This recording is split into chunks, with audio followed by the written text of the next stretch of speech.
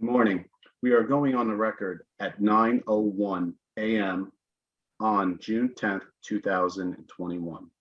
Please note that the microphones are sensitive and may pick up whispering, private conversations, and cellular interference. Please turn off all cell phones or place them away from the microphones as they can interfere with the audio. Audio and video recording will continue to take place unless all parties agree to go off the record. This is Media Unit 1 of the recorded interview of witness June 10th, 2021, taken by Special Deputy for the New York Attorney General's Office in the matter of the independent investigation under New York State Executive Law, Section 6.3, parentheses 8 and parentheses. The deposition is being held remote virtual Zoom located at New York, New York 10036. My name is Marco Sozio from the firm Veritex New York, and I'm the videographer. Court reporter is Sarah Killian from the firm Veritex New York. I am not authorized to administer an oath. Will the court reporter please swear in the witness? Please raise your right hand. Do you swear the testimony you're about to give is the truth, the whole truth, and nothing but the truth, so help you God? I do. Thank you. Thank you. We may proceed. Good morning, Abena Menu from the law firm of Cleary, Gottlieb, Steen and Hamilton, but acting as a special deputy to the first Deputy Attorney General for the New York State Attorney General's Office. And I'll let my colleagues who are here introduce themselves. Good morning, June Kim, also with Cleary, Gottlieb, Steen and Hamilton, and appearing in my capacity as special deputy in the Attorney General's Office. Good morning. Good morning. Charlotte Chen, also from Cleary Gottlieb.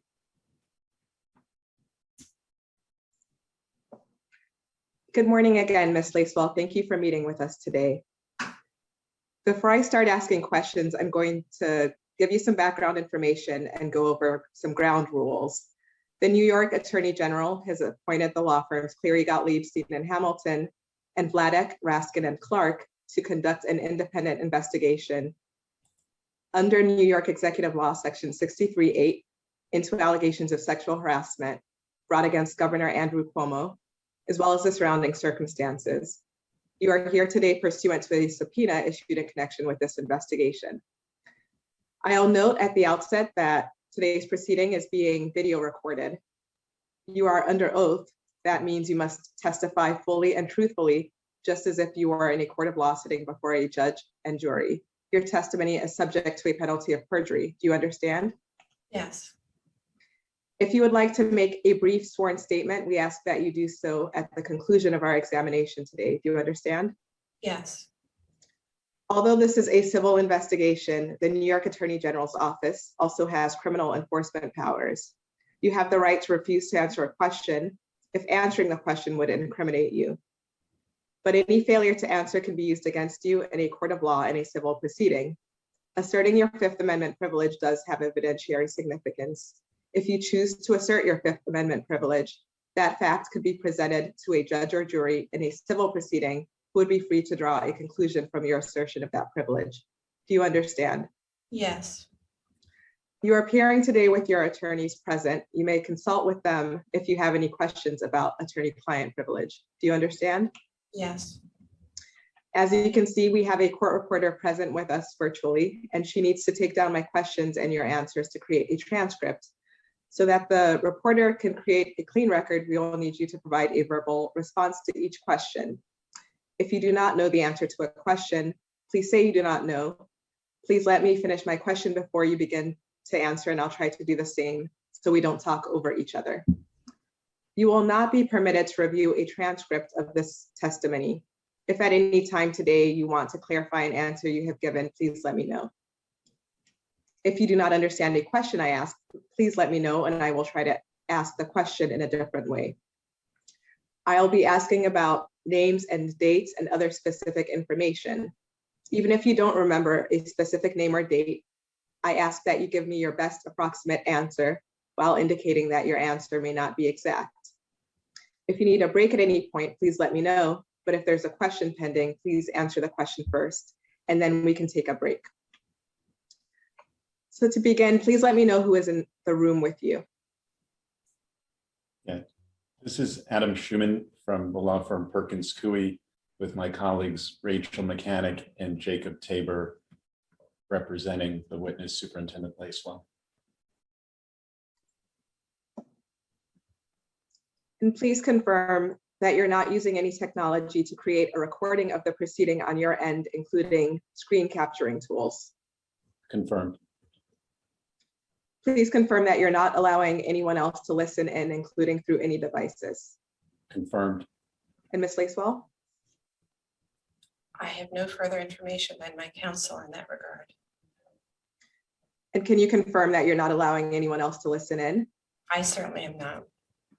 And can you confirm that you're not using any technology to create a recording of the proceeding? Correct. Please confirm that you are not and will not communicate in real time or during breaks with anyone else about the substance of your testimony. Of course. And counsel? Confirmed.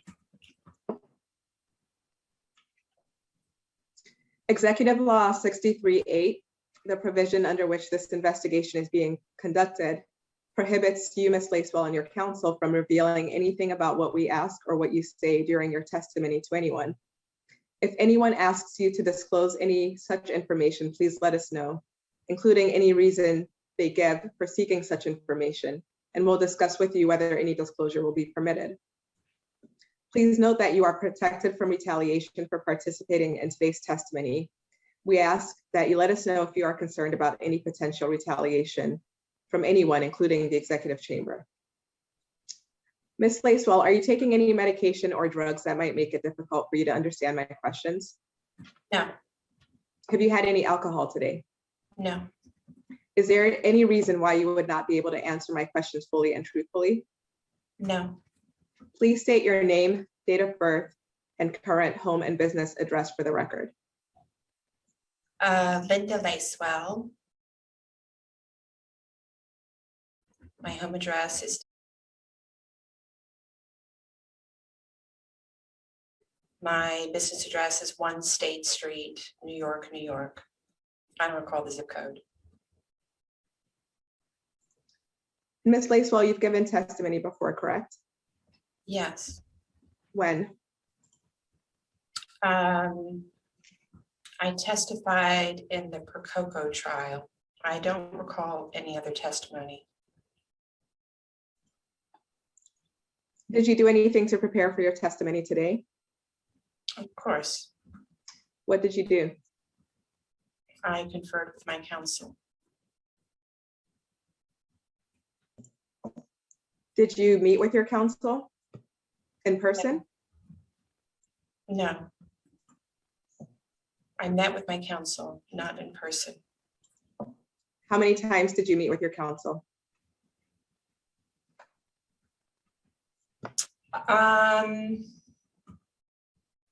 Let me think for a second. A few times. To the best of my recollection. More than 5 times? I don't think so. Well, listen, in preparation for my testimony or across the course of time before you asked for my testimony, I just want to be clear, those are 2 different things. In preparation for my testimony, I don't think it was more than a few times, maybe less. Which counsel did you meet with in preparation for your testimony? The counsel who were identified at the top of the session, Adam Schuman and his team. And when did you meet with them in preparation for your testimony? Yesterday and a week prior. How long did you meet with them for? A couple of hours each occasion. Did you speak to anyone else in preparation for your testimony? No. All right, so we'll go to tab 1 and we will mark it as an exhibit.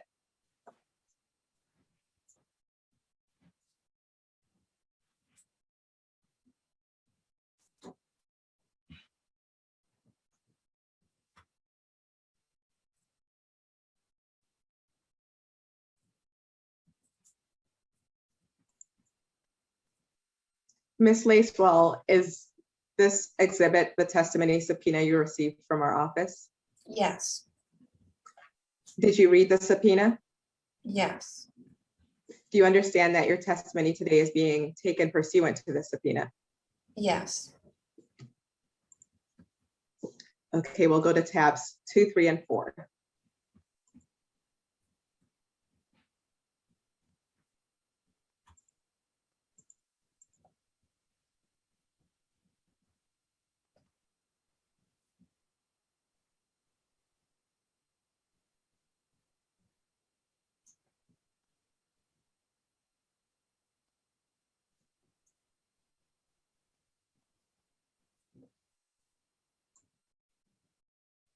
And we'll mark them as exhibits. Ms. Lacewell, is this exhibit one of the document subpoenas you have received from our office?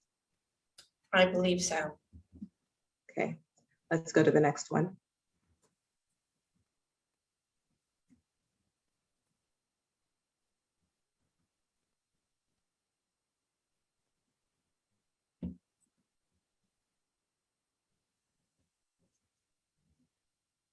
Is this the second subpoena you received from our office? I believe so. I don't have any reason to believe otherwise. Okay, let's go to the last one.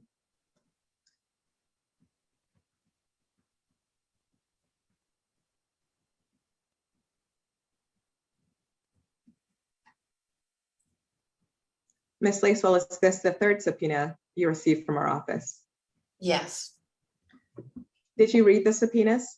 Yes. What did you do to collect documents in response to them?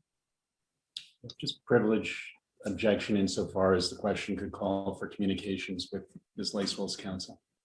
But otherwise you can answer. I looked for any hard copy documents I might possess, and I made my electronic devices available to counsel.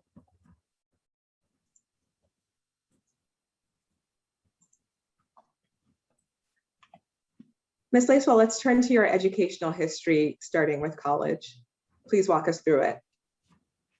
I went to New College of the University of South Florida in Sarasota, Florida, graduating in 1984. I had a year off between college and law school, and I graduated from the University of Miami School of Law in 1988.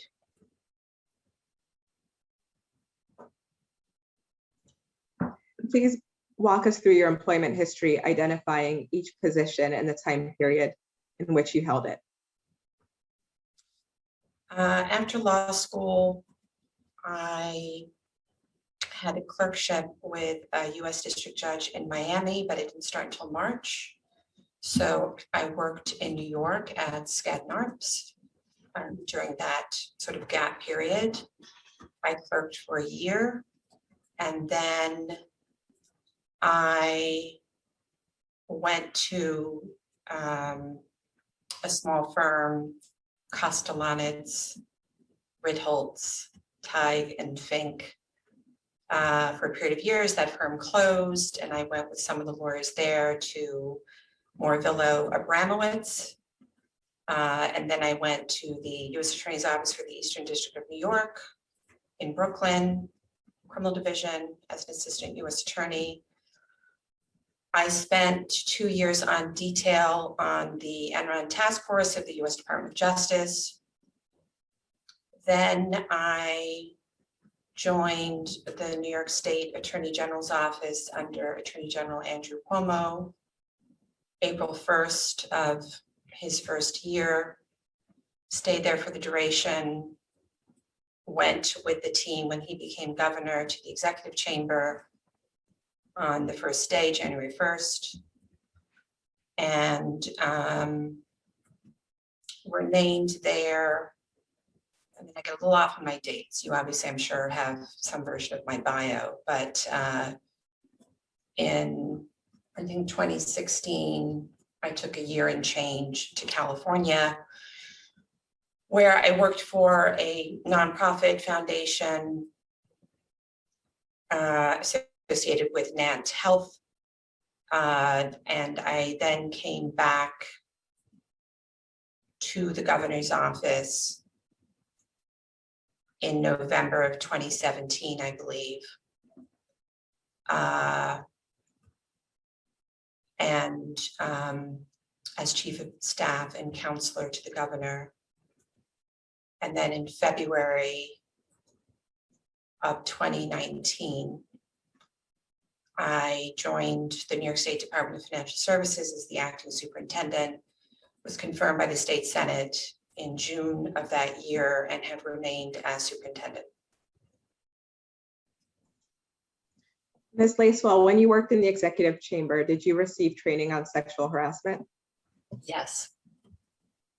How frequently did you receive these trainings? I don't recall throughout the various years. I think it was typically annually, to the best of my memory.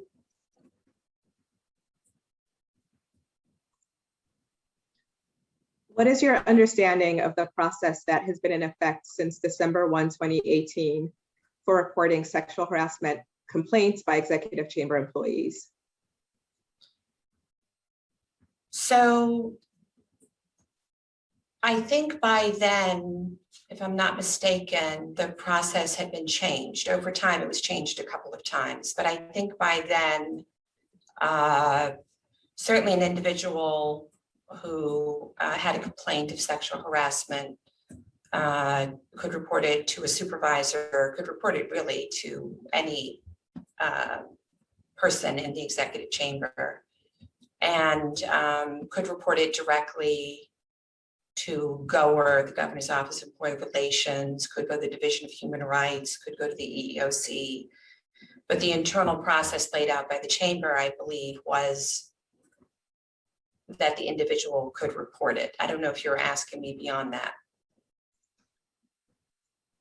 Let's go to tab 48 and we'll mark it as an exhibit.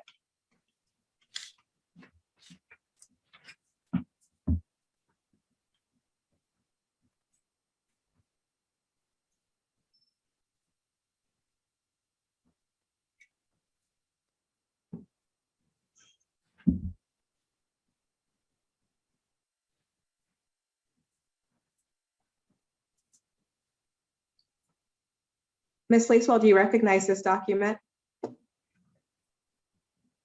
I do. What is it? Would you mind just scrolling to the top so I can see the very top? Thanks very much. All right, so Lauren Grasso was the head of, obviously, administration for the executive chamber, which is the governor's office, and she is notifying employees of the chamber how investigations involving any type of discrimination would be investigated. And this would cover sexual harassment, correct? Yes. And Ms. Grasso's memo explains that a complaint form can be submitted directly to GOER, which you had referred to earlier, correct? Yes. And the memo also says a complaint can be made with a supervisor, manager, executive staff, counsel's office, or human resources, right? That's the second paragraph under filing an internal complaint. Yes. And the memo explains that if a complaint is made with any of those individuals, a supervisor, manager, executive staff, counsel's office, or human resources, that individual is required to send the complaint to GOER so that it will be investigated, right? Yes. What is your understanding of the process that has been in effect since December 1, 2018 for investigating sexual harassment claims by executive chamber employees? Objection, just, 1 second, though, the video is flashing in and out a little bit. I'm not sure why that's happening. See how it's blank right now?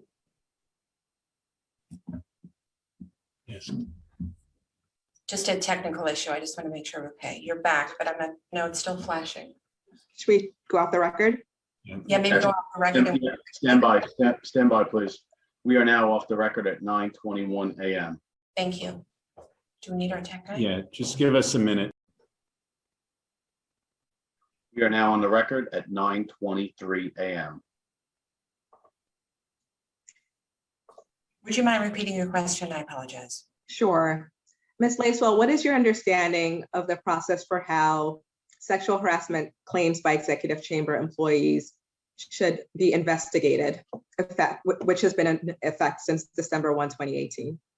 Yeah, an objection if that were to call for any sort of legal advice in Ms. Lacewell's role as a lawyer counseling chamber, but as an employee of chamber and her knowledge, you can answer.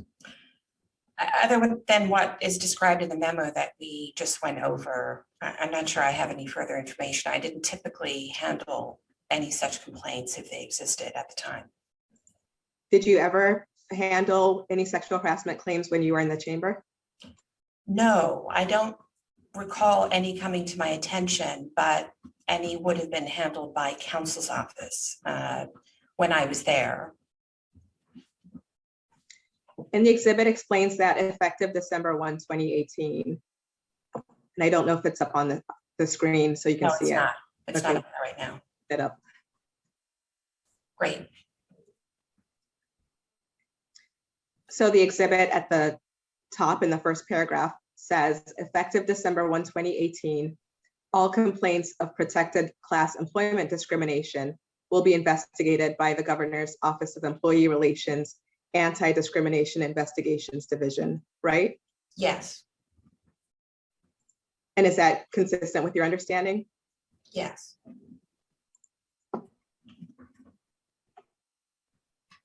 When you were in the executive chamber, did you have any understanding that employees were not supposed to be retaliated against for complaining about harassment or discrimination?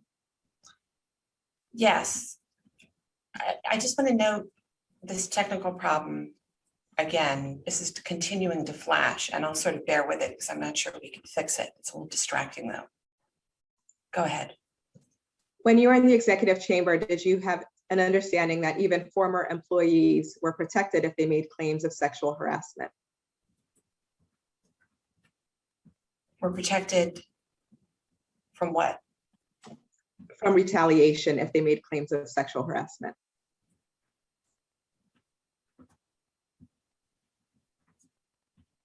In general terms, yes, although they obviously would no longer be employees. So I'm just noting my general understanding of retaliation at that time would be in connection with their employment.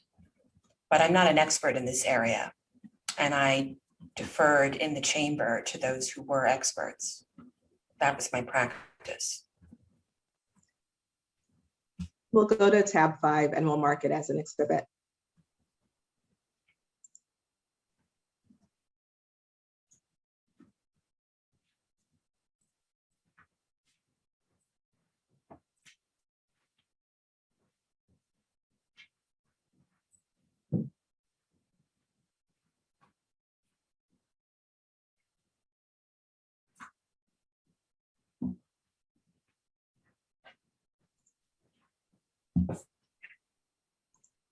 Okay. And Ms. Lacewell, just now you said that you would have deferred to the experts in relation to sexual harassment issues. Who were the experts in that area in the executive chamber? I typically defer to counsel Alfonso David, who prior to becoming counsel was labor and employment deputy secretary and had previously worked in human rights matters that included matters of employment discrimination. And I fully understood that he was the expert and I wasn't the expert. And if I had any questions in that regard, I would go to him. Anyone else in addition to Mr. David? Not that I can think of at this time. And what about after Mr. David left the chamber? Well, that was a gap. But I think by then I moved over to DFS. And what is the significance of the fact that by then you moved over to DFS? Well, I would be less likely to be in a position to need to confer with someone in the chamber about such matters, since I was then at DFS. Would you need, for any reason, to confer about sexual harassment complaints by chamber employees since you were at DFS? I don't know, this is hypothetical. So do you recognize this exhibit? Yes, What is it? think it's sort of known as the handbook for employees in state government. I mean, the title sort of describes it. But Okay, and I said, we'll scroll down so you can see the date.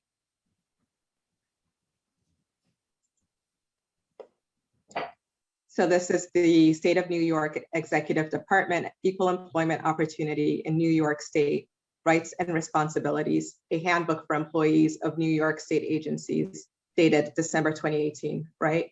yes. Okay. So let's go to page 16 of this handbook.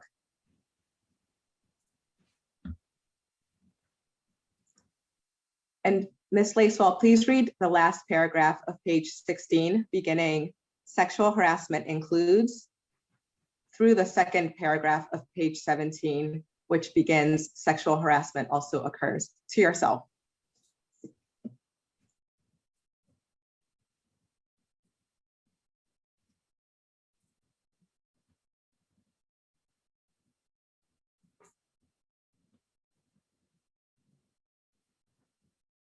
I'm sorry, through which part on 17, past the bullet or just that bullet?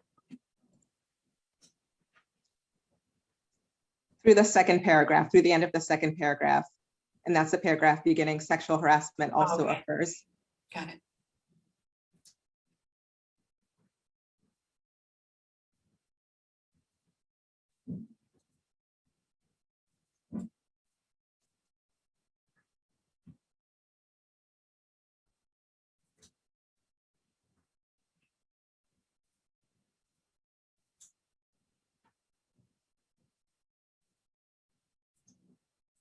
Okay, Were you made aware of this definition of sexual harassment when you worked in the chamber? yes, Do you have any reason to believe this definition is incorrect? I don't think so. And scrolling down on page 17 to the 5th paragraph. So that's a paragraph beginning, as with all discrimination and harassment. The last sentence of that paragraph reads, furthermore, any supervisory or managerial employee who observes or otherwise becomes aware of conduct of a sexually harassing nature must report such conduct so that it can be investigated. Were you made aware of this obligation when you worked in the chamber? Yes, Okay, so now we'll turn to page 40.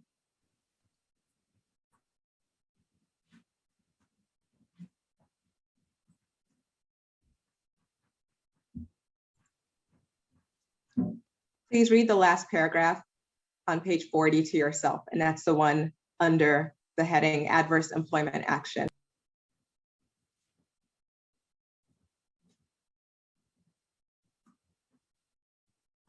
okay,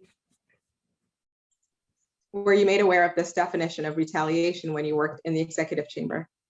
yes, Do you have any reason to believe this definition is incorrect? no, So we'll go to page 41.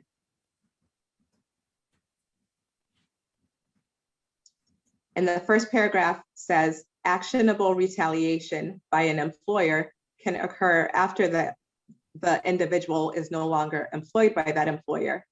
This can include giving an unwarranted negative reference for a former employee. Were you made aware of this when you worked in the executive chamber? yes, Do you have any reason to believe it is incorrect? no, All right, we can take this exhibit down. Ms. Lacewell, before December 2020, were you aware of any allegations of potential sexual harassment against Andrew Cuomo? Objection if it's touching on any legal counseling communications Ms. Lacewell might have had, but otherwise you can answer. I'm just thinking if I could just say no as opposed to privilege, but I'm just trying to get my chronology straight. I mean, certainly nothing that would not be in a privileged setting.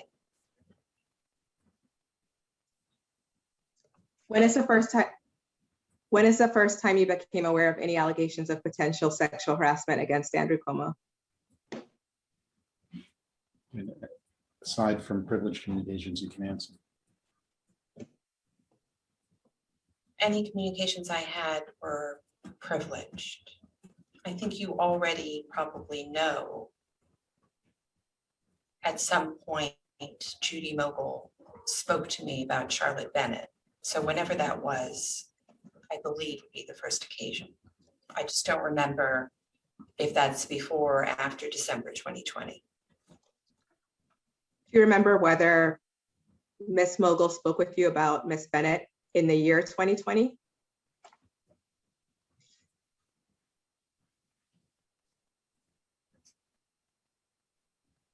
I'm really bad with dates. I apologize.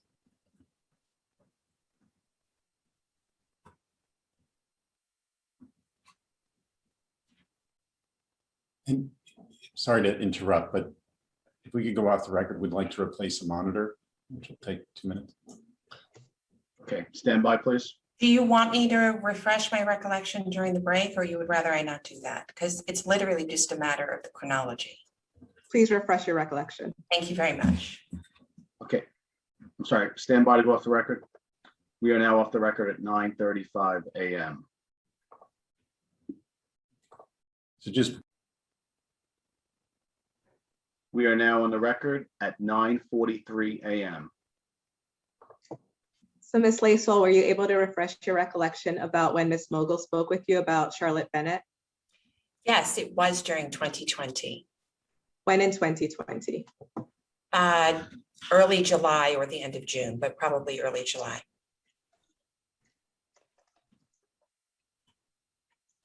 Did Ms. Mogul speak with you about Charlotte Bennett on any other occasion? Yes. And when? After the first conversation, we spoke on at least several other occasions, if not many occasions, on the same topic.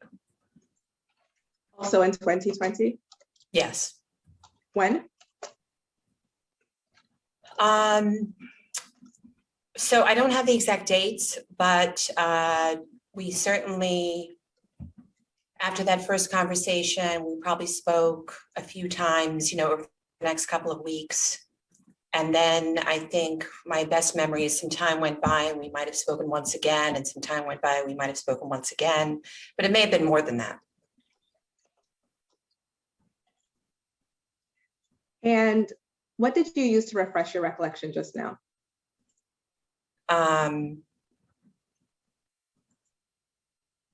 Just a second. yeah. Can I answer that? Ms. Lacewell consulted with counsel about work product. And what is the date of the work product? It didn't have a date on it, so I'm not sure. And is that work product included in the privilege logs that council has provided to us? No. Will you provide a privilege log But we can with take that that work off product? if you'd like, but basically I don't think you're entitled to a log for my work product in preparing my witness. So you're referring to your own work product? Yes. Okay. And other than Ms. Mogul, did you speak with anyone else about Charlotte Bennett in 2020? Yes. Who?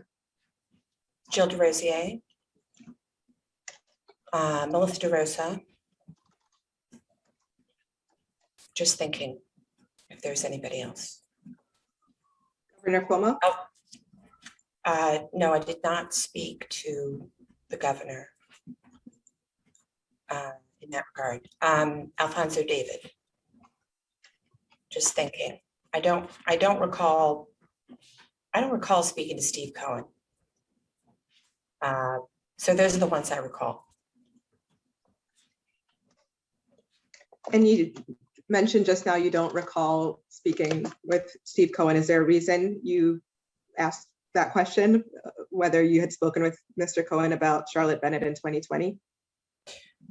Well, just because, Steve used to be counsel when he was within government. I don't mean counsel to the governor. I mean, he played a lawyer role and continued after he left to play a role as a lawyer for the governor.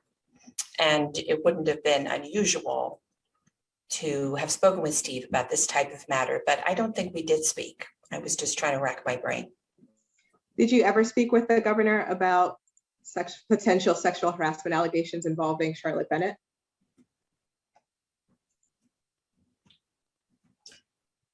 So let me say two things. One, any conversations I had with the governor about any potential sexual harassment was privileged. Two, notwithstanding that, I don't think we ever spoke about Charlotte. Actually, let me take that back. I shouldn't have volunteered that. Any conversations I had with the governor in that regard were privileged. And my question was whether you had any conversations with the governor about Charlotte Bennett's allegations, yes or no? Can I answer that from a privilege point of view? Yes. Yes. When? Certainly after the tweet by Lindsay Boylan in December 2020. So not contemporaneously with my conversations with Judy Mogul.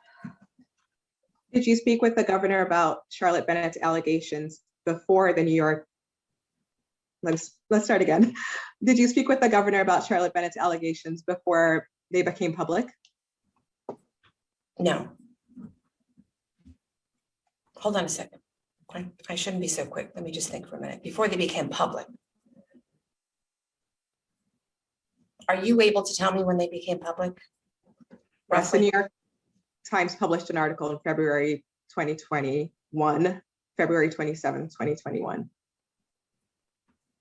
So I don't recall, but I think probably yes. So just to confirm what the answer is, you think you spoke with the governor about Charlotte Bennett's allegations before Charlotte Bennett's allegations became public?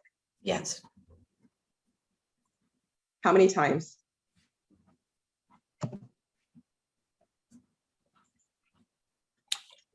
Not more than 3, to the best of my memory. Who else was involved in those discussions? Judy Mogul. Possibly Melissa DeRosa.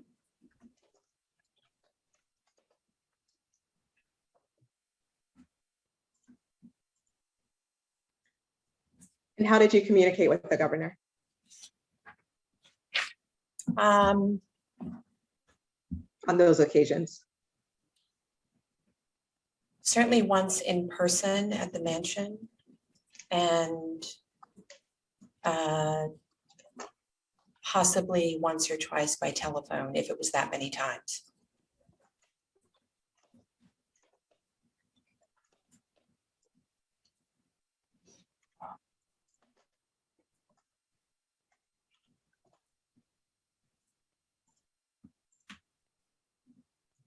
And around when was the in-person meeting at the mansion with the governor during which you discussed Charlotte Bennett's allegations? I could probably get you that date. I just don't recall right now. Okay, and we will want that date. And what about the phone calls? When did they take place? I mean, if they took place. Right.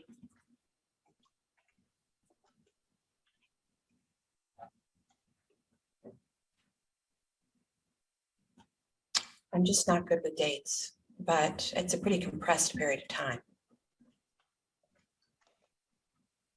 How did you come to be involved in discussions with the governor about Charlotte Bennett's allegations? Yeah, objection insofar as it calls for any privileged communications. I don't know if you want to try rephrasing the question, Abena. Who asked you to participate in those discussions? Indicate without conveying the content of any privileged communication. You can't otherwise. No.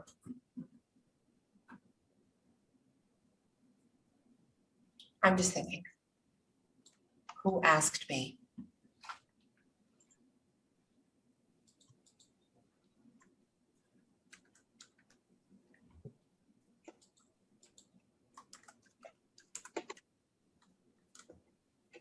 I don't think Judy Mogul actually asked me per se. So if anybody asked me, it would be her. But That's about the best I can say.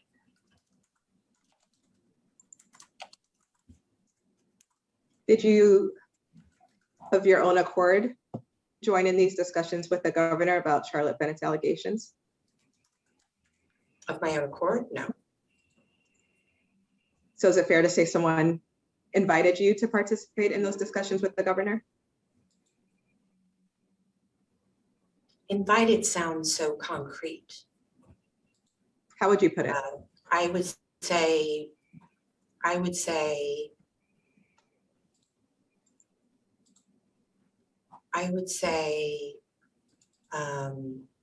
without getting into any privilege issues, obviously, there was to be a conversation between the governor and lawyers in this regard. And I was included in that. Sorry, you trailed off at the end. I think I heard you say And I was included in that. you were included in the lawyers who participated in the conversation. Yes. And who are the other lawyers who were included in the conversation? Judy Mogul. Anyone else? I don't remember.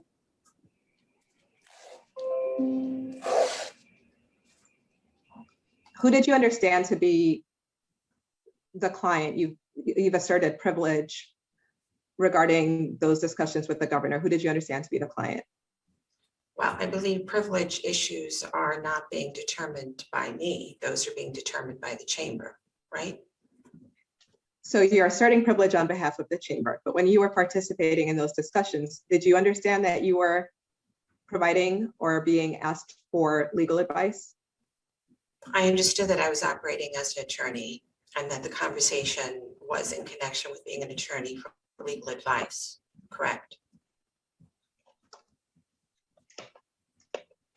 And who did you understand to be the client to whom you were providing legal advice or being asked to provide legal advice?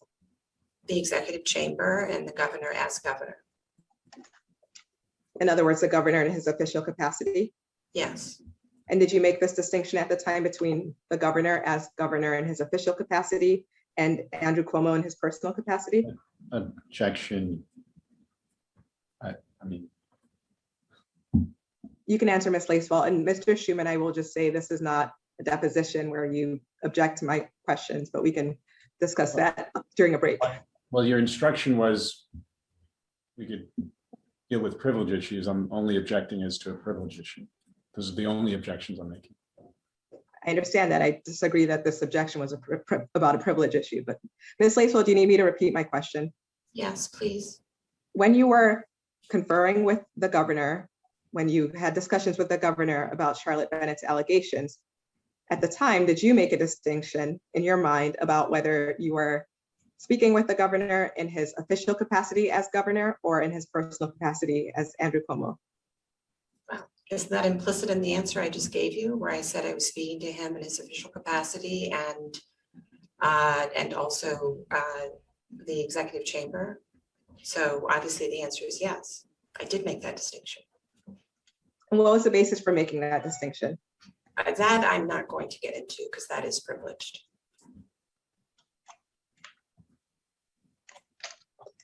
My assessment of the legal issues emanating from the situation is evidently and pretty clearly privileged.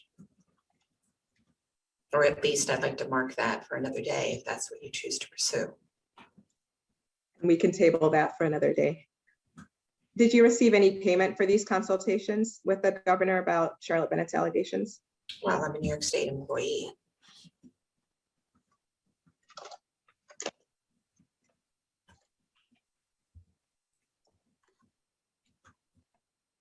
Did you receive any compensation specifically for providing legal advice regarding Charlotte Bennett's allegations? I don't understand your question. I'm paid by the state. I have multiple roles. In connection with my New York State employment, I sometimes render legal advice. And that is what I was doing at the time. I'm a compensated employee of New York State. And how was your provision of legal advice to the executive chamber or the governor part of your, let's start again. How was your provision of legal advice to the executive chamber or the governor regarding Charlotte Bennett's allegations part of your responsibilities as the superintendent of DFS? Well, that's not what I said.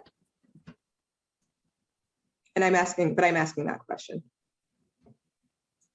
Well, you're assuming that it was part of my responsibilities at DFS when you say, how was that part of your responsibilities at DFS?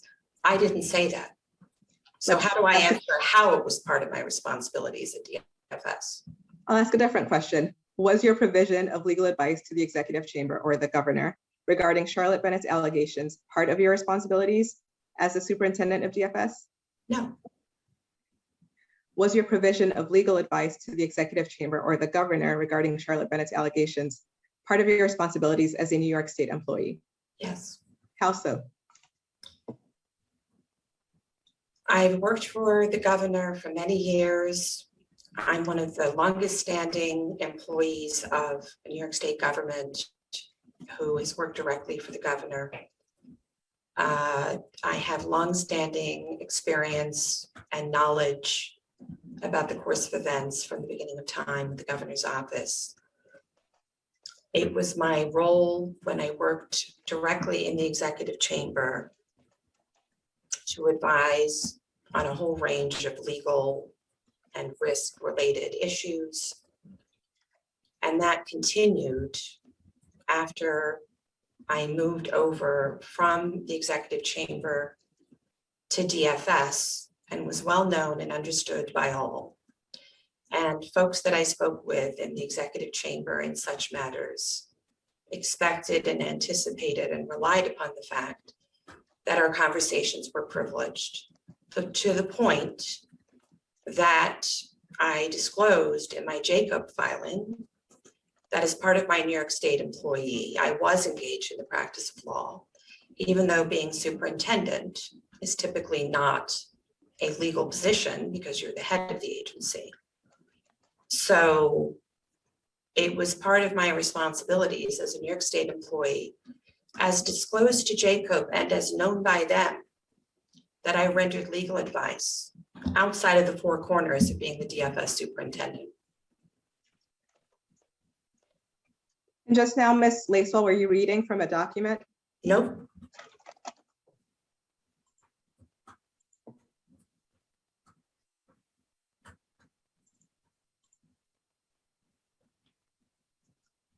And just now you referenced some disclosures in your Jacob filings.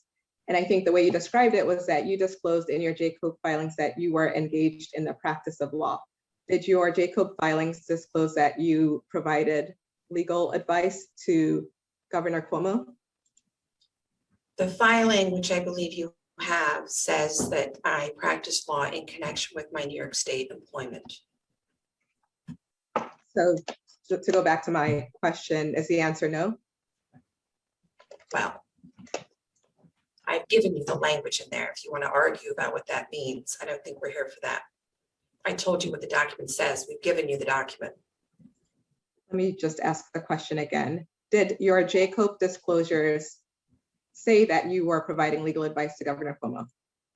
My Jacob disclosure said that I rendered legal advice in connection with my New York State employment, by which I meant the executive chamber and the governor's office. And Jacob well understood that that meant the executive chamber and the governor. And we can discuss separately what Jacob may or may not have understood. Did the filing say you provided legal advice to the chamber? The document said I provided legal advice in connection with my New York State employment, by which I meant the executive chamber and the governor, as was understood by Jacob. That's my answer. Is there any reason your Jacob disclosures did not say you provided legal advice to the governor? That would expose attorney-client privileged conversations, which I can't disclose at this time. And is there any reason your Jacob disclosures did not say you provided legal advice to the chamber? Same answer. Who else did you, let's start again. Who else have you provided legal advice to since you became the superintendent of DFS?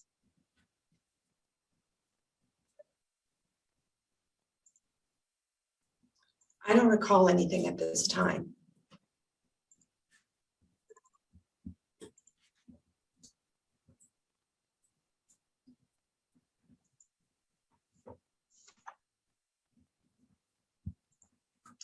And you said that Jacob understood that when your disclosure said you were engaged in the practice of law, that you were actually providing legal advice to the governor and executive chamber. How did, in your understanding, Jacob have that knowledge?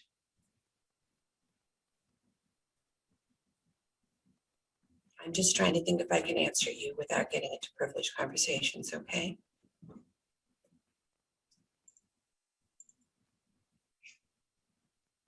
Key personnel at Jacob understood. He was the executive director and the counsel for a period of time, who had been counsel to the governor. And I don't know of any others. They understood that on an ongoing basis, I rendered legal advice to the governor's office, for example, in connection with the use of state aircraft, which is a very complicated and important legal issue. From time to time, I would actually call Jacob, even once I was at DFS, to confer with them about what the governor could and couldn't do. Sometimes I called by myself, sometimes I called with somebody from the chamber, and if not others, were personally aware of my ongoing role as counsel to the executive chamber and to the governor on a whole range of matters. Beyond that, there are attorney-client privilege conversations about the wording that I should use on the form and the reasons why I needed to put the information on the form. And to the best of my recollection, it was Jacob who noticed and alerted that I should put it on the form because they knew I was doing it. I didn't even really understand initially that that would be disclosable, because I thought of disclosing any legal services as being something outside of state government. But I believe that Jacob is the one who noticed that I had not put it on the form. And they knew that I was giving legal advice to the governor's office, even though I was now a DFS, which is why the language says in connection with my New York State employment and doesn't say in connection with DFS. And what is the whole host of other matters on which you provided legal advice to the chamber and the governor? When? I've worked for the man for 15 years. I appreciate that, since you became the superintendent of DFS.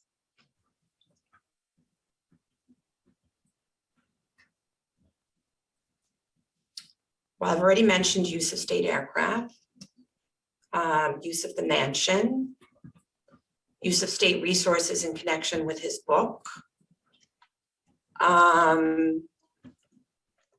a whole range of matters in connection with COVID-19, because I was embedded there for a period of time. And I worked directly with Beth Garvey on a whole range of legal matters arising from COVID, so that you could have another set of legal eyes on it. Innumerable topics in connection with COVID, since I was embedded in the chamber and worked on it directly.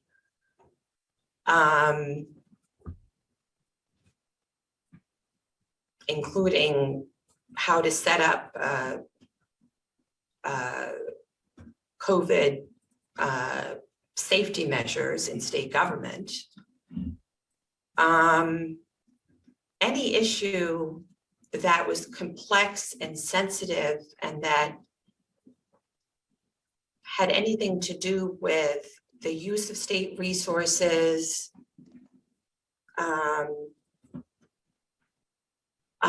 anything that could be potentially a source of complaint to Jacob, or matters that I was understood to have a perspective on and a history on and a recollection on.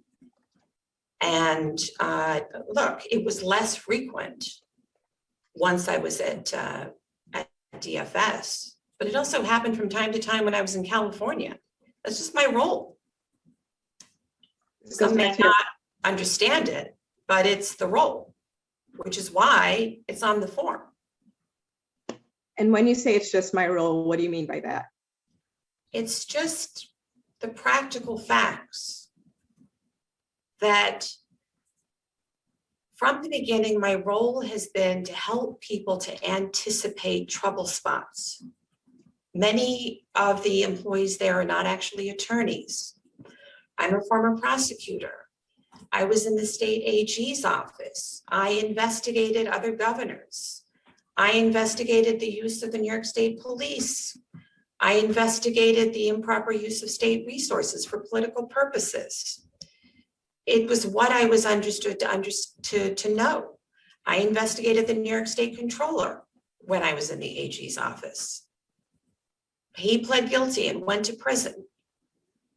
I have a perspective into the road ahead and what the trouble spots may be.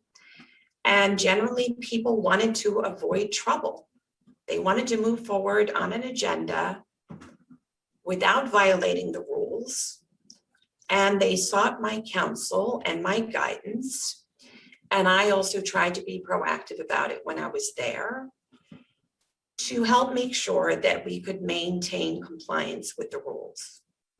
Sometimes that's extremely proactive. Sometimes it's in the middle of something. Sometimes it's after the fact. Ask anybody who knows me in connection with state government. I think you know I was known as the Minister of Defense, and that was a warm-hearted, grateful characterization of how people felt that I was always focused on trying to make sure that people executed their responsibilities as public service in a way that would minimize the risk of error in connection with the rules, whether that was the ethics rules or whether it was generating potentially a bad news story that might create an appearance that maybe somebody had done something wrong that ought to be investigated. It was my job to help generate an environment in which people felt they had the advice and counsel that they needed to move forward on the agenda for the people. And that didn't cease when I went from chief of staff to being a member of the cabinet who continued to help the chamber, which continued to want that advice to help them to move forward. It's just the way it is. And Ms. Lacewell, this explanation that you just gave of your role is in relation to Andrew Cuomo before as Attorney General and now as Governor, correct? It's in connection with, can you say that again? Is in relation to the role that you served for Andrew Cuomo, whether it was in his capacity as Attorney General or Governor, correct? It's the role I served for the executive chamber and the governor in his official capacity as governor. Separately, you probably know, I rendered legal advice in connection with the governor's campaign. But that's not what I'm talking about here. Right. Here you're talking about the role that you have played with respect to Governor Andrew Cuomo, Yes. both when you were in the executive chamber.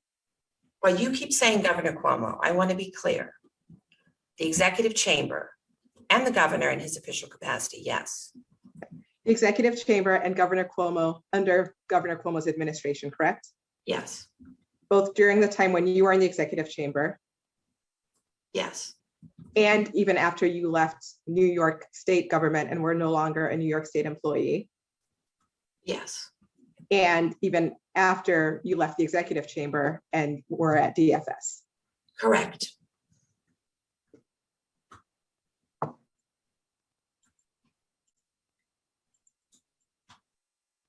when you left the employment of New York State and worked in California, but provided legal advice to the executive chamber and the governor, were you compensated for providing legal advice then? No, Did you make any disclosures of your provision of legal advice to the governor or the executive chamber after you no longer worked for New York State? I don't understand the question. Disclosure to them that I was advising them? Disclosure to anyone, any public disclosures? I had an opinion from Jacob before I left about transition matters that I was allowed to continue, notwithstanding the 2-year bar, to provide transition advice in connection with having left the chamber. And that's typically what my conversations with the chamber concerned. But sometimes your conversations with the chamber concerned other topics, is that correct? I don't recall.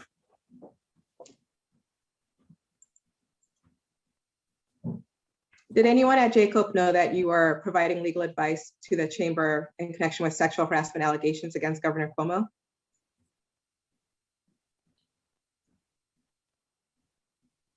Answer without disclosing anything privileged. Go ahead.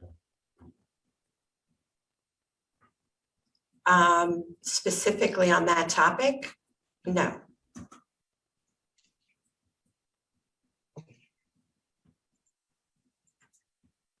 Did you memorialize your engagement? Well, let's start again. Did the executive chamber ever engage you to provide legal advice after you became the superintendent of DFS?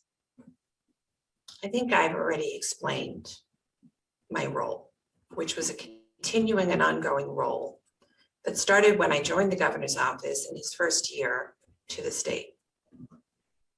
It's not a separate engagement. It's in connection with my New York State employment, which I've said 17 times, and which is on the Jacob form. So no, there's no separate engagement letter because it wasn't a separate engagement. Now, did you provide advice to the chamber or Governor Cuomo regarding any sexual harassment allegations?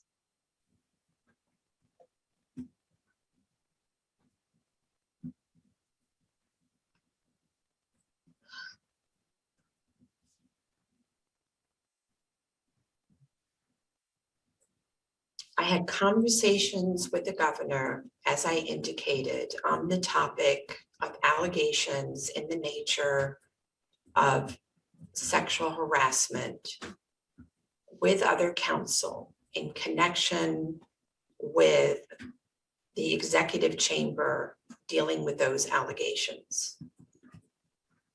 Did I personally advise the governor? I don't think I can even answer that question without getting into the nature of the conversation, which I can't do. Well, earlier you said that you did, as far as you can remember, you did not handle any sexual harassment allegations when you were in the chamber, correct? Correct. And you said you were not an expert on sexual harassment issues, right? Correct. You deferred to the experts on sexual harassment issues, right? Correct. So I'm asking, in connection with sexual harassment allegations against the governor, did you provide any legal advice? Well, by the way, there's no connection between the statements that you just made and this question, because by the time this all blew up, Alfonso David was gone. And he was the expert that I typically defer to. And by the way, that is why I spoke to him when this whole thing blew up.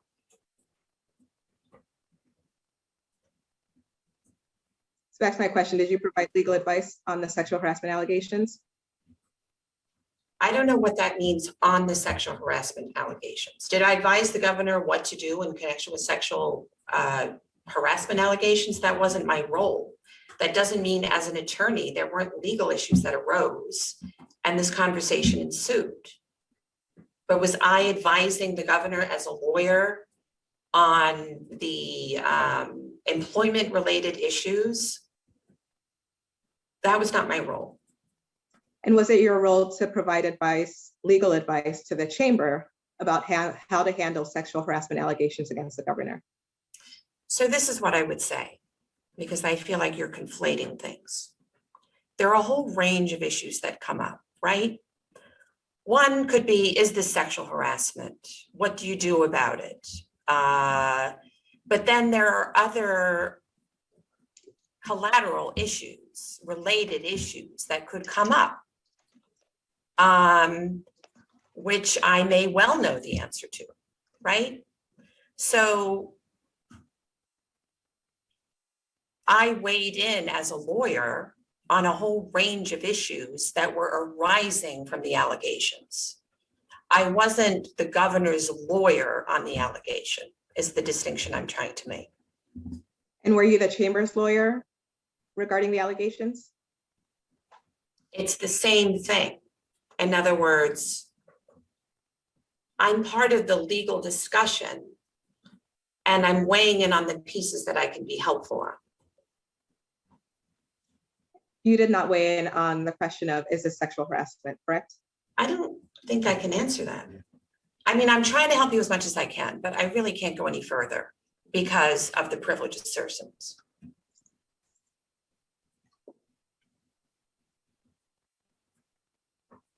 But in case it's helpful, I would say again, you can just see from the documents that sexual harassment, our policy changed over time, the definitions changed over time, the law was changed. There's a whole body of case law that I'm not necessarily personally familiar with. So I'm not an expert in that area. I'm not an expert in employment law.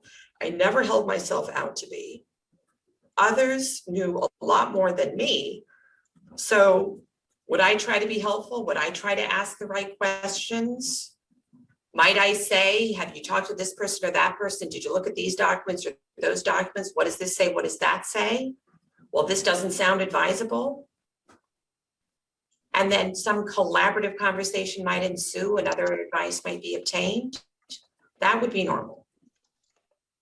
And I don't think unusual when it comes to complex legal issues, that different lawyers on the phone have different roles. You said it just now that sexual harassment law has changed over time. To your knowledge, how has it changed? I don't have the details, but I know that there were changes that broadened the definition of what sexual harassment could be. And so I'm sort of alluding to those changes. On top of that, the procedural changes. There used to be an equal opportunity employment lawyer, officer, I should say, in each of the agencies. I think the chamber may have had a committee at one point early on as part of the process. It changed. And it was not my role to be the expert on the details of that. I just had enough awareness to know either to raise these issues or to send them to the right person. And you mentioned earlier that you also spoke with Alfonso David about Charlotte Bennett's allegations. When did you speak with him?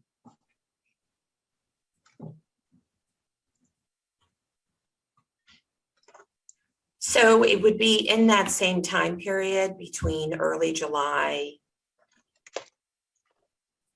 So probably during July or August. I don't have the exact date. How many times did you speak with Mr. David about Ms. Bennett's allegations? I don't recall exactly, but certainly a few times. Was anyone else involved in the discussions? Judy Mogul. Was she involved in each of your discussions with Mr. David, or did you have any one-on-one discussions with Mr. David? I think I had, oh wait, let me not mix things up. You're asking about Ms. Bennett? I'm asking about Ms. Bennett Okay. for now. Let me just think for a minute. I don't recall any one-on-one conversations with him on Ms. Bennett. Did you speak with Mr. David about any other sexual harassment allegations against the governor? Yes.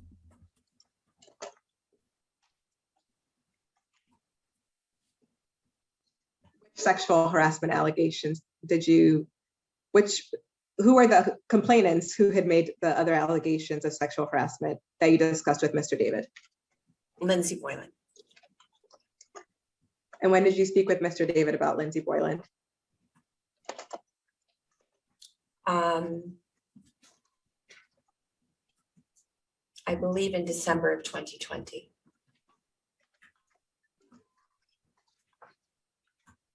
Did you have any other discussions with Mr. David about Ms. Boylan's allegations? I'm just thinking.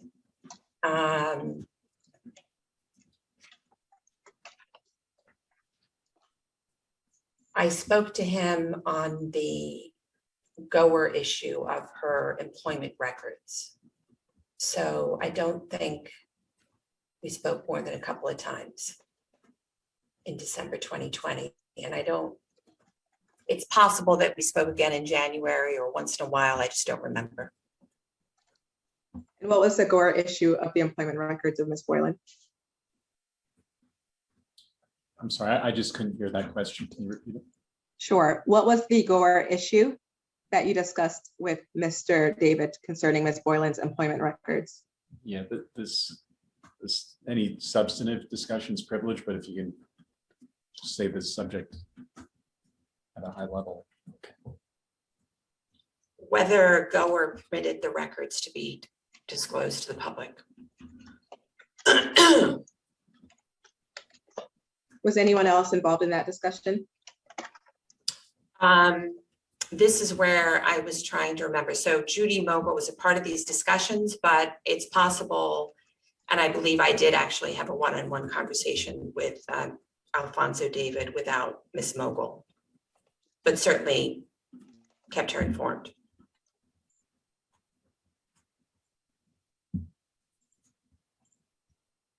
Did you speak with anyone at Goer about the issue? Yes, Who? Michael Volforte. Was anyone else part of your discussion with Mr. Volforte? Judy Mogul. How many times did you speak with Mr. Volforte? I spoke to him once before the records were produced with Ms. Mogul. And I spoke to him a couple of times after the records were produced in connection with potential press statements that the chamber was thinking of disclosing about the disclosure of the records. And those, I think, were one-on-one.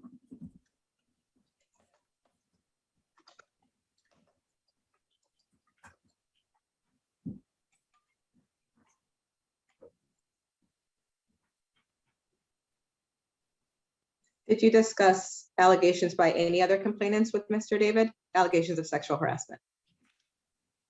I don't think so. I'm just racking my brain a little bit.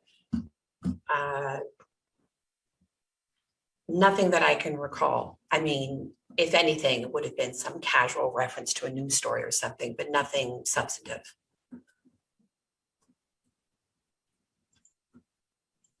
And just to confirm whether there's a privilege assertion with respect to any discussions with Mr. Volforte, I'll ask the question, what did you discuss with Mr. Volforte? Yeah, so I understand there's a privilege as to the substance of the communication, but I think the witness already gave you the general topic. Okay. So Goer, as the expert on employment matters, including claims of harassment, and as you pointed out, the investigations typically go to Goer. The topic was, did the law permit the chamber to disclose certain documents pertaining to Ms. Boylan? And that was the same topic before the disclosure of the records and afterward. You also mentioned discussions with Ms. DeRosier about Charlotte Bennett's allegations. When did you have those discussions? So, to the best of my recollection, the first conversation I had with Ms. DeRosier, the first conversation I had about Charlotte Bennett was with both Ms. DeRosier and Judy Mogul. So that was around July 1st, roughly speaking. And it's possible that Mr. Rosier was on the phone with Judy Mogul on another occasion or two when we spoke about it, but I primarily spoke with Judy Mogul after that. And then what about Melissa? A minute. And going back to Gore, did you speak with anyone else other than Belforte? At Goer? Yes. No. Okay. And Mr. Rosa, when did you speak with her about Ms. Bennett's allegations? After speaking with Jill DeRosier and Judy Mogul. Judy Mogul and I can't recall if Jill was on the phone also, Jill DeRosier spoke with Melissa. And then after that, I had a series of conversations with Melissa DeRosa and Judy Mogul on the same topic.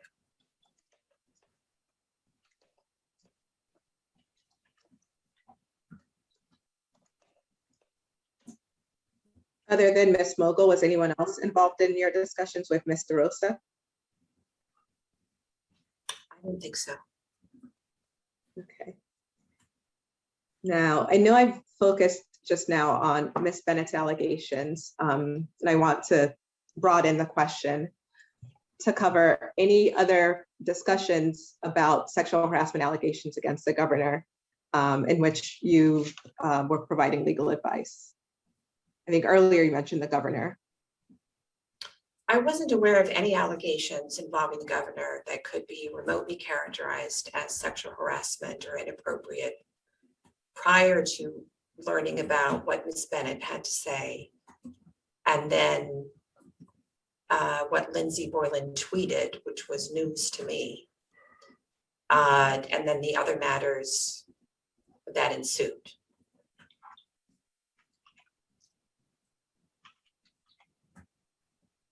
Did you provide legal advice in discussions with Ms. Mogul about Ms. Boylan's allegations?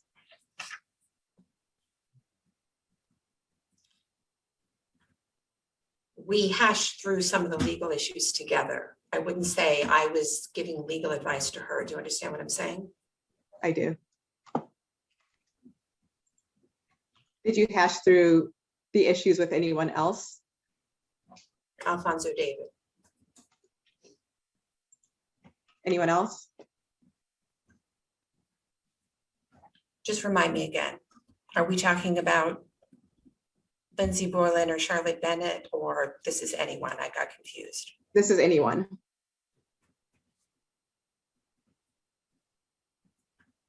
And the question is, did I render legal advice? I'm sorry, can you just redo the question? Did you render legal advice, or were you asked to provide legal advice regarding any of the sexual harassment allegations against the governor?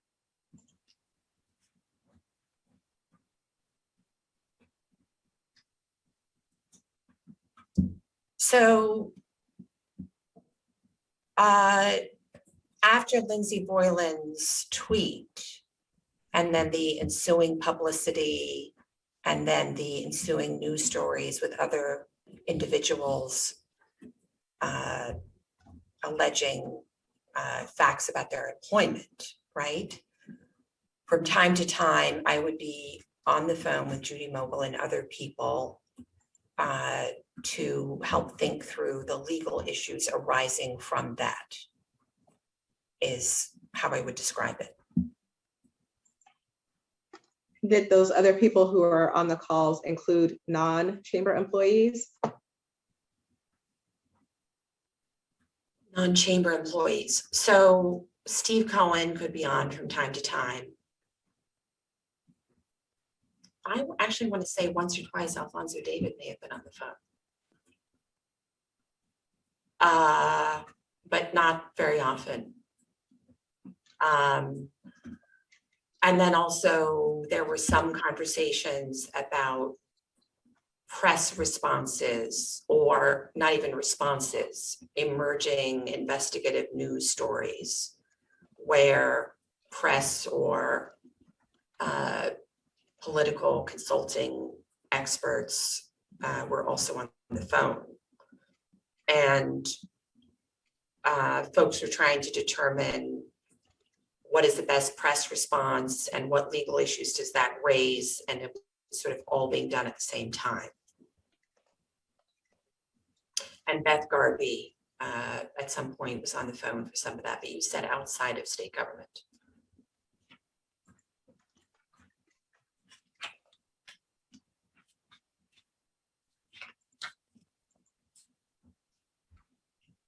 And then once lawyers were retained, external lawyers, sometimes they would be on the phone.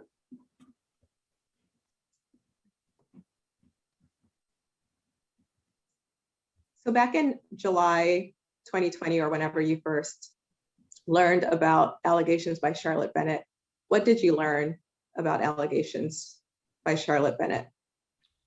Objection insofar as calls for any communications in which the witness or other lawyers gave legal advice.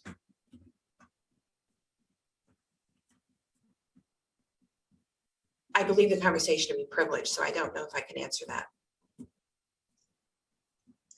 Did you do anything to try to verify if Ms. Bennett's allegations were true or not? Same objection. I do anything.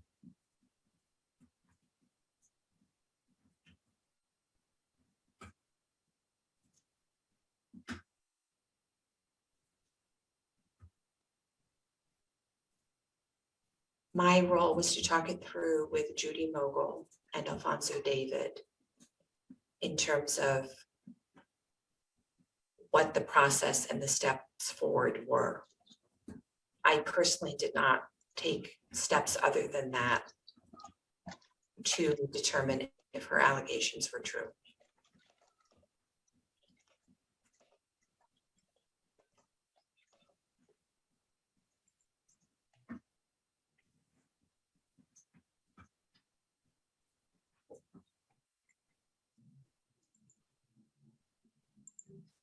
Did you ever ask the governor whether Ms. Bennett's allegations were true? Same objection. I think I may have testified earlier to this, but Judy Mogul and I had a conversation with him about her. That's about as far as I can go. Did it matter to you whether or not Ms. Bennett's allegations were true? Objection. Of course, it mattered to me. What's the reason it mattered to you? We take claims of sexual harassment very seriously and are concerned for our employees, and whether the allegations were true or not true, we wanted to understand what the allegations were. And it was important to understand actually what she was saying occurred and whether or not it lined up with the definition of sexual harassment in the document that you showed me. So it was important to understand not just whether or not what she was saying was true, but what was she saying? And how did she feel about it?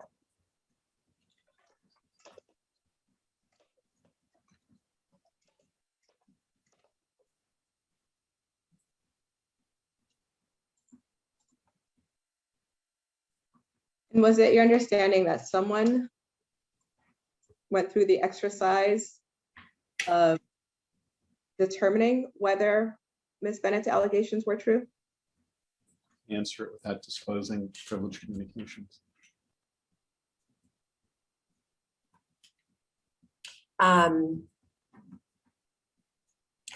The initial focus was to make sure that the chamber understood what she was saying factually had occurred, because just by the nature of things, people speak broadly and then they may get more specific. So what exactly was she saying had occurred, right?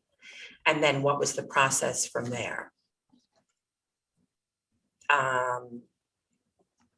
Beyond that, I don't think I can say anything more. And do you know if anyone went through the exercise of comparing the factual allegations that Ms. Bennett had communicated to the definition of sexual harassment? Same warning to the witness.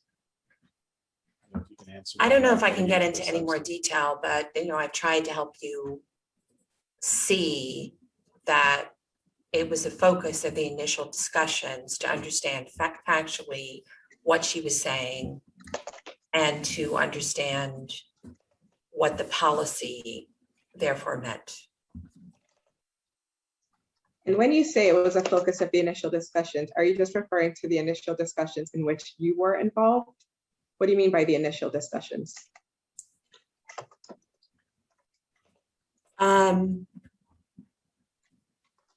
I mean, the initial discussions that I was involved in with Judy Mogul, Jill DeRosier, to whatever extent she was in the conversations, and with Alfonso David. Look, I'll say it again. Alfonso David is an acknowledged expert on these matters. So did I know personally how to proceed? I'm not the expert. Will I render my help and help the team understand the issues and the questions and the conversations that should be had? Yes. But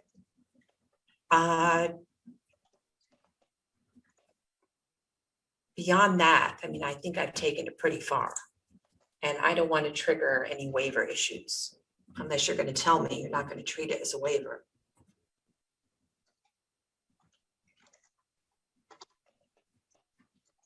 We'll get back to you on that. You said we take claims of sexual harassment very seriously. Can you elaborate on that? I think that's self-evident. I didn't elaborate on it. It's really not a factual question. I think my statement's pretty clear. I had never heard any allegation of any sexual nature involving the governor. Prior to the communications that I had involving Ms. Bennett, and she didn't allege that he touched her or propositioned her or anything. Lindsay Boylan's allegation of physical touching was the first I ever heard of any allegation involving the governor. Of course, as the governor's office for the state of New York, the state takes allegations of sexual harassment very seriously. And I concur with that. And that has been what I have perceived throughout. Is it your position that unless Ms. Bennett alleged that the governor had touched her or propositioned her, that the conduct she described would not qualify as sexual harassment? I'm not taking any legal position. I simply stated a fact. Let me put it this way.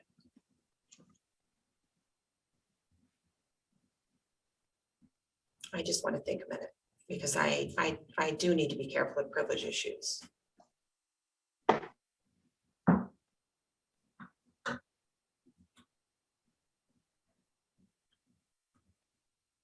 There were allegations she made through the media that I had not previously heard until I read them in the media. Let me put it that way. Ms. Lacewell, did you ever see the notes that Judy Mogul took of her conversations with Charlotte Bennett?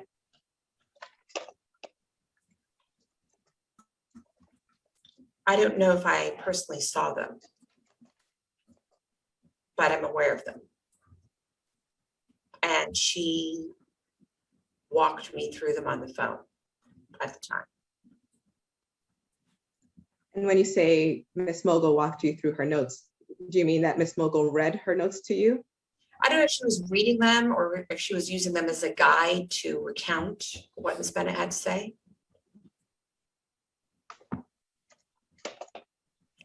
Mrs. Maynard? Off the record. Yeah, I just need to change the media unit. Stand by, Okay. please. This is the end of media unit number 1. We are now off the record at 10:41 a.m.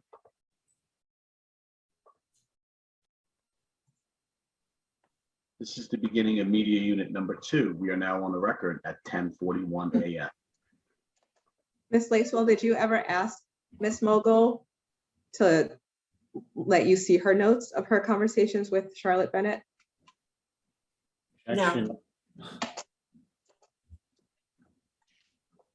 Did you ever ask Jill DeRosier to let you see her notes of her conversations with Charlotte Bennett? No.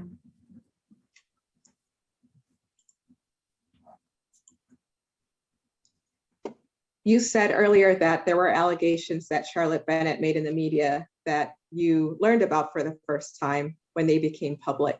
At that time, did you ask anyone whether those allegations were true or not? Objection if it calls for any privileged communications. No. Do you know if anyone asked the governor whether Ms. Bennett's allegations were true? Same counts.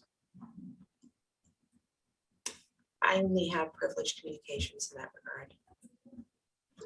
Which of the allegations that you first read about in public reports, let's start again, which of Ms. Bennett's allegations did you first read about when they were made public?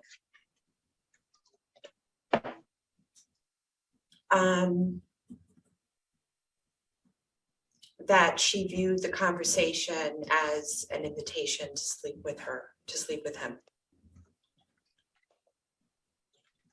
That she was not happy with how the governor's office handled the matter.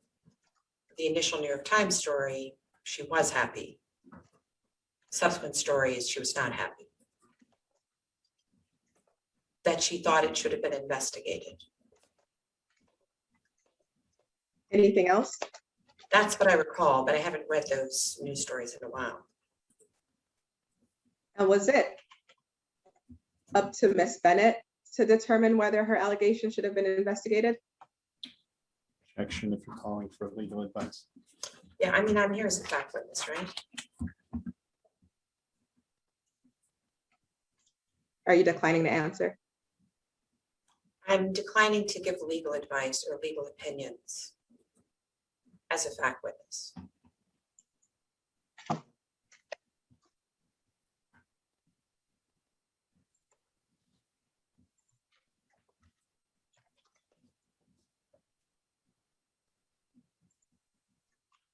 According to Ms. Grasso's memo that we read earlier, if a complaint is made to a supervisor, manager, executive staff, counsel's office, or human resources, that individual is required to send the complaint to GOER so that it will be investigated, right? If the complaint constitutes sexual harassment, yes. And it's also not clear to me that that would apply to the governor. By the way, Do different rules apply to the governor? well, when they're, he appoints the head of GOER. Are you suggesting that the governor's head of employee relations that he appoints would investigate the governor? I remember the inspector general under Elliot Spitzer effectively losing her job because she tried to investigate conduct involving the secretary and the governor when by law she reported to the secretary because of the conflict of interest. So in that situation, are you suggesting that no one would investigate the governor? I didn't say that. So what are you saying? I said it's not clear to me that any complaint of sexual harassment against the governor, if it met the definition of sexual harassment, could go to GOER. That may be a gap, I don't know. But sending it to GOER, I think would have been questionable. But the executive chamber has sent complaints of sexual harassment against the governor to GOER, right? No. Not to my knowledge.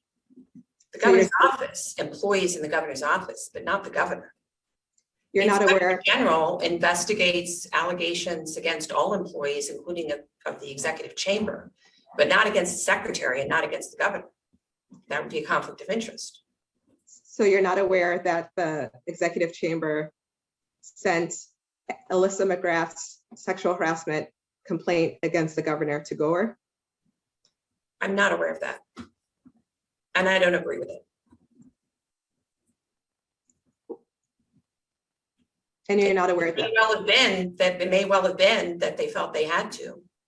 And then Gore can decide whether or not they think they can investigate it. I don't know. But I wasn't a part of that decision. I wouldn't have advised it. and are you aware that the executive chamber sent the complaint by the anonymous complainant of sexual harassment allegations against the governor to Gore? I don't know who you're referring to, but I'm not aware of any complaints involving the governor going to Gore. Are you aware of complaints by an executive chamber employee that she was groped by the governor in the executive mansion? I've read news stories in that regard, yes. Have you had any discussions with anyone in the executive chamber about those allegations? Objection if it calls for privileged communications. Yes, And do you know who that complainant is?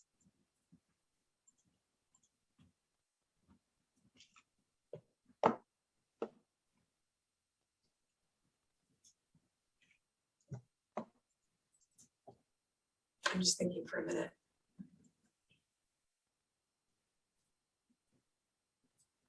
If the source of my knowledge is privileged, should I just not answer? Yeah, if Only from privileged conversations. So Ms. Lacewell, is it your view that there is an exception to the reporting requirement of sexual harassment allegations to Gore if the allegations are against the governor? I've already expressed my opinion. I think it's a conflict of interest. I suppose you could send it there and that person could say, I can't investigate this because I have a conflict of interest. So in your view, how should sexual harassment allegations against the governor be handled? Is that why I'm here? I'm the fact witness here. I don't think you want my expert opinion, do you? Others seem to be consulting you for it. What's your answer? Yeah, but you're not my client. So what's your answer, Ms. Lacewell? My answer is I'm not here to give my opinions about the law.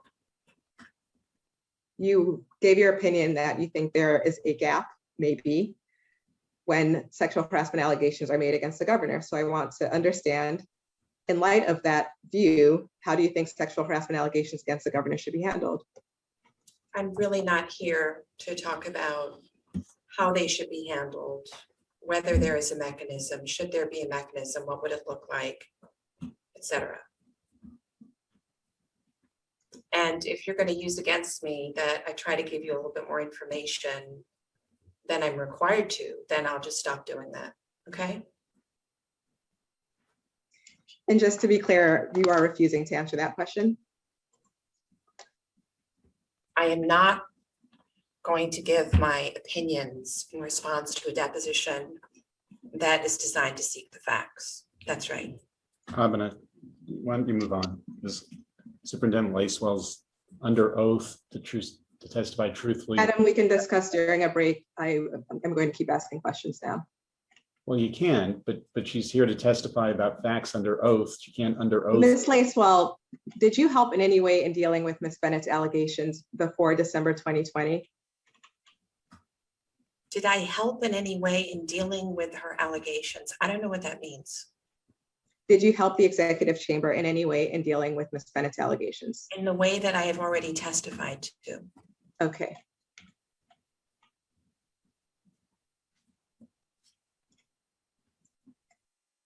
Now, what do you know about how the chamber responded to Ms. Bennett's allegations? Privilege objection. The conversations that I had in that regard are privileged. Did Ms. Mogul tell a group, including non-lawyers who are also not chamber employees, about how the chamber responded to Ms. Bennett's allegations? If you can answer without disclosing privileged communications, then you can. I don't recall. Did Ms. Mogul tell a group including individuals advising on press issues who are not lawyers and who are not chamber employees how the chamber responded to Ms. Bennett's allegations?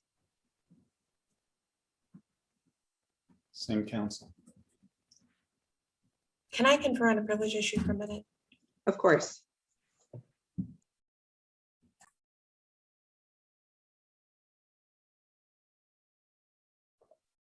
Council, should we go off the record? Yes, thank you. Okay, stand by. We are now off the record at 10:52 a.m.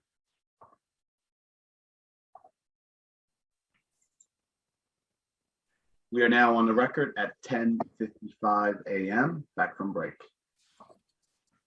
All right, thank you for the chance to confer on privilege issues. It's not always clear to me where privilege has been asserted.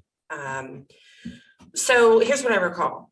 There was a phone conversation that I was on, that Judy Mogul was on, that Jeff Pollack was on, outside political consultant, probably Melissa DeRose was on, and I don't recall exactly who else was on, but you asked conversations with outside parties where Judy Mogul disclosed that previously Charlotte Bennett had made certain allegations involving the governor.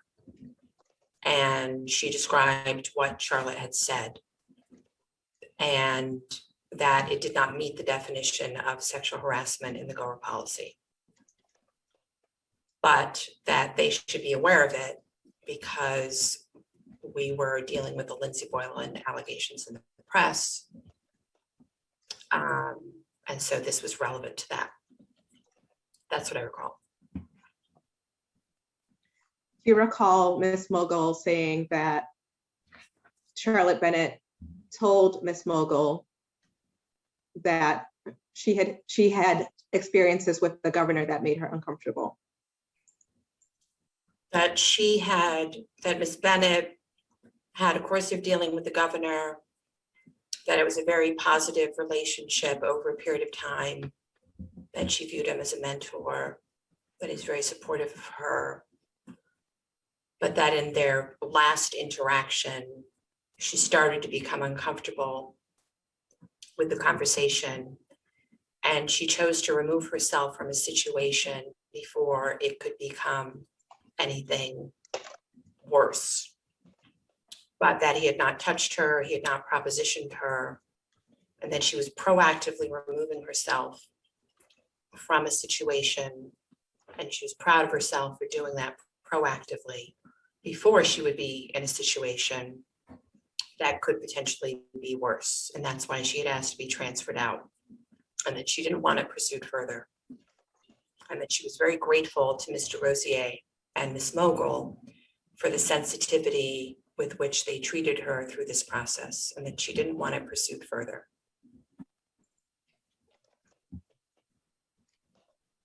And that she can thank them even after being transferred for that. And did Ms. Mogul report that the governor had asked Ms. Bennett, according to Ms. Bennett, about what she thought of age differences between sexual partners?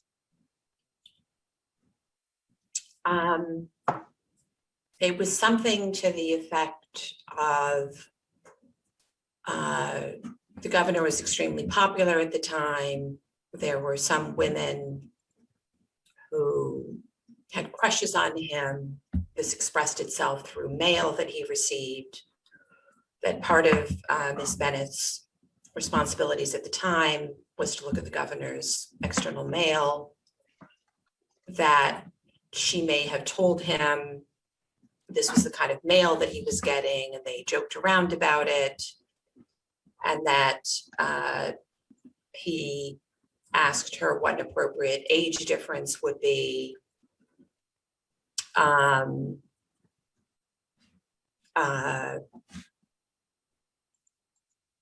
That's the best of my recollection on that point.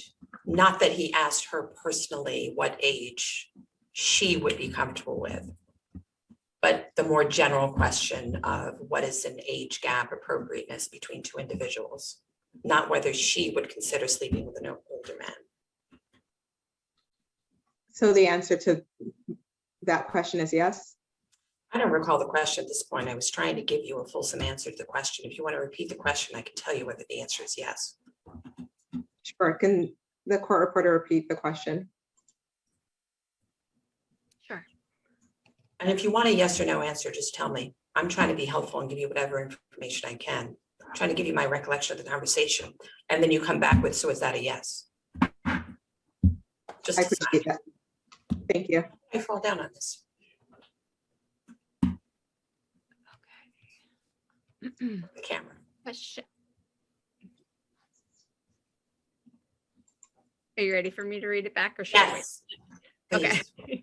Okay, question. Did Ms. Mogul report that the governor had asked Ms. Bennett, according to Ms. Bennett, about what she thought of age differences between sexual partners?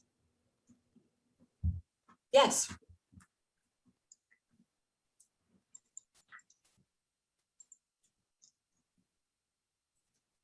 Now, in recounting what Ms. Mogul told the group, you said that Ms. Mogul explained that Charlotte had chosen to remove herself from the situation before it got worse. What did you mean by that?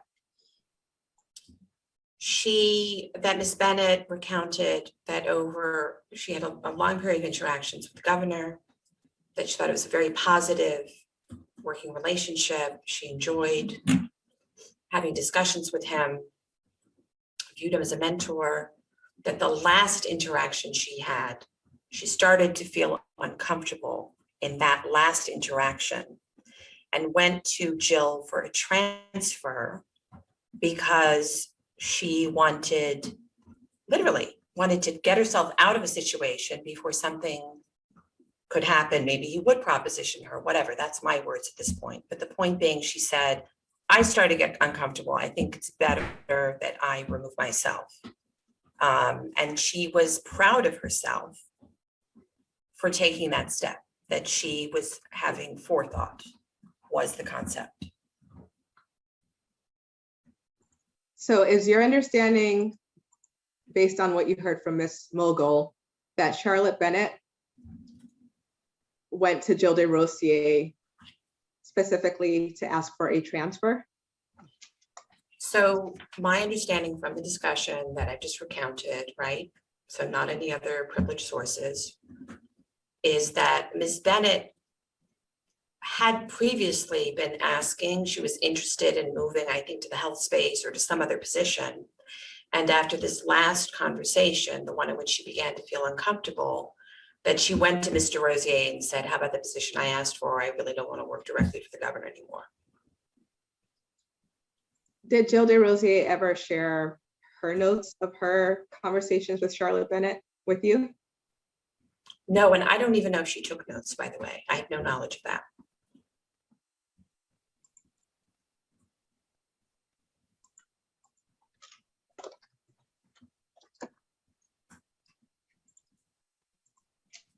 Do you understand that Ms. Mogul did not speak with Charlotte Bennett until Charlotte Bennett had already been transferred to the health position? Objection if it calls for privileged communication.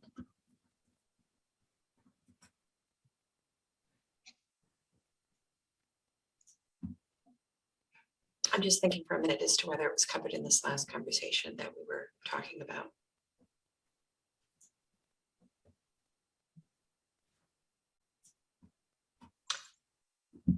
I think I only have privileged information in that regard, but the chronology will speak for itself ultimately.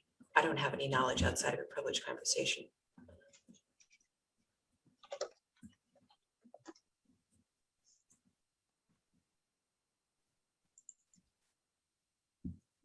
So the way Ms. Mogul told the story, at least during this group conversation, was that Charlotte went to Jill specifically to ask to leave the governor's office, correct? Yeah, and as I focus back in on the conversation, in that last conversation that we were just talking about that included Mr. Pollack, I believe what Ms. Mogul recounted was, as you said, that Ms. Bennett went to Jill DeRosier to ask for the transfer. Subsequent to that, Mr. Rosier came to Ms. Mogul. And subsequent to that, Ms. Mogul spoke with Ms. Bennett, but I think the transfer might have already occurred. Again, the chronology will speak for itself.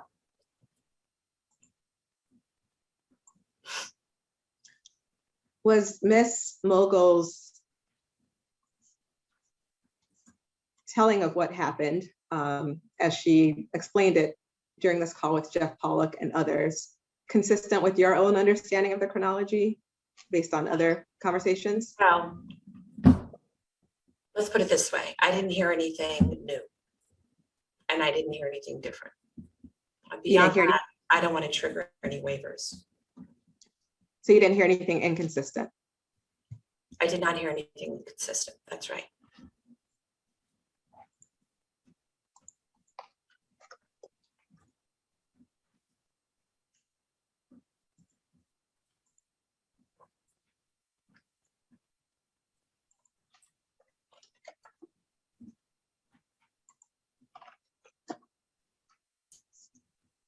Did Miss Mogul say during the group call that Charlotte Bennett had reached out to Miss Mogul and Ms. DeRosier to ask whether an investigation was required pursuant to the handbook?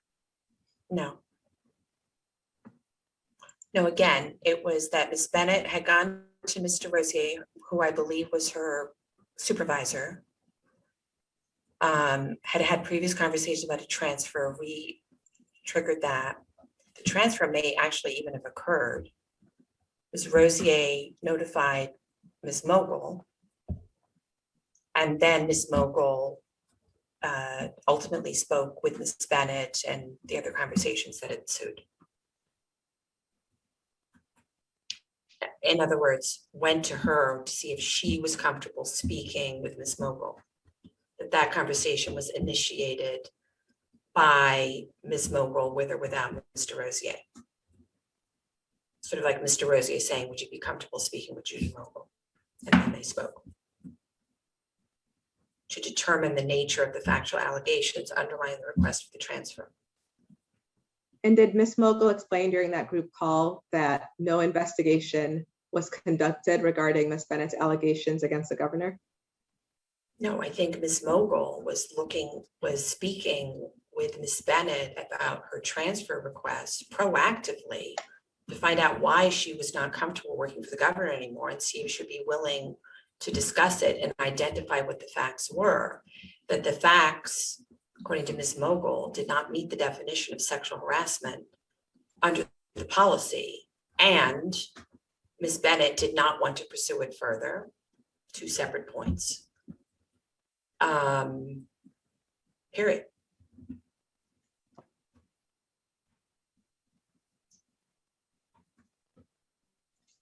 Did Ms. Mogul explain that she had not done anything to investigate the facts that?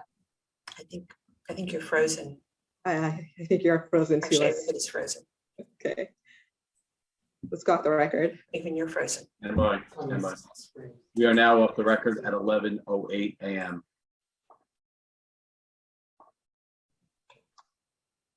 Can you take this? We are now on the record at 11:17 a.m. The court reporter read back the last statement. The last question was, did Ms. Mogul explain that she had not done anything to investigate the facts that? And then that was it.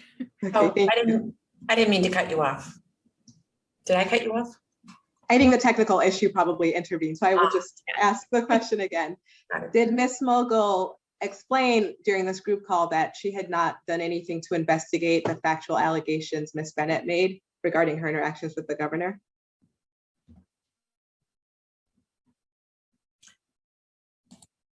I don't think that was addressed.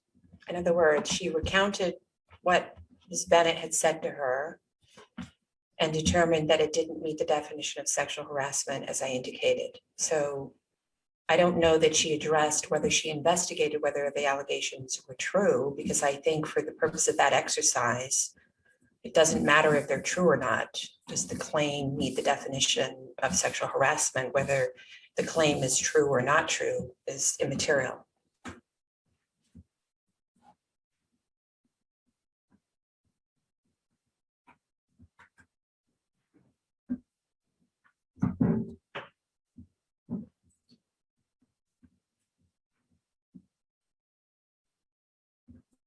But she didn't affirmatively say, I didn't investigate whether or not it was true, if that was the question.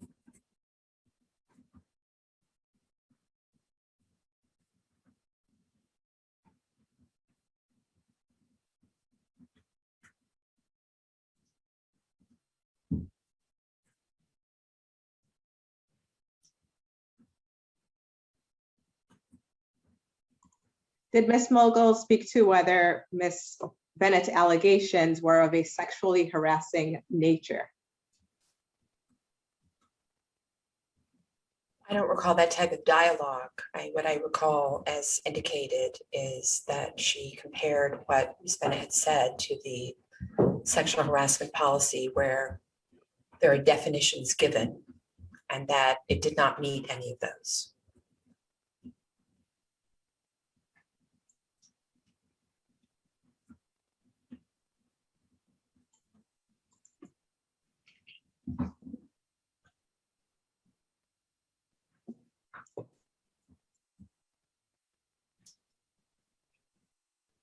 Let's go to Lindsay Boylan. Ms. Lacewell, do you know Lindsay Boylan?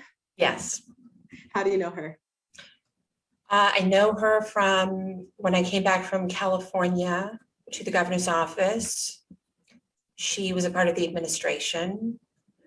I don't recall at that time whether she was directly employed by ESD or whether she had become deputy secretary. I think she was still an ESD employee. And so I interacted with her in staff meetings and economic development related conversations. And is it the case that even after Ms. Boylan joined the executive chamber, she was on the payroll of Empire State Development? Yes, I think so. That's not unusual, wouldn't surprise me. And Ms. Boylan was also in office space of Empire State Development. Yeah, so we offered her to come to the 39th floor, but I think she had a nice setup at ESD, which is in the same building, just a floor below, and preferred to stay where she was. I think her secretary was there and so forth. We'll go to tab 6.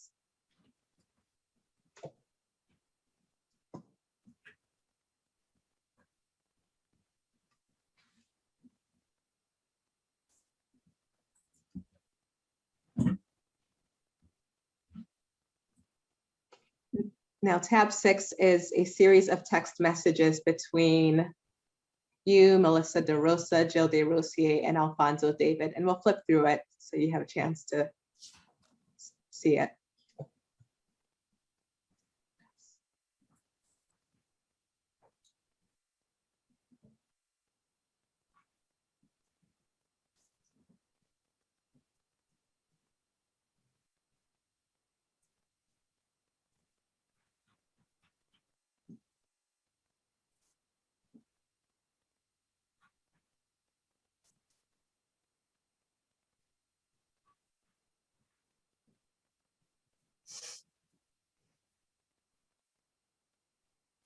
Hold on. Go ahead.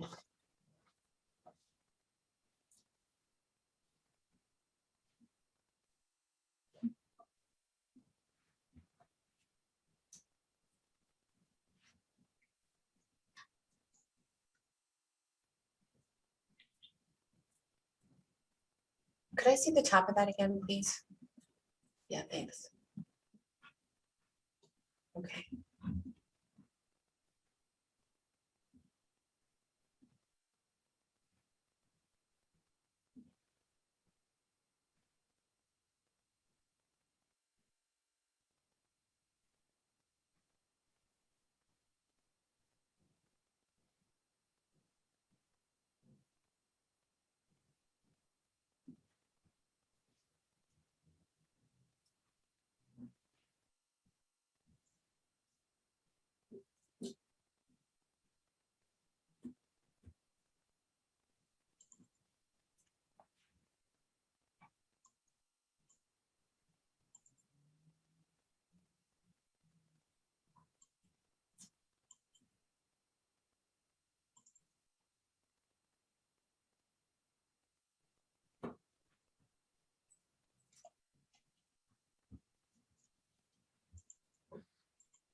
So Ms. Lacewell, these text messages are from July 2018, correct?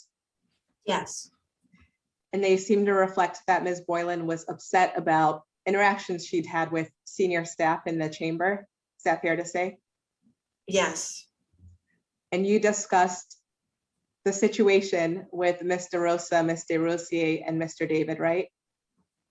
yes, And there's a concern that Ms. Boylan might leave the executive chamber as a result of the situation. Is that fair to say? Are you just asking about the text, or I'm just sensitive to privilege if there are other communications with Ms. Lacewell or Mr. David where they're giving legal advice about I'm this? asking about the text as reflected in the texts. she might actually have said, I don't know if she exactly said I'm quitting, but whatever words she used were serious enough that when Ms. DeRosa says, did she come in? People weren't sure if she had actually quit. I think this happened a couple times. And did you speak with Ms. Boylan on that occasion? And we can go back to text to try to jog your memory. Right, obviously, there's the text where I reach out to her and she wanted some time. And I can't recall if we did ultimately speak or did she just come back to work. I had a pretty good relationship with her. So we might have spoken. And when you said just now that you think this happened a couple times, were you saying that you think there's a situation where Ms. Boylan threatened to quit, or it appeared that she might be quitting a couple times? Yes, Let's go to, and we'll mark this document as an exhibit, and let's go to tab 7, which we will also mark as an exhibit.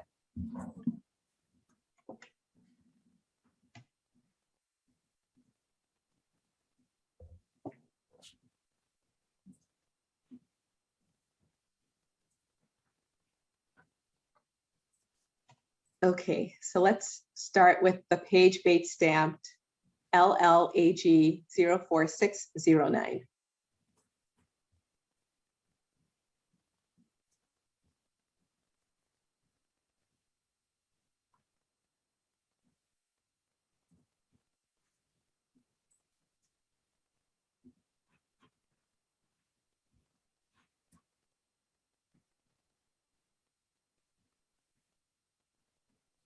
Sorry, do you expect Ms. Lacewell to read this, or?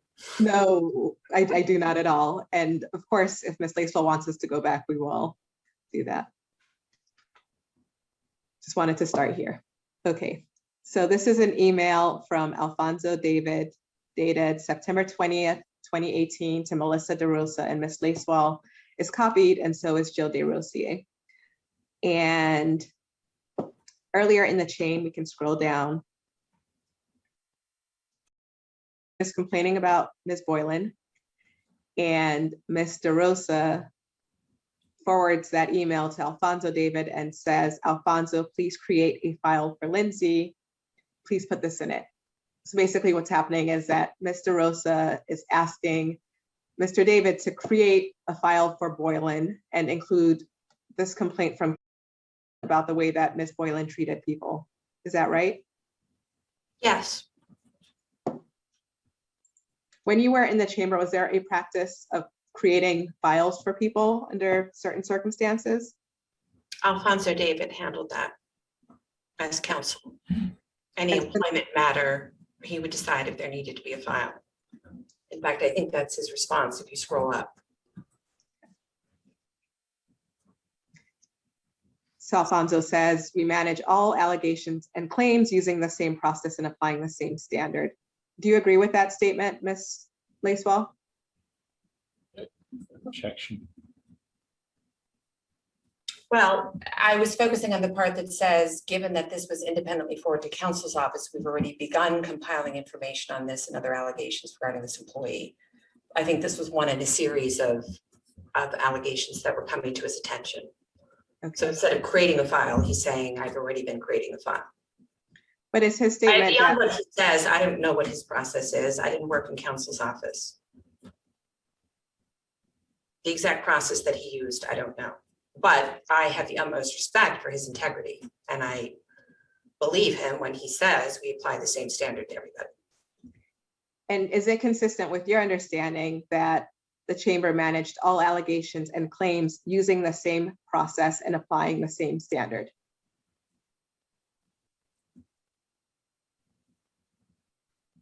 I don't really understand the question beyond the context of this email where he's saying, you're asking me to create a file, we have a process, and we already have this, so we've already begun putting a file together. That's what he's indicating. I don't have any information to the contrary.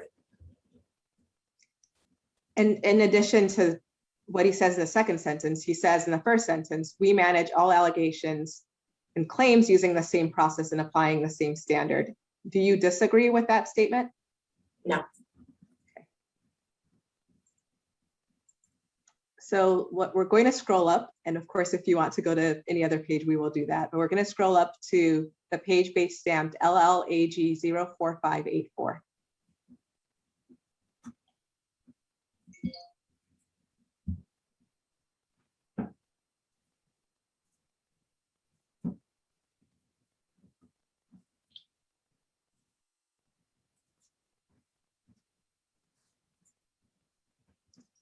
So that document is a memo dated September 20th, 2018. So it's the same day that DeRosa asked David to create a file and he responded. It looks like Camille Barlack sent a memo to Alfonso David summarizing an apparent request to remove Lindsay Boylan from ESD's payroll and office space. Is that right?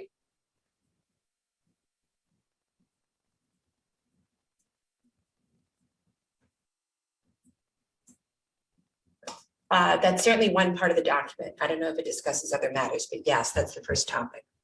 Okay, and we'll scroll down. And the third main bullet point says additional concerns were raised by regarding interactions between Al Boylan and ESD agency personnel. So it looks like one of the reasons for the request to remove Boylan from ESD's office space and payroll, at least according to Varlick's memo, is based on the way that Ms. Boylan interacted with agency personnel, correct? Look, the document speaks for itself, but I don't think that's a fair characterization. The bullet above says the request is predicated on the following and then has a list of things.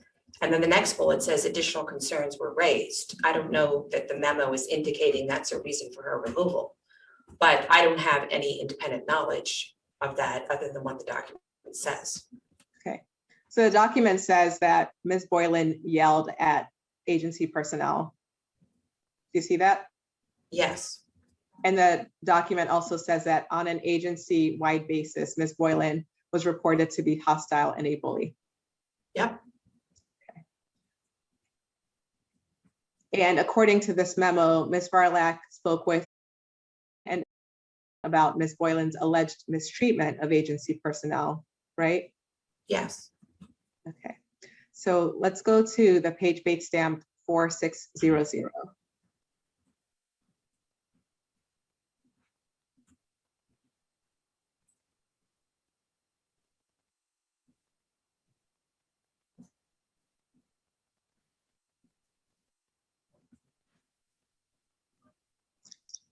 And this is an email from Alfonso David to Ms. Boylan and Ms. Varlack.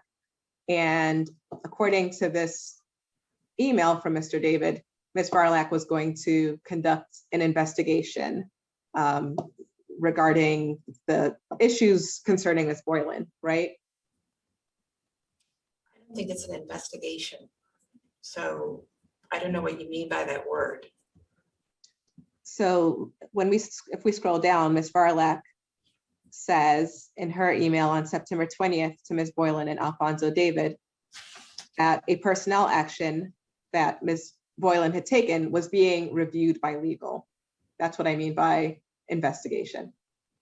But Ms. Varlack is not doing an investigation. She's the Deputy Director of State Operations. Alfonso is the counsel. Reviewed by legal would mean Alfonso. Okay, so Alfonso was doing an investigation. I wouldn't necessarily characterize it as an investigation. Do you want me to tell you what I know about this, or do you want me just to try to tell you what these words mean? Sure, please tell me what you know about this. Camille Varlack was Deputy Director of State Operations. I was the Chief of Staff and Counselor to the Governor. And Camille learned from ESD that Ms. Boylan, ESD staff who worked on her matters, and that the staff there were very upset about it. And she came up to the 39th floor where I was. And I believe she told me about it. And I said, talk to Alfonso, which is what I would do about any personnel matter. And she said that she was on her way to do that. She spoke with Alfonso. To my understanding, he asked her to go get the facts from ESD because this exposed the office to potential litigation. And as a result, the general counsel of ESD recounted a whole litany of allegations about Lindsay Boylan and the way she treated employees and the health concerns that this was generating and so on and so forth. Ms. Varlack either obtained a summary from ESD, wrote a summary, some combination, gave these documents to Alfonso, and then Alfonso decided as counsel how to address it, which was to speak to Ms. Boylan and ask her about the allegations. I was not present for that. As a result of that conversation, Ms. Boylan quit. The allegation from was independent of this. The allegations from someone else that Ms. Boylan treated them with disrespect and was not cooperative and was obstreperous was Lindsay Boylan's felt the need to complain about her. These matters were all sort of occurring independently and at the same time and converging into Mr. David dealing with the problem as counsel. That's my understanding. Got it. Thanks, Ms. Lacewell.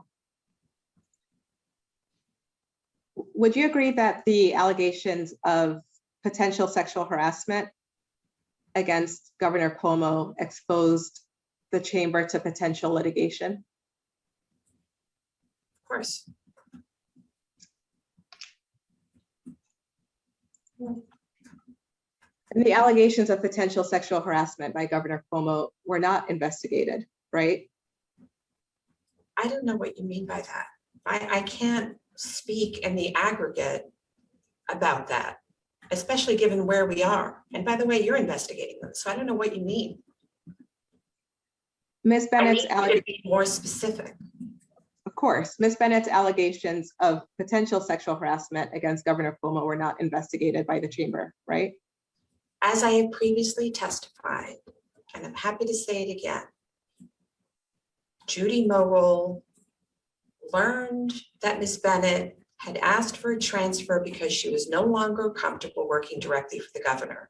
She proactively sought out Ms. Bennett through Jill DeRosier to see if she would be comfortable talking to her about what she meant.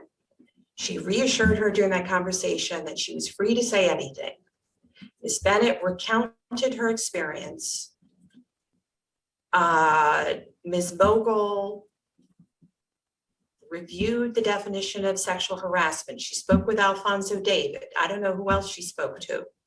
And she determined that it didn't meet the definition of sexual harassment, which Ms. Bennett was happy about because she did not want it pursued further, irrespective of whether or not it would have to have been pursued further if it was sexual harassment.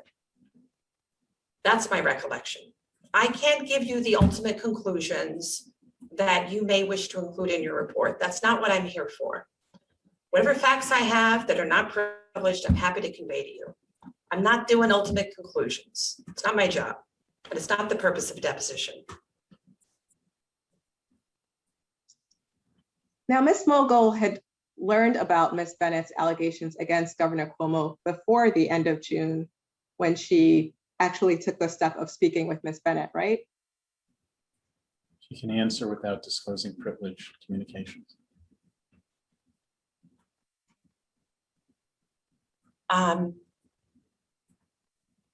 Ms.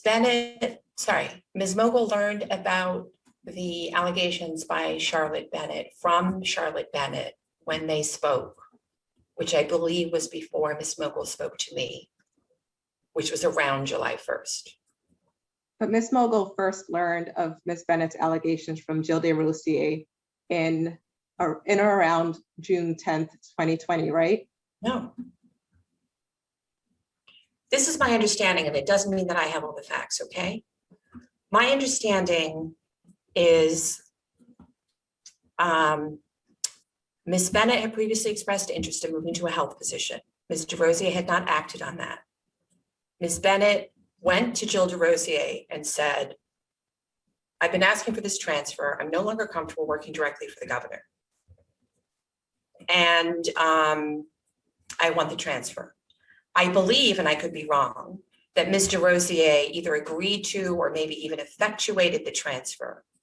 And at some point, not too long after, spoke with Judy Mogul about the conversation, and that Ms. Mogul proactively took it upon herself to see if Ms. Bennett would speak to her about what she meant.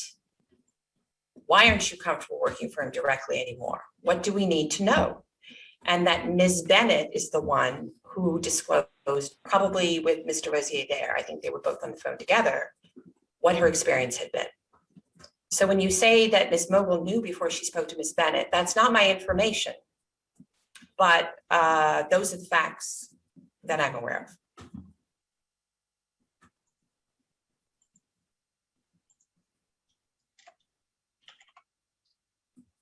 And whereas, as part of the investigation into allegations about how Ms. Boylan treated agency personnel, someone spoke to Ms. Boylan, the accused, and asked her about the allegations. That's not even a question.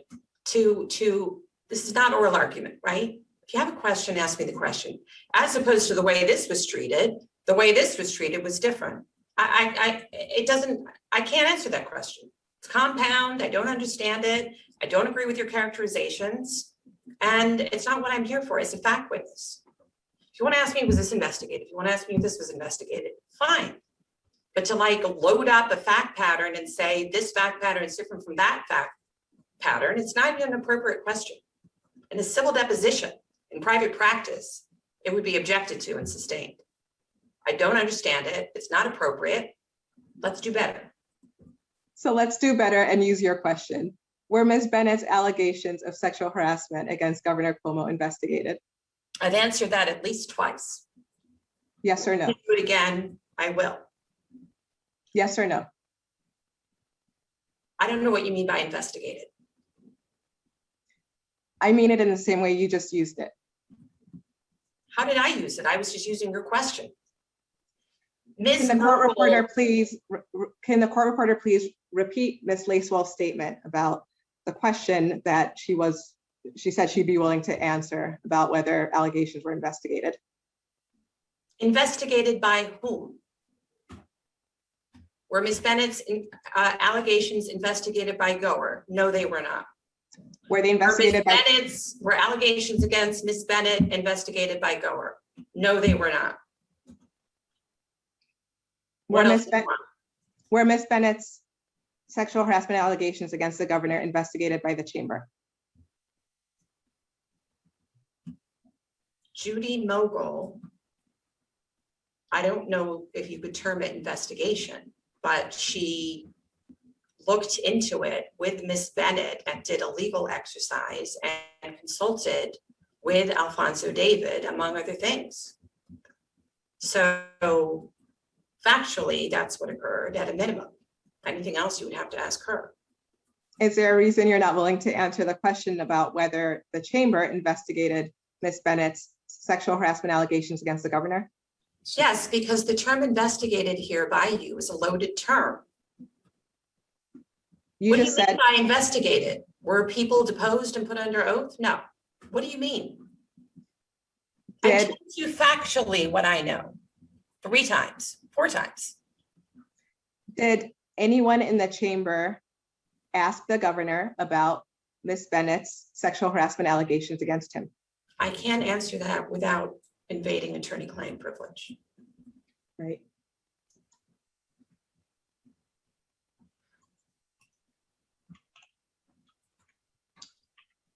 Ms. Lacewell, before December 2020, were you aware of any allegations by Lindsay Boylan about the work environment in the executive chamber?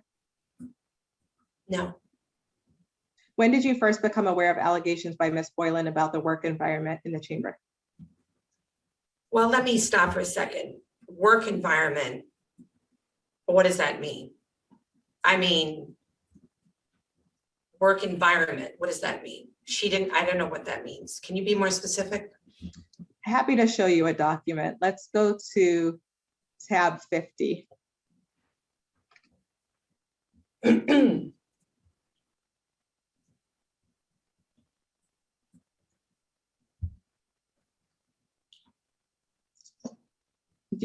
And we'll mark it as an exhibit. Ms. Lacewell, do you recognize this document?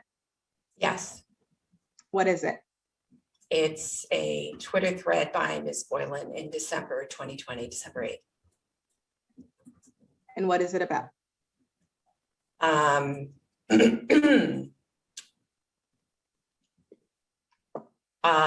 It's about her allegations against the governor. Concerning what? Oh, can you scroll?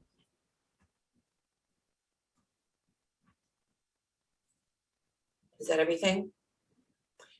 My recollection is she did a series of tweets over time in which she was being critical about the governor, her experience in the governor's office, before it culminated in a separate tweet in which she accused the governor of sexual harassment.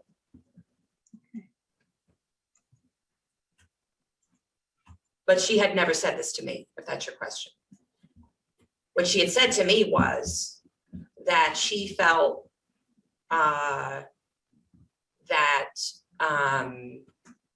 Stephanie Benton and Annabelle Walsh and perhaps Melissa were preventing her from going back to the governor's office and dealing with him directly, and that she felt she should have unfettered access back there, and they were trying to block her, and they wanted to be the only people to interact, and she very much wanted to be back there. In my experience with her at the time, she enjoyed her job. Those were the conversations that we had. As I mentioned previously, I had a good relationship with her at the time. And in fact, when she left, I was the one who helped her get her access to her things because she was willing to have a conversation with me because she didn't put me in that category. You know, she called them the mean girls for whatever that's worth and didn't put me in that category.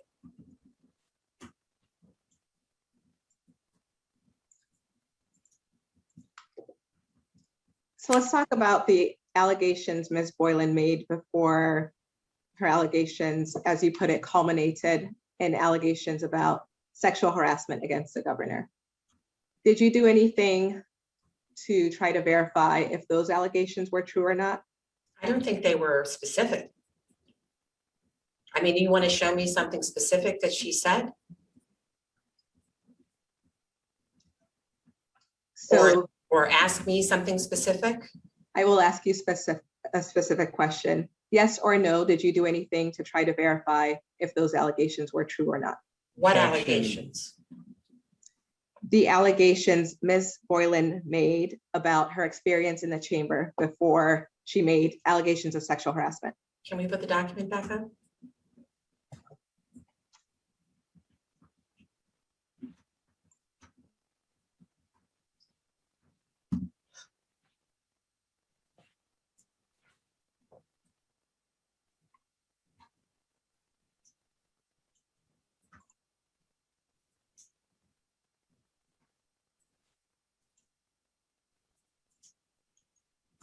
I don't see any specific allegation that could have been investigated unless you want to point my attention to something.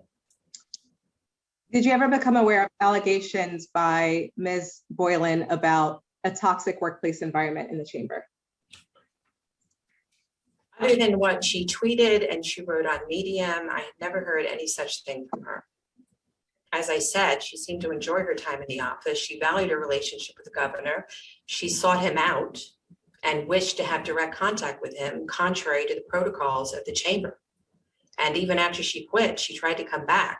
So it was not my understanding that she was unhappy with the environment at all until she was running for office and started tweeting this out. And once you learned through Ms. Boylan's tweets that she was unhappy with the environment in the chamber, did you do anything to try to verify if those allegations were true or not? Did I try to verify that she was unhappy in the chamber when all of my experience prior to that was that she was happy in the chamber? No, I didn't. Did you discuss Ms. Boylan's allegations about the work environment in the chamber with anyone? Objection, to the extent it's privileged. Question is, I discussed Ms. Boylan and her tweets, beginning with her tweets with Judy Mogul and Melissa DeRosa in real time as it was happening, yes. And with the press shop because, you know, this generated press issues. did you discuss those tweets with the governor? I don't think I did. When did you first become aware of Ms. Boylan's sexual harassment allegations against the governor? When she tweeted it. Did you do anything to try to verify if Ms. Boylan's sexual harassment allegations were true or not? Caution the witness at any privileged communications. Right. I didn't personally do anything, but I participated in a series of conversations with lawyers about what she was alleging, and other conversations occurred that I can't get into due to privilege.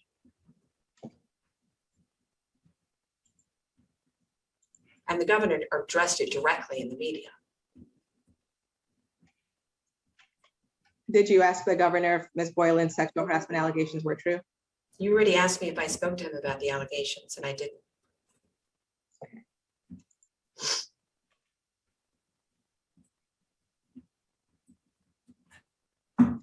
Let's go to tab 8 and we'll mark it as an exhibit.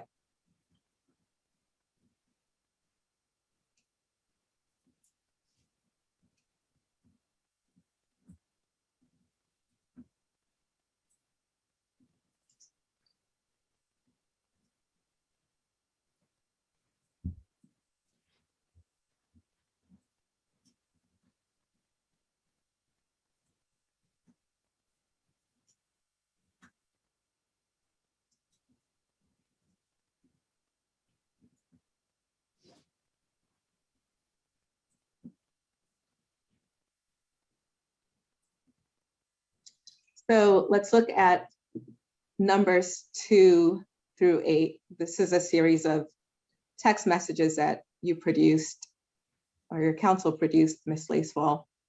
And I'd like to focus on your text with, do you see them? Yes. So it looks like references Ms. Boylan's sexual harassment allegations against the governor, and you say running for office and made it up. Who is? She's a longtime friend of mine who also works in state government, but I knew her many years before. And she's still a state employee Yes, in New York? yes. What was the basis for your suggestion that Ms. Boylan had made up her sexual harassment allegations against the governor because she was running for office? I was expressing to my longtime personal friend my own personal opinion about Lindsay Boylan's allegation, which was wholly inconsistent with my experience with her in the chamber. And my personal impression, my personal opinion was that she was trying to generate publicity for her campaign and was willing to make up this allegation. That was my personal Linda Lacewell, non-state worker opinion about what she said, and that's what I expressed. And when you expressed this opinion, you weren't wearing your Minister of Defense hat? Objection.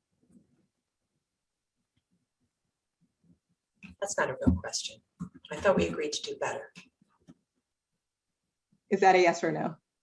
I'm not answering that question. I already told you I was answering a personal friend. I'm sure you've expressed many opinions to your personal, intimate friends and family about a whole range of things that don't represent your official employment position. Okay? And you expressed this opinion that Ms. Boylan had made up the sexual harassment allegations against the governor, even though you had not done anything to look into Ms. Boylan's allegations, correct? I said what I said when I said it, right? I mean, that's just argumentative. Can we just get through this? What's your next question? Ms. Lacewell, did you help in any way in dealing with Ms. Boylan's sexual harassment allegations? Objection if it calls for privileged communication. I've already testified on this as to what my role was. Anything else I have is privileged. You worked on drafts of statements and letters in response to Ms. Boylan's sexual harassment allegations, correct? That's true.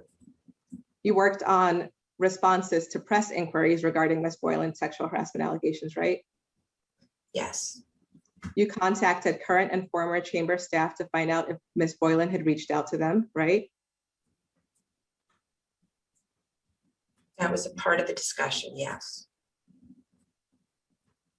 To make sure I have a clear understanding, you contacted current and former chamber staff to find out if Ms. Boylan had reached out to them, right? I contacted them to let them know that Ms. Boylan and people on Ms. Boylan's behalf were reaching out to former employees of the chamber so that they wouldn't be surprised and taken aback if such a thing occurred. And if they didn't volunteer it, I may have asked if they had been contacted by anybody. Yes. You also contacted current and former chamber staff to seek support for Governor Cuomo, correct? I contacted individuals to see if they might be willing to sign on to some version of a statement or letter if we decided to pursue it, which we did not, in connection with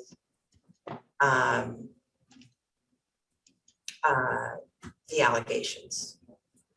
Yes. And you were involved in discussions about leaking information about Ms. Boylan to the press, right? I don't agree with that characterization. I really don't. You were involved in discussions about disclosing. I sought advice from Alfonso David and Goer as to the propriety of making publicly available information about Ms. Boylan's tenure in state service. And I communicated that to people in the chamber. Yes, that's what I did. And you were part of discussions about leaking information about Ms. Boylan to the press. Ms. Lacewell answer. You can answer, Ms. Lacewell. I described to you what my role was, and that's what my role was. So I will clarify that I'm seeking a yes or no answer to this question. I Were can't you answer part that of? yes or no. I can't answer that yes or no. Were you involved in discussions about leaking Ms. Boylan's texts that you used to challenge her motives for alleging sexual harassment against Governor Cuomo? I'm sorry, leaking her what? Text messages that you used to challenge her motives for alleging sexual harassment against Governor Cuomo. I mean, you use the term leak. I say make available. I don't know that you can characterize it as a leak in that regard. Yeah, Lindsay Boylan had written a number of tweets to individuals who worked for the governor's office. I'm sorry, texts. She'd written a number of texts complaining about various positions of the governor's office and had taken a threatening tone. And there was discussion internally about whether or not to make that available in the press, because the governor is a public official. He's the governor of the state. He's a servant of the people. And there was discussion about how could he defend himself against these allegations, which appeared to be politically motivated to generate attention for her campaign, which had never been raised previously, even in the context of a private audience with counsel to the governor. She never raised it. She appeared to have a very positive relationship and desired to spend time with the governor as opposed to being intimidated by him. And this seemed to be something that she was uttering in the context of a political campaign. And yes, we had discussion, as did now President Biden, as did all kinds of public officials, as did Dan Rather, as did other prominent individuals who have been the subject of complaints as to how do you respond to this in a public environment. So a whole range of such matters were discussed. And I was there for some of them. That's right. And you were part of discussions about making available to the press tweets that you used to attack Ms. Boylan's credibility, correct? Tweets that we used to attack her credibility. I don't know what that means. She had written tweets where she threatened, it was to show that she had a pre-existing animus toward the chamber and to people in the chamber, and that she had motives to be making things up. And that was accurate. And you were also part of discussion. I don't know that they were actually provided, by the way. There were discussions that were had. And you were part of discussions about making available Ms. Boylan's personnel information to the press, as you testified earlier, right? What is this? We're doing a recap? If I Humor, testified to it earlier, why do we need to do this again? humor me, please. You're very busy. I'm very busy. Can we just go to the next question? Let me repeat my question. You were part of discussions about making available to the press Ms. Boylan's personnel records, correct? Well, by the way, it's not my understanding that it even necessarily qualifies as personnel records, but leaving aside that characterization, as I have testified umpteen times, I spoke with Goer and I spoke with Alfonso David as to the propriety of disclosing to the public information about Ms. Boylan's tenure and her interactions and the reasons she left, in contradistinction to what she was now claiming for the first time. Yes, I sought that advice. I was a part of those discussions, period.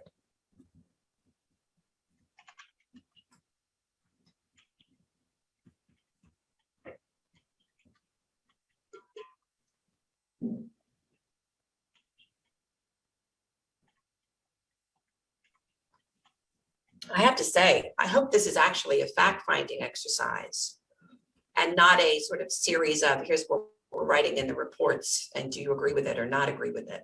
This is a very serious matter. And the manner in which you're asking some of these questions is really troubling to me. It really is. I don't hear some spirit of walking through what do you know factually, other than on my side to volunteer about it. And then you say to me, all of a sudden you want a yes or no answer. So that's the reason for my impatience here. Ms. Lacewell, what do you know factually about discussions that the executive chamber had about Ms. Boylan's personnel information? Objection if it calls for privileged communications. If you have something more than you've already testified to that's not privileged, go ahead. I think it's the same answer that I gave a minute ago. I conferred with Goer, I conferred with Mr. Alfonso. I had communications within the chamber about those conversations, which are privileged, in connection with the disclosure of the information about Ms. Boylan's interactions with ESD employees and chamber employees. Who from the chamber was involved in discussions about the disclosure of information regarding Ms. Boylan's interactions with ESD employees and chamber employees? Well, I've obviously already mentioned Mike Delforte from Gower, Alfonso David. Additionally, Judy Mogul, who was on the phone with me, with Mr. Delforte. In addition, please excuse me, Melissa DeRosa, Rich as a party. I'm trying to think if there was anybody else. I was in person with Mr. Azzopardi and Mr. Rosa at the Capitol. So there may have been people sort of intermittently on the phone. I'm just not sure. And when did those discussions take place, Ms. Lacewell? I think on the day of the disclosure. Now, there probably were conversations before that, but before any such documents would be disclosed, I wanted to make sure to talk to Alfonso David and Gower. And that happened prior to disclosure, as I mentioned. Ms. Lacewell, is it the case that the governor approved the disclosure of the documents regarding Ms. Boylan's interactions with ESD and chamber employees? I don't know. Do you know what, if any, role the governor had in discussions about the disclosure of that information? I don't know. Did anyone say anything about whether disclosing that information about Ms. Boylan could be considered retaliation? Objection if it calls for privileged communication. Yeah, that would be privileged. Let me say again, spoke to Alfonso David and I spoke to Gower, but I can't get into the content. Did anyone say anything about whether the information was confidential? Same objection. Again, I spoke to Gower and I spoke to Alfonso David, but I can't get into the content. Did anyone say anything about needing to treat the information as attorney work product? Same. Same answer.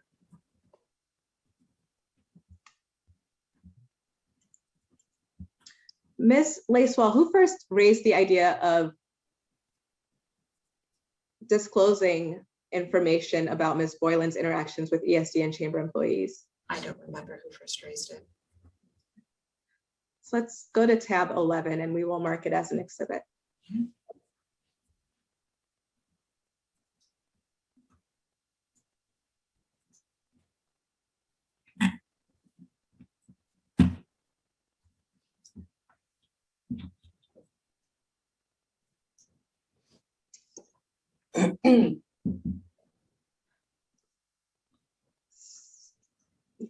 So let's keep scrolling down.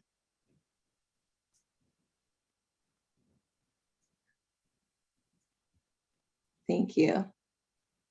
Ms. Lacewell, this is a series of text messages involving you, Alfonso David, and Melissa DeRosa, correct? I mean, We can scroll up. the people don't, Melissa DeRosa clearly.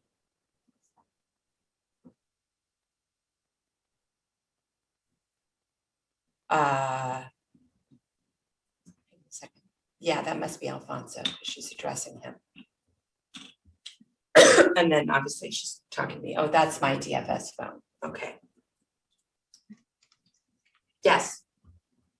Do you remember this discussion? In general terms, and not specifically to this interaction. Okay, so what do you remember? Objection if there are privileged communications. Right. I mean, I can speak generally. What's the date on this again? Is this the 13th? December 9th.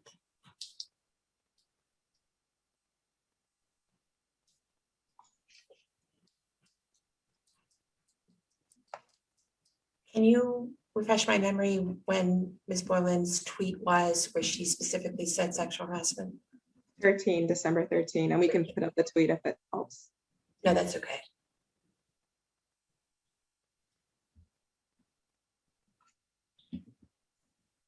Well, I would say in general terms that Ms. Boylan was tweeting a series of allegations involving the governor.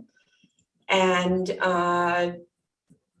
Melissa DeRosa wanted to have all of the facts in order to understand the situation and what next steps might be.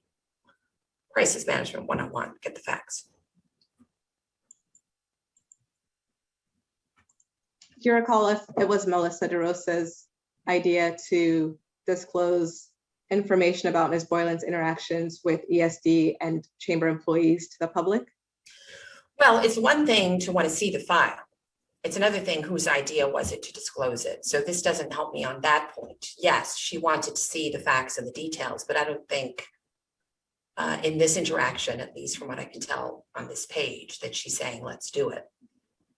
So what else do you remember about these discussions related to Melissa DeRosa's interest in seeing the facts? Same caution. But truthfully, I don't even remember talking about the file prior to the 13th, but obviously we did. So in this series of texts, DeRosa asked Alfonso David about Ms. Boylan's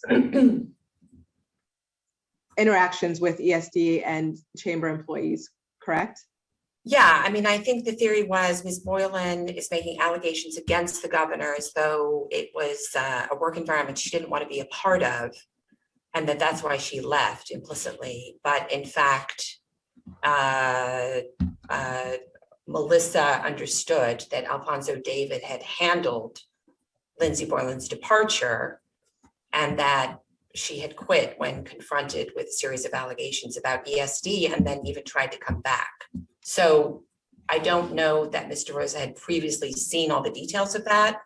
So I think what she, to my understanding, right, was trying to learn all of the facts in that regard. And Ms. DeRosa referred to Ms. Boylan's full file, right? She said she needed to see Ms. Boylan's full file, right? Yes. And Mr. David said there was a copy of the file in the chamber, correct? Yes. And it seems like you confirmed around the same time that Ms. Mogul had the file. Same caution. Well, she's reading from the text. I frankly don't even know why it was produced. I mean, I don't know how this is not privileged. Doesn't have our bed stand on. Well, let me put it this way. By answering questions about this text chain, it is not my intention to waive any attorney-client privilege or work product on behalf of the executive chamber or the governor or anybody else. And I don't know if the chamber has been made aware of this and if they've had an opportunity to advise whether or not they view this as privileged. I mean, I don't really know what else to say.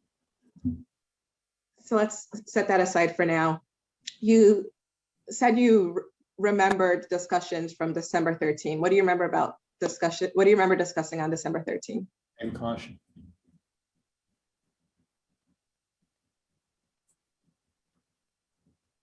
I think I need to get some privilege guidance on that series of discussions, if you don't mind taking a break for a minute. Of course, let's go off the record. And how long do you, how much time do you need? Couple minutes. Okay. Okay, stand by, please. This is the end of media unit number 2. We are now off the record at 12:12 p.m.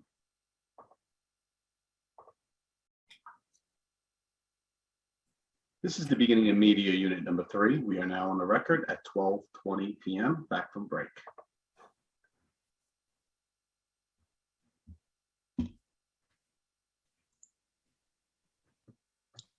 So can the court reporter read back the last question? I think what happened is Ms. Lacewell said she needed to consult on privilege issues.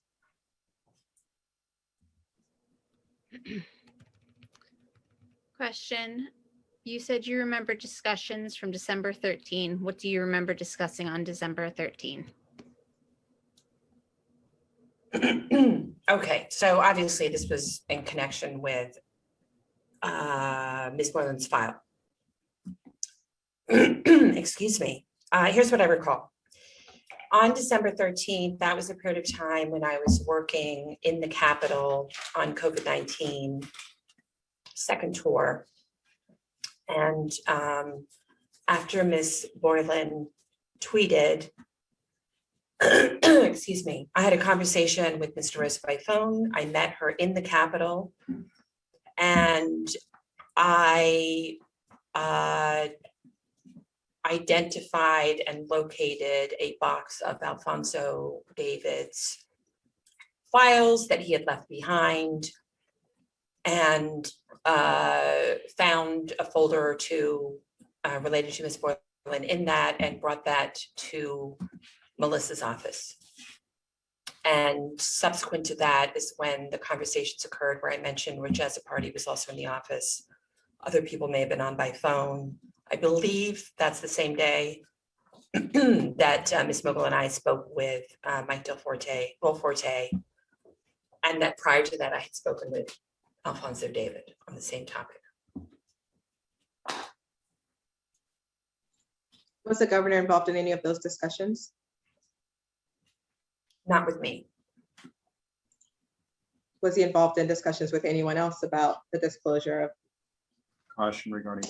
start again, Yeah, was he involved in discussions with anyone else about that? I Excuse me? don't know. Can I, while I think of it, go back and clarify that one question that I wanted to? So one of the first questions you asked me was whether I had testified before, and I mentioned the Coco trial. And during the break, I also remembered, of course, you know, during the time I was a federal prosecutor, from time to time, I had to testify in connection with my work there. So I just wanted to add that. Thanks for that clarification. Now, was the information about Ms. Boylan regarding her interactions with ESD and chamber personnel, was it ultimately disclosed to the public?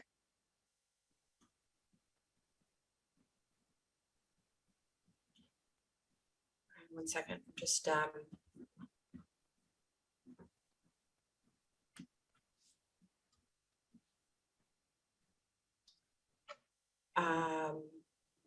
I'm just trying to make sure that I don't have any privilege issues here. Okay, so just give me a minute to think about it.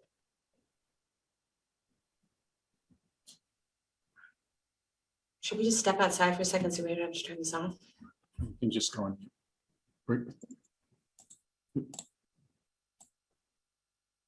We can go off the record. Okay, stand by. We are now off the record at 12:23 p.m.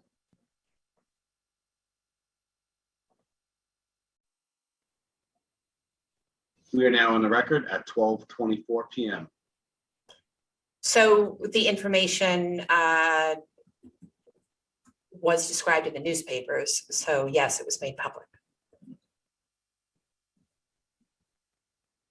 Did you ask anyone whether the governor approved of the disclosure of the information regarding Ms. Boylan to the public? Objection, privilege.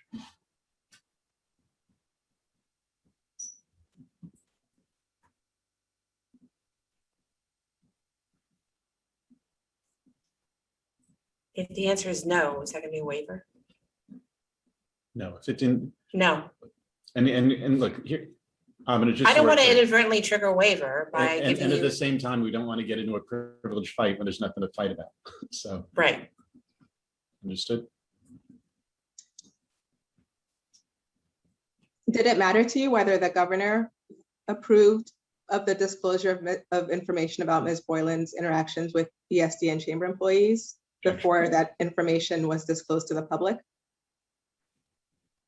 Objection, her legal analysis and considerations, attorney work product. This is not a question about her legal analysis. Did it matter to me how? In what capacity? Did it matter to you in moving forward with participating in discussions about the disclosure of that information? She's So let me- participating as an attorney. Let me say this. Melissa DeRosa handled communications with the governor.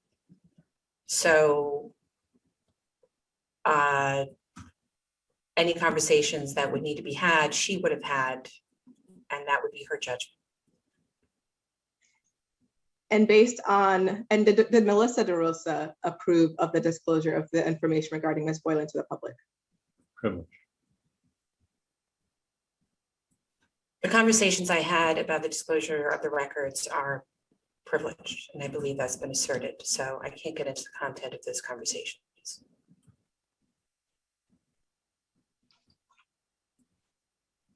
Was Melissa DeRosa involved in discussions about disclosing the information about Ms. Boylan to the public? I mean, I think I've already testified that I had discussions with Melissa DeRosa and Rich as a party, and then the separate conversations I had with Ms. Mogul, et cetera. And did you understand, based on Ms. DeRosa's involvement in the discussions, that any approvals required from the governor would have been obtained? Objection. Look, the content of those communications is privileged. I didn't have any conversations with Ms. DeRosa about the governor's view. I don't know if she consulted with him or not. She may have, she may not have. She's a very trusted aide who's been managing the governor's office for a number of years now, and it was for her to determine whether or not she needed to confer with him.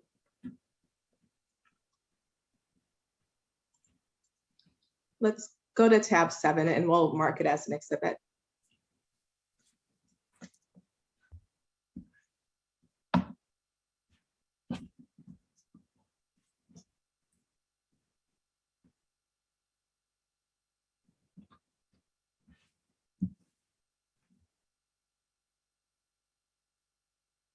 And I think we actually saw this document already. Let's just scroll down so that we can see the Bates number. Okay. Ms. Lacewell, how did you, is this a document that was in your possession? Yes. How did it come into your possession? So I had a hard copy, I think, and I don't recall whether I already had it from Judy Mogul or whether I made copies when I was in Albany when we were looking at these documents. Are these these documents the ones that you said you identified and located in Alfonso David's files that he'd left behind? So at least to some degree. In other words, Judy Mogul had some documents. There were some documents in the file. I don't think they were coterminous, but certainly this document was there, I believe. And by this document, just, but you may want to show the witness. Sure. This is a long. I'm referring to the full 28-page document.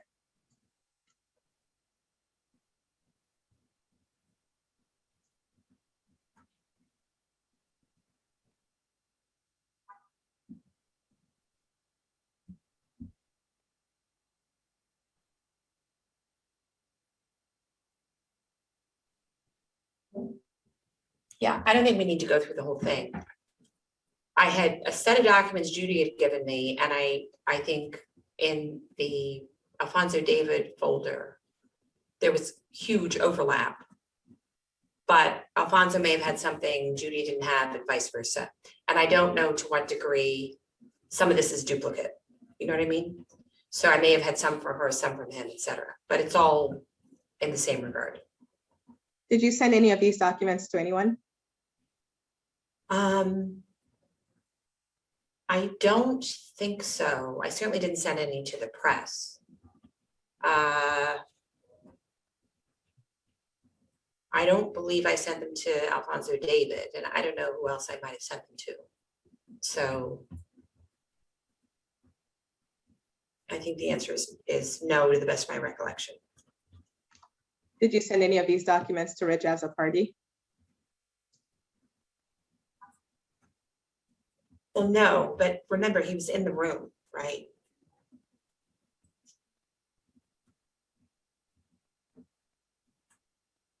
And what is the significance of the fact that Mr. Azzopardi was in the room? Well, you say send them to him. He was right there.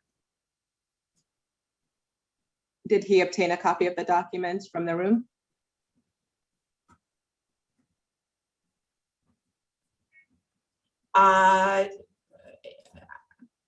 Truthfully, I don't know exactly how the documents were assembled, some redaction was done.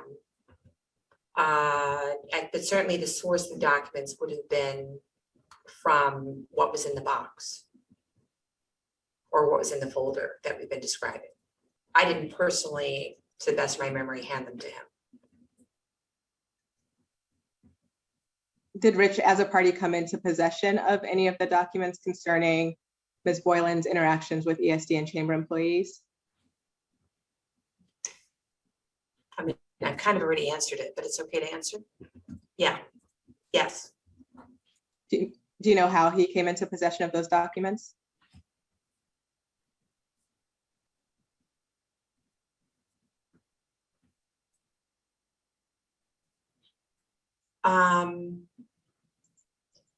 So I don't recall the specifics, but the document was in the room. I was there, Melissa DeRose was there. How it ultimately got assembled, I do think I reviewed the redactions. Beyond that, I don't really specifically recall the mechanics of it.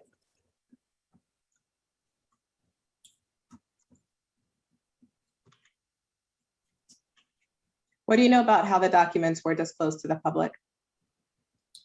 Objection if it involves any privileged communications. I don't know actually how that was done. You've referred at least a couple times to redactions. What do you know about redactions of any of the documents? Same caution. The names of complainants were redacted on privacy grounds. Were you involved in discussions about redacting the names of complainants? Yes, And did that happen before the documents were disclosed to the press?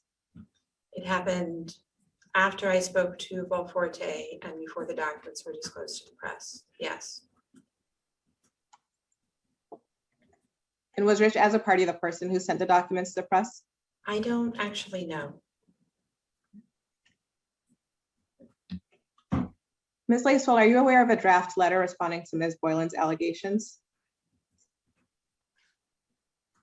Yes, What do you know about the draft letter responding to her allegations? Answer without getting into privileged communications.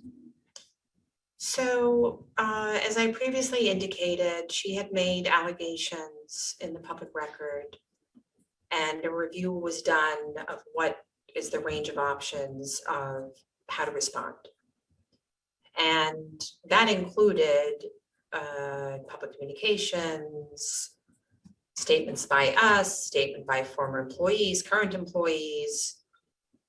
And a variety of these were drafted and edited and circulated. And to the best of my recollection, were not actually put into the public record. What was the origin of these statements? I don't think I can get into that without violating privilege, but it originates out of what I've just described. When did you first become involved in discussions about the statements? So without getting into the content of the discussions, I think there may have been a series of discussions before I got involved. So things may have been drafted and so forth before I was looped into the discussion. And then other people made edits. I don't believe that I personally made any edits other than on that one paragraph statement you already showed me where I changed the tense of a couple of words. And who was in, do you know who was involved in the discussions before you got involved? I'm not sure, actually. Do you know who made edits?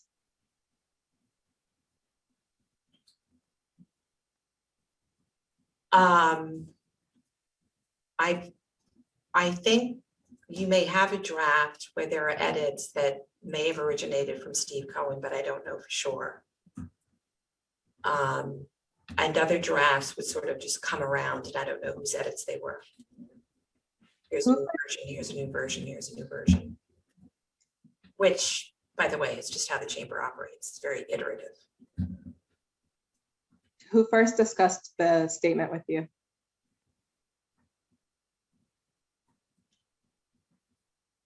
To the best of my recollection, I got looped into an email, and that was how I learned that this was being discussed. Who looped you into the email?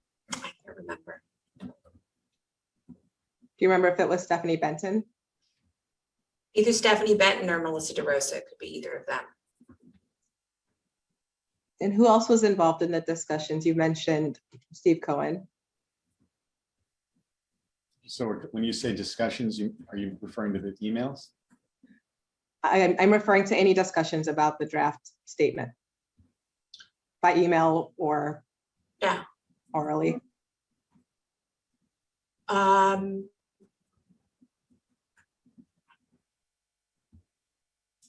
Just think about this for a minute.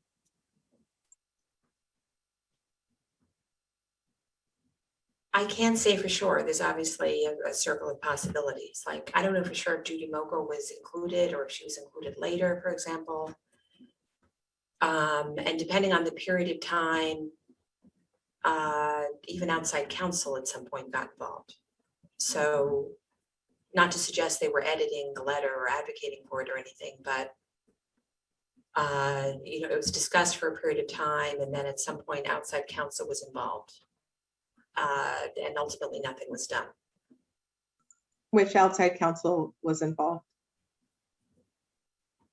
I think Mitra Hormozi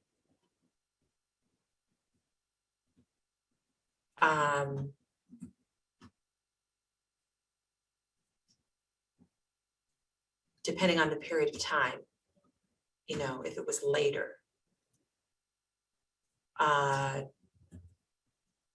I'm just trying to be careful with privilege.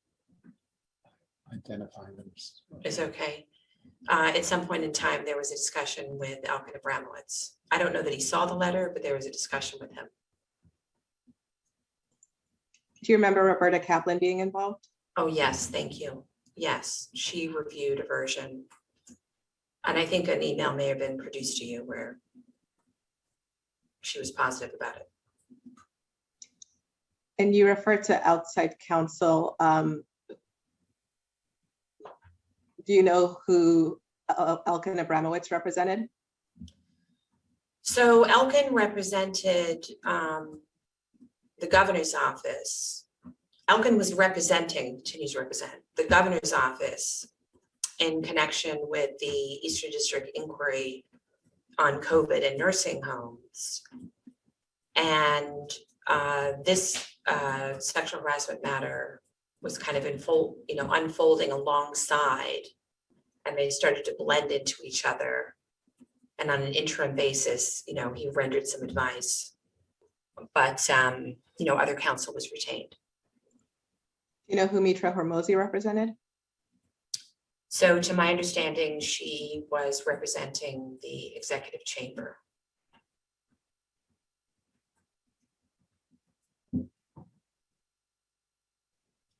That may include the governor at that time in his official capacity before he got his own counsel.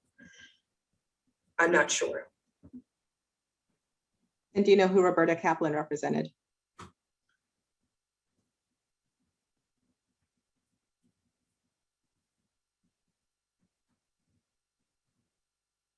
So I don't know the time frame exactly, but things changed. So I don't know that I've got a clear recollection. I mean, I think her partner is representing Melissa DeRosa. If you don't know. don't Yeah. ask.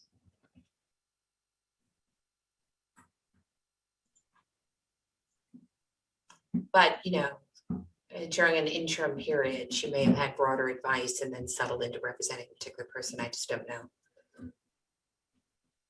Do you have an understanding of the reasons you were looped into the discussions about the letter?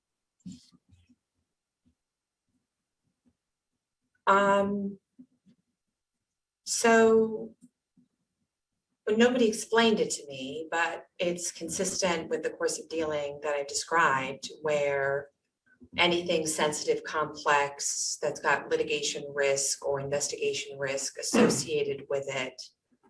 The governor's office, Judy Mogul, Melissa DeRosa, frequently ask for my view on a theory that it's better to have multiple voices to minimize the risk of mistake. And I had handled so many complex, sensitive matters that I might bring a particular perspective legally to the table. That was my belief.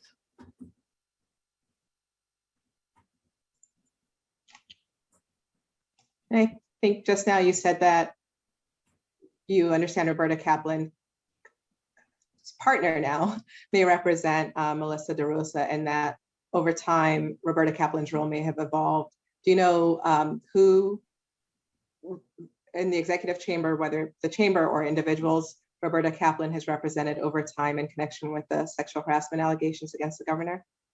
I really don't know, and I don't want to get it wrong. Did anyone ever ask you to sign on to the statement? Which state? No one asked me to sign on to any statement. I volunteered that I would sign on to that one paragraph statement. Okay, and thanks for differentiating. Let's focus first on the longer letter that talked about various issues concerning Ms. Boylan. And I'll put it up shortly so we're on the same page.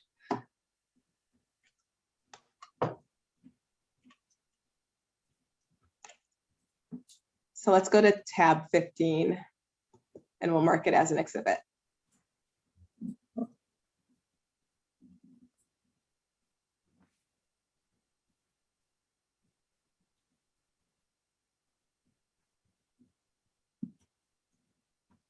Thank you.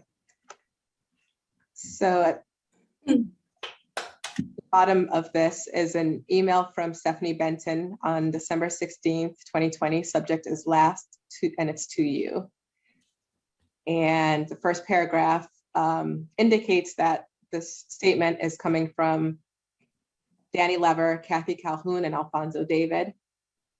And it discusses, among other things, the complaints about Ms. Boylan from Empire State Development employees. Yes. Do you remember when you first received a draft of this letter?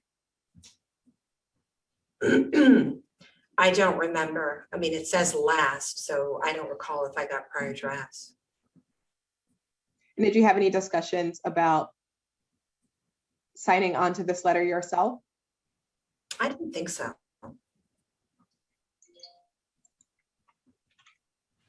Is there a reason you don't think so?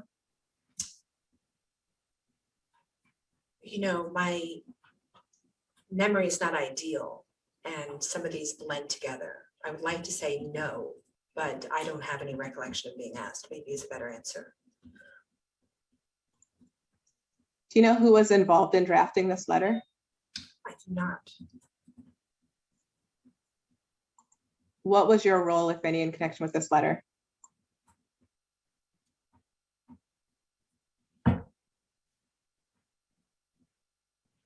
Would you mind scrolling down?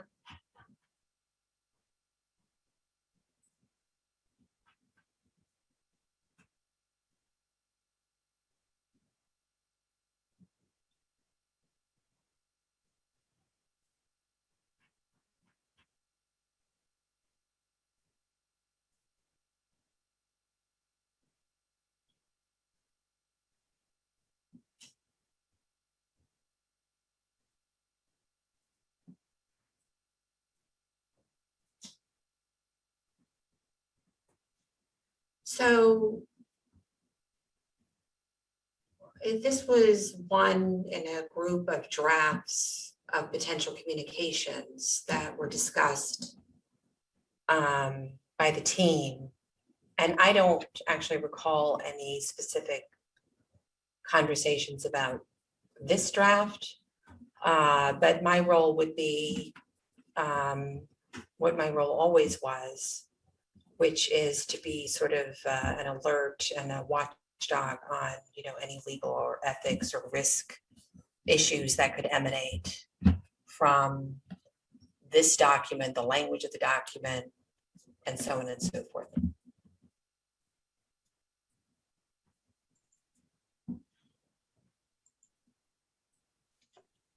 And did you consider whether this draft could raise risks regarding retaliation? Objection, privilege. It's, my thought process is privileged, in my opinion. Ms. Lacewell, did you do any research about how other prominent men handled allegations of sexual harassment? Objection in terms of work product.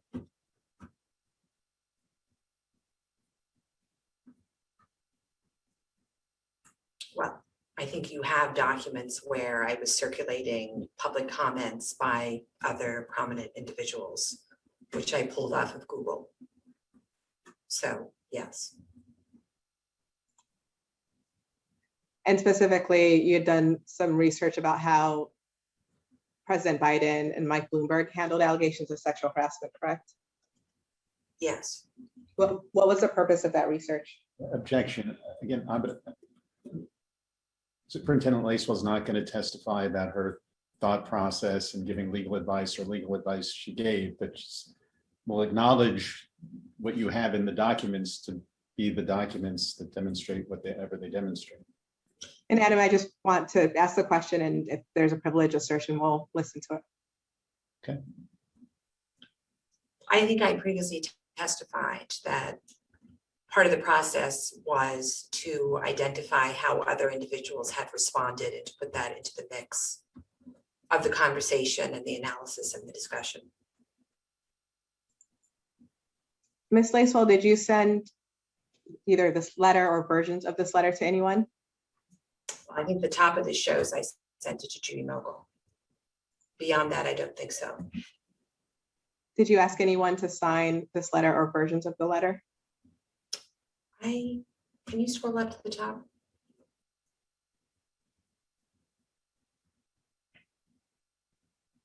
I don't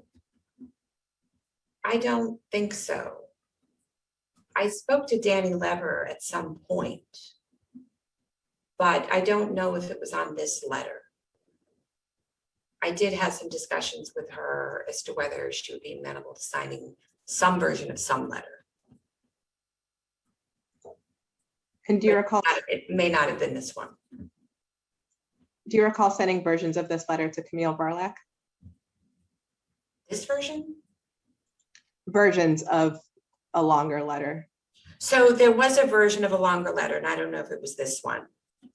Because this seemed, well, first of all, this indicated it's going to be signed by these three people.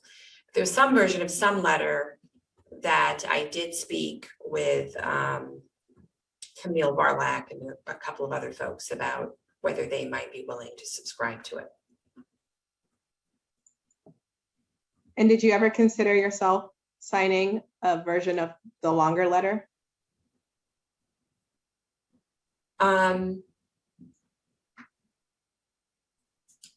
I don't think so. Why? Well, that would get into a privileged discussion.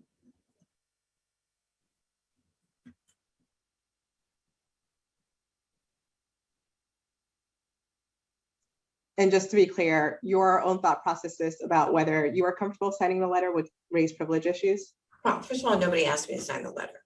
Now you're asking me why I wouldn't sign the letter. And there were legal discussions about who's signing the letter that I can't get into.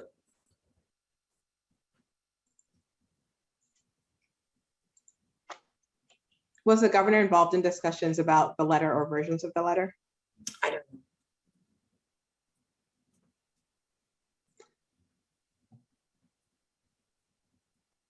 Did the governor ever, in your experience, did the governor send drafts of materials through Stephanie Benton?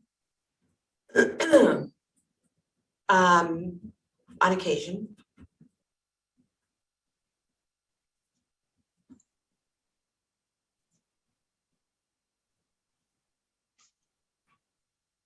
And looking at this document and seeing that it came from Stephanie Benson, do you have any sense of whether she was sending it on behalf of the governor? So I understand the reason for the question, but I really don't know. Could it have been something he wrote? Did Melissa do it? Did Melissa sit with a few people and they came up with this version and Melissa sent it around? I really literally don't know.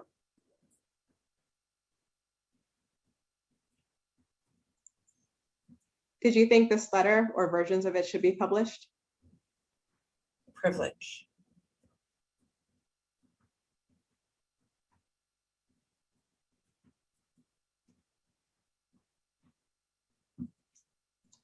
Let's go to tab 16 and we'll mark it as an exhibit.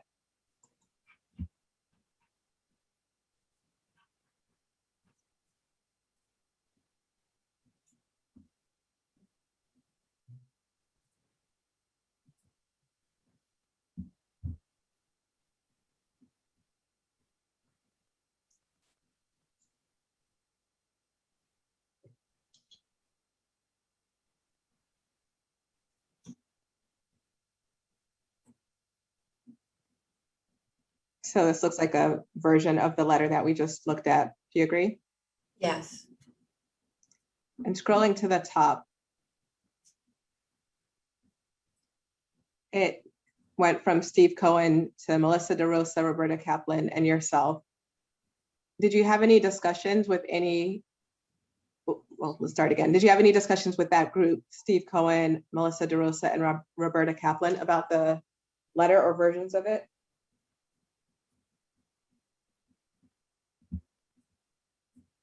Could you scroll down again for a minute to the first part, please? Yeah, stop there for a second.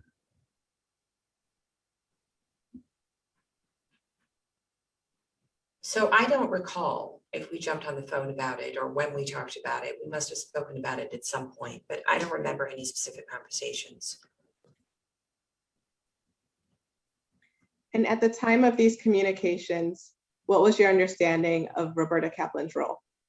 What, I'm sorry, Superintendent Lacewell said she just doesn't remember communications. Do you mean the email? Yeah.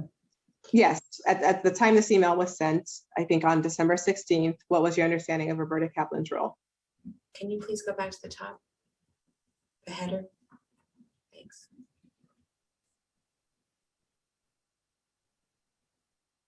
So I knew she was an attorney in private practice, but I wasn't sure exactly. I don't believe that I was clear on exactly what her role was. Or was she advising the governor? Was she advising the chamber? I wasn't quite sure. There were conversations that were happening without me. So I wasn't clear on her role.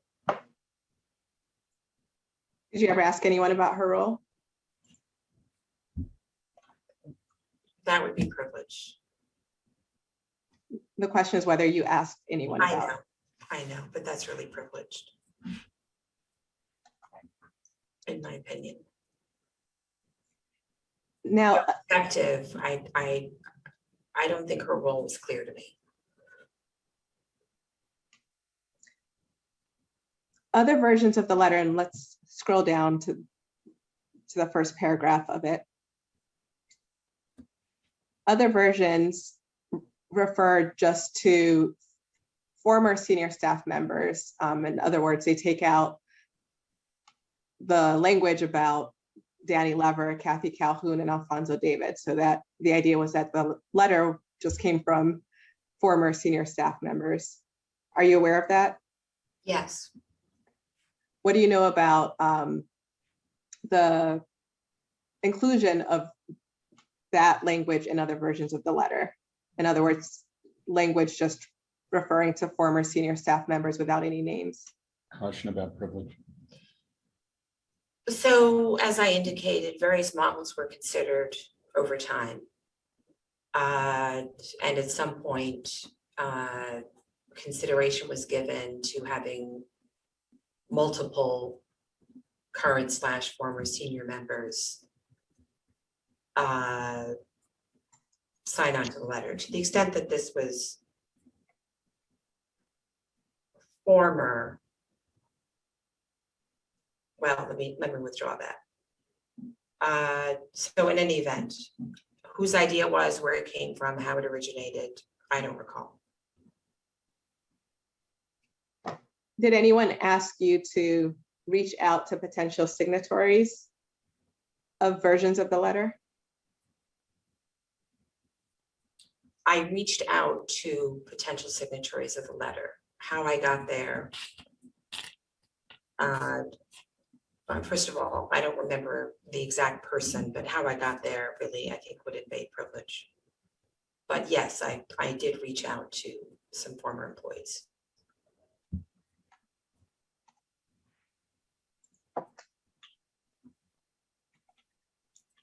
And did they agree to sign on to the letter?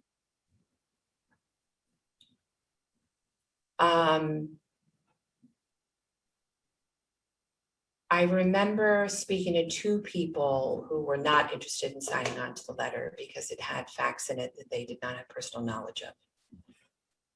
Who are those two people? Camille Varlack and what facts did Ms. Varlack say she did not have personal knowledge of?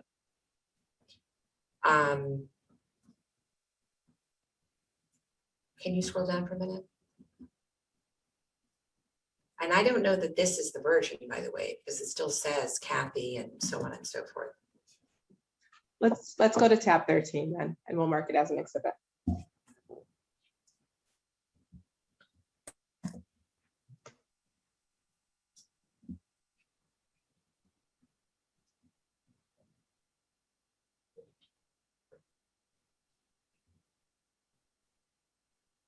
So this exhibit is a version of the letter you sent to Camille Varlack, correct?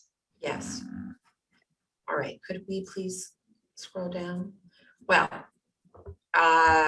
the accusation being launched for political advantage. She said she didn't know personally. Can you scroll down, please? Hold on. Go ahead.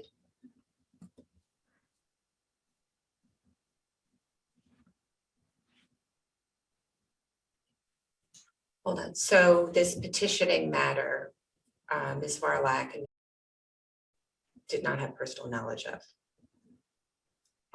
In the text exchange with the budget director and Ms. Lever. They weren't familiar with those tweets and hadn't seen them. I'm sorry, those texts. Or who her political consultant was. If you don't mind scrolling a bit more, thank you. Or that there was information that she planned, or she and her campaign planned this for political advantage. Keep that, please. Thank you.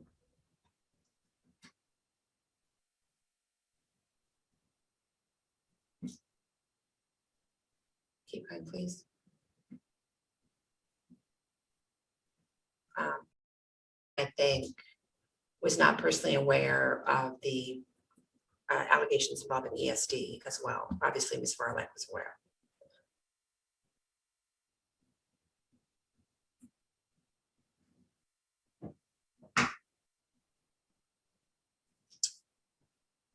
The way in which Ms. Boylan had referred to the governor, I don't think either Ms. Varlack or had knowledge about, or her interactions with coworkers in public, or her tweets. Obviously, those would be public record, but they hadn't seen them. Again, the allegation to political purposes they were not aware of, and that's in there a couple times. Did you consider whether sharing a draft of the letter or drafts of the letter with Ms. Varlack or anyone else could be considered retaliation? Objection. I'm asserting the privilege.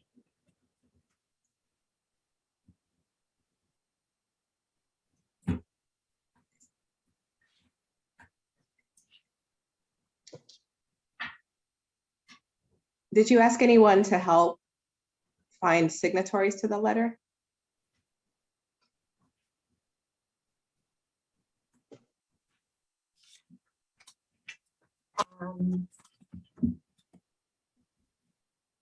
There was discussion about who would call which people. I can't get into it beyond that because of the privilege. I'm sure there are some documents that reflect that. And Mr. David was involved in discussions about who would call which people, correct? If you have a document that reflects that, yes.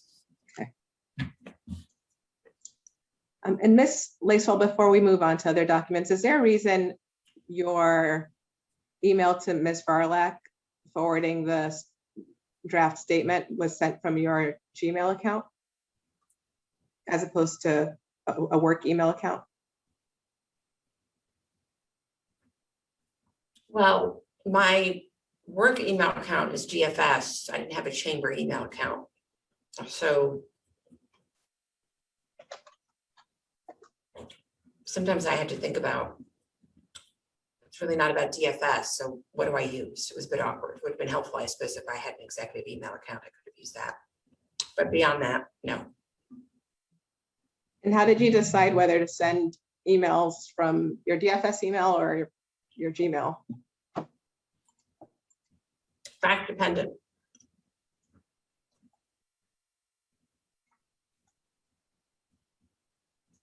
If I had a chamber email account, I may well use that. But this really doesn't have anything to do with DFS. And to put it onto a DFS system. These were confidential matters that were being considered. By default, I went to the personal email because I didn't have a chamber email. That's my best memory. There were times when you discussed the sexual harassment allegations against Governor Cuomo using your DFS email, right? I don't remember. All right, for now, let's go to tab 19 and we will mark it as a.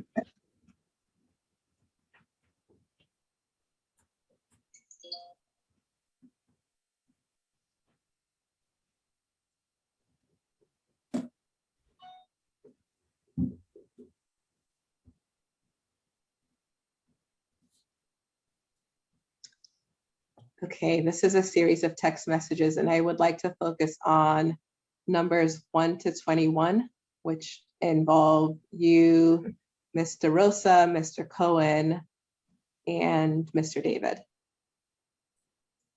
So let's just start with the first one. Do you recognize this? Yes. What is it?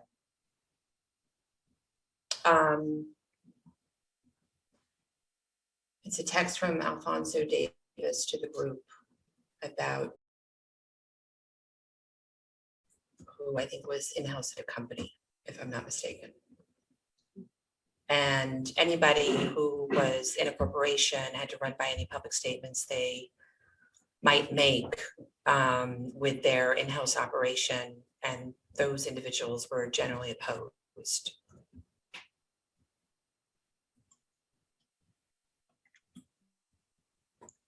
As a superintendent of DFS, did you need to run by anyone if you were planning to sign on to a statement supporting the governor in connection with the sexual harassment allegations? Well, I wasn't planning to, so I didn't really, oh, you mean that one paragraph? No. I mean, I'm the head of DFS, I run it.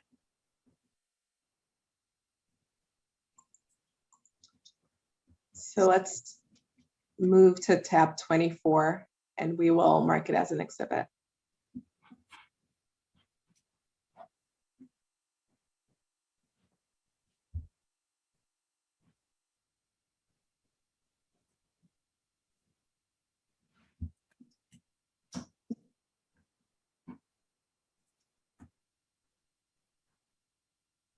And let's scroll down.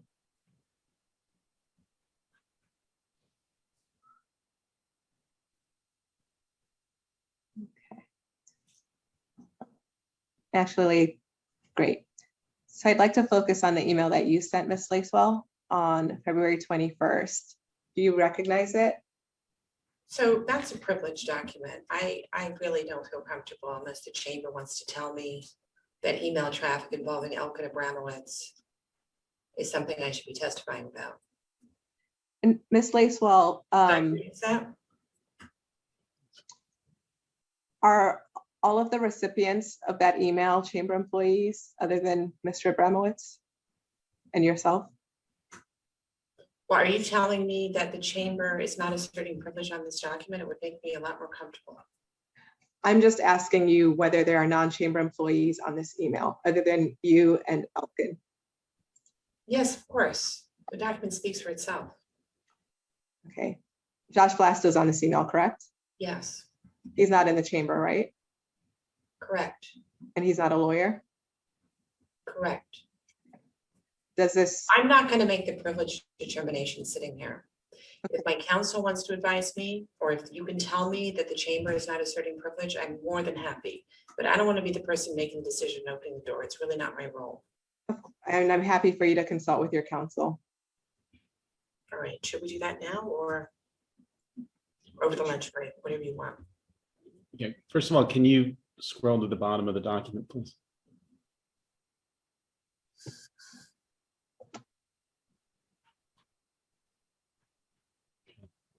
And Abid, what do you want to do about lunch or breaks or timing today? Let's go off the record. Stand by. We are now off the record at 1:08 PM. Yeah, we're at 1:08. Again, We are now on the record. The time is 1:40 PM, back from break. Ms. Lacewell, before we took our break, I think there's a question about a privilege issue. Were you able to consult with your counsel and can we continue discussing the document now? Yes, I've already forgotten the topic, but I was able to confer, so thank you. Great. So we were looking at tab 24, which we'd marked as an exhibit. We'll put it back up.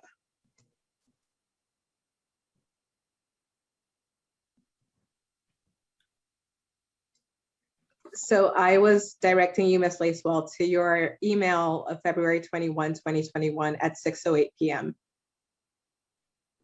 Yes. Can you provide the background to this email? Do you mind scrolling down for a minute?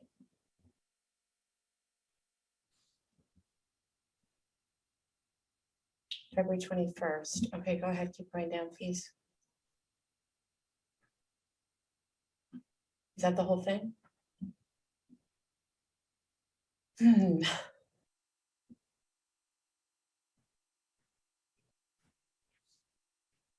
Okay.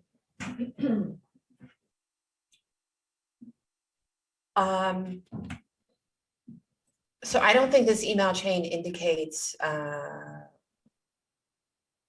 what is the origin of this. Obviously, there were a number of media inquiries and proposed press stories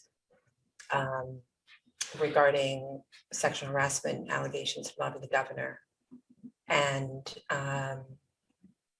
it would be normal for Rich as a party or Peter Jamie to come back with, this is what the reporter plans to say, and therefore how are we going to respond? And then various permutations of quote could be discussed. Do you know whether this draft statement, let's scroll down more. Okay. And we can go back up. Do you know if the draft statement is one that the governor prepared? I don't know. Is there a reason you said you don't need disgruntled former employee, just the facts? objection if it goes to legal analysis or work product. Is there, before my email, is there a statement with the, that has that language in it? I think there's another email with similar language, so we can come back to this issue. All right. Well, I would have had legal considerations that I was considering with respect to the statement. That's about as far as I can go. Okay. And I think earlier you mentioned other draft statements expressing support for the governor in connection with the sexual harassment allegations. Is that fair to say? Yes. What do you know about those other draft statements? Well, I mean, we talked about the one paragraph statement. We talked about the iterations of the longer statement. I don't recall any other particular statements. What are the origins of the one paragraph statement?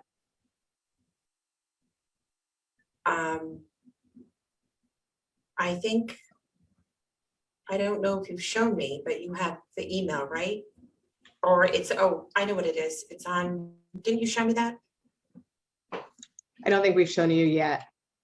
Somebody sent to me, maybe Stephanie Benton, the one paragraph statement, proposed statement, as something to consider doing, to kind of put in our back pocket. So that's what that one was. And then various people made various calls. I made some calls.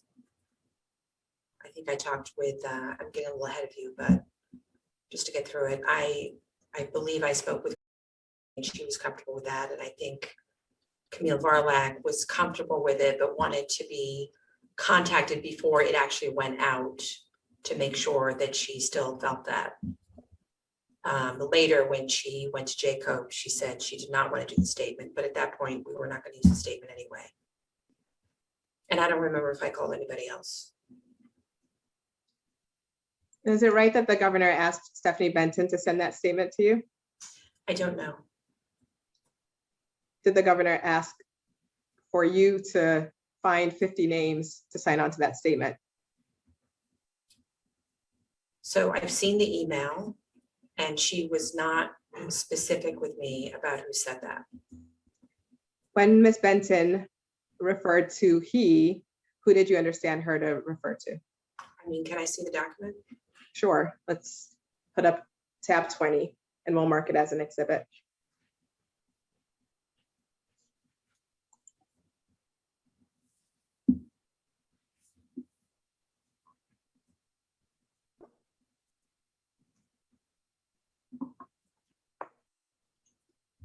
Thank you.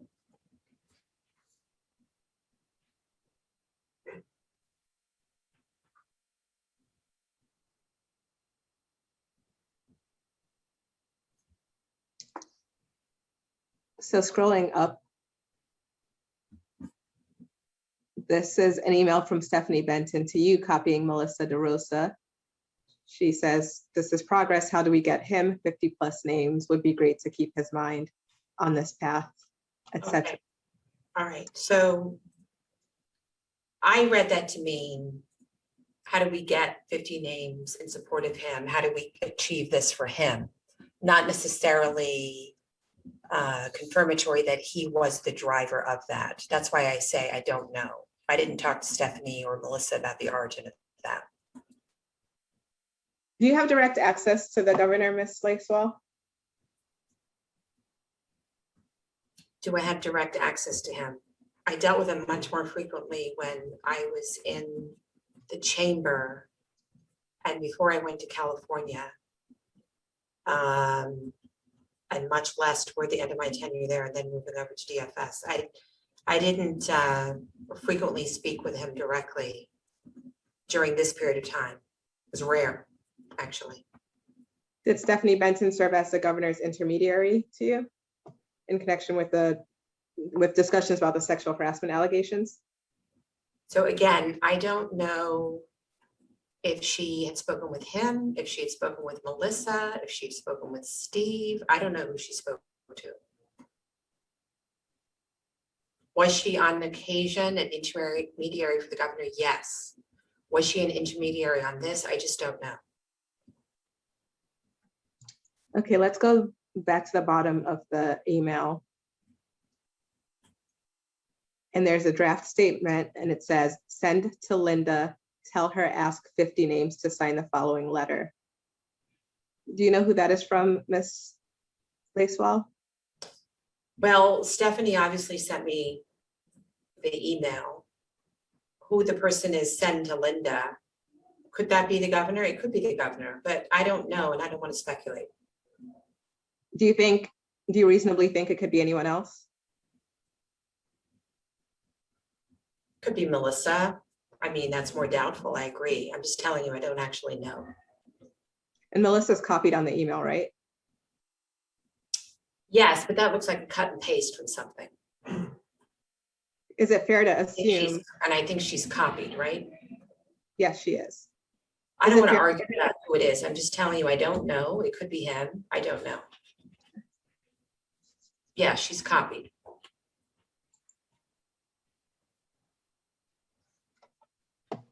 And you did follow this direction to try to find signatories for the letter, right? Yes. Did you try to find out who was making this request of you? No. I didn't ask anybody. I you think I would set it up. You followed Sorry. the instructions. You followed the instructions without knowing where they were coming from? Well, Melissa's on the email. She's the secretary to the governor. She's the top aide. She runs the state. It doesn't matter to me whether it's coming from Melissa or it's coming from the governor. Because it's the same thing. It's not the same thing. It's just that Melissa has authority. It doesn't have to be the governor.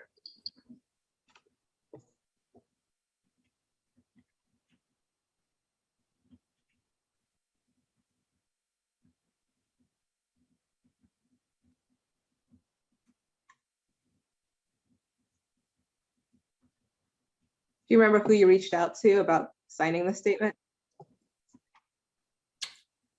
So as I mentioned previously, and Camille Varlack, without being refreshed with another document with, including names, other folks that I may have spoken to, I don't remember anybody else. I might have called, now that I think about it, she was the former head of administration for the governor, and she was willing. But it was something that we were going to put in our back pocket and see if we ever wanted to use it. There was no present intention to actually issue it. So, Ms. Lacewell, how many hours do you think you spent on helping to respond to the sexual harassment allegations against the governor? I couldn't quantify it. Did you say it was more than 10 hours a week between December and March? No. Less than that or more than that? Less. More than 5 hours a week? I just don't know. And you say per week, right? I mean, clearly on the 13th, which by the way happened to be a Sunday, I believe, that was a day with, several hours spent on it. And a day starts at 6 o'clock in the morning and runs until, midnight. So I was available to them as they needed me. I jumped on calls. I was in the text chain, etc. So I can't quantify the time though. Is it fair to say that whenever sexual harassment allegations were made public, you spent more time helping deal with the fallout? Yes.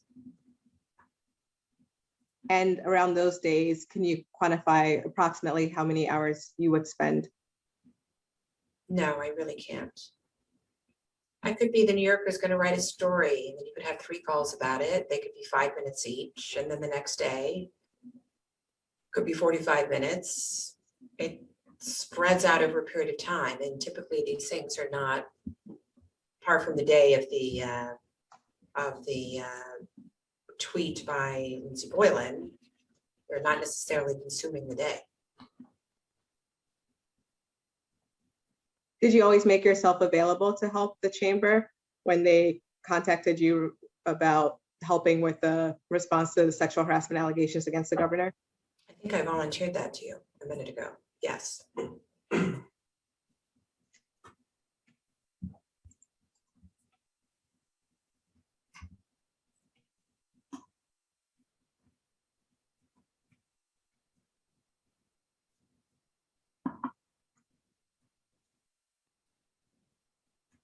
So when you were reaching out to various individuals to ask them to sign on to statements of support, did you ever spend time trying to convince anyone to sign on to a statement? No.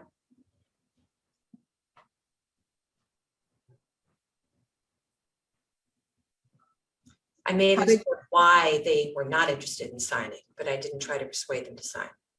Explain to me why you're not comfortable. Because the draft of the letter might change in response to how people responded, but I didn't try to persuade people. Okay.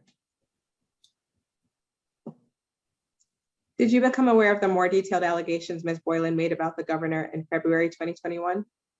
Are you referring to the Medium Yes, article? I am. Yes, I read that When did you read that? when it appeared, probably within minutes. And did you do anything to try to verify if the more detailed allegations in the Medium post were true or not? Objection if it calls for any privileged communications. In February, Yes, and February of this year, I'm referring to the detailed allegations that came out in February this year. Did you do anything to try to verify if those allegations were true or not? so soup to nuts, beginning to end, it was not my role to verify whether any allegations were true. It was my role as an attorney to confer and consult with lawyers and personnel in the governor's office about legal issues and potential responses within the bounds of the law. So no, I didn't investigate any allegations by anybody. That wasn't my role. Do you know if anyone in the chamber investigated Ms. Boylan's detailed allegations as reflected in the Medium post? Same caution.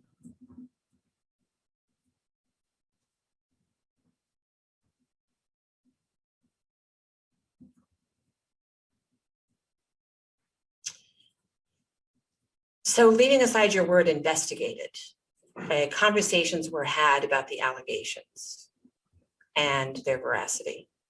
And beyond that, I really can't get into it. Did any of those conversations involve the governor?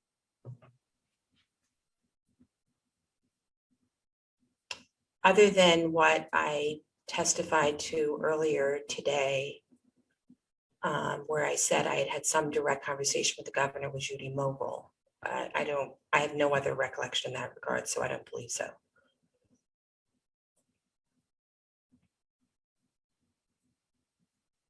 And I would just reiterate, I really spoke to him very rarely during that period of time. Who from the chamber did you speak with most frequently during that period of time? Judy Mogul, Melissa DeRosa.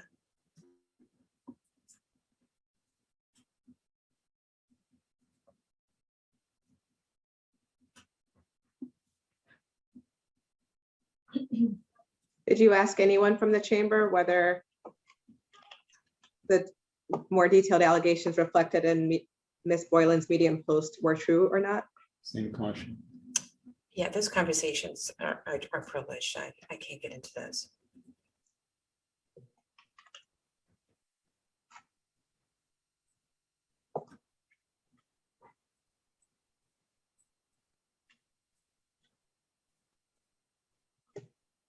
Did you help with the response to Ms. Boylan's more detailed allegations?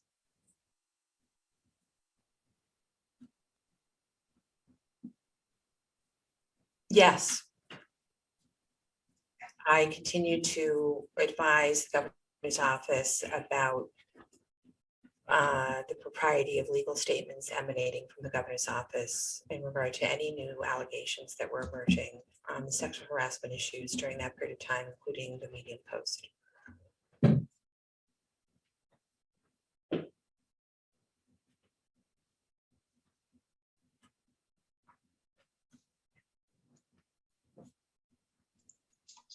Let's go to tab 25 and we'll mark it as an exhibit.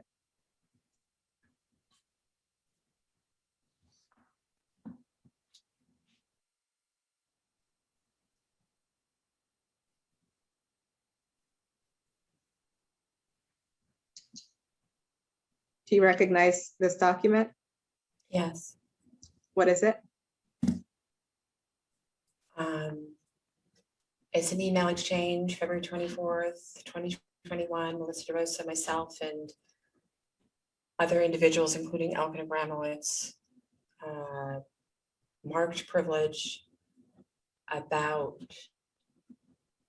the content of the Medium post.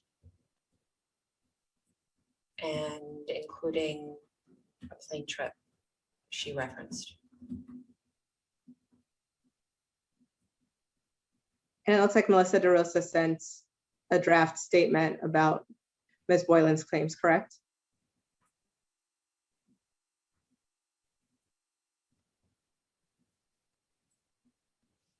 Yes. And the draft said Ms. Boylan's claims of inappropriate behavior are quite simply false.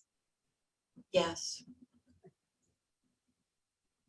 When you wrote, With the context of factual information about a flight, just to be clear. okay. And when you wrote seems fine,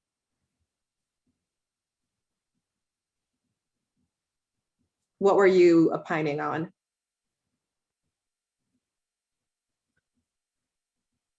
So I take it Liz Smith is on this, so I'm permitted to answer.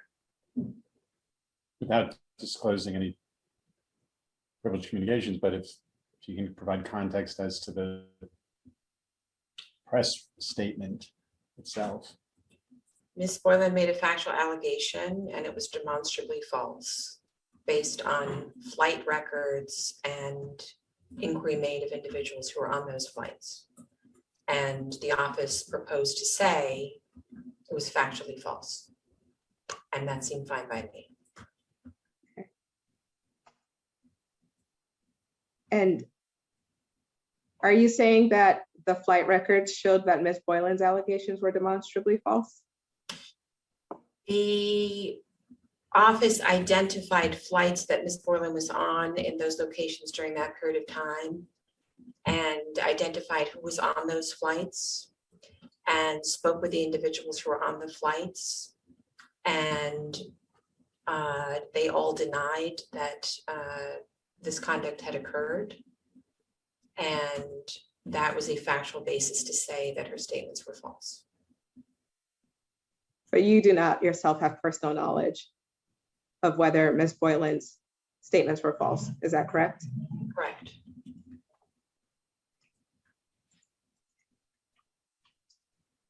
Before December 2020, were you aware of any issues involving someone named Caitlin relating to the governor? Let me just think about the time frame for a second. Before December 2020, again, hopefully I'm not off on the time frame, but I think before 2020, the answer is no. Did you ever become aware of issues involving Caitlin relating to the governor? Yes. When was that?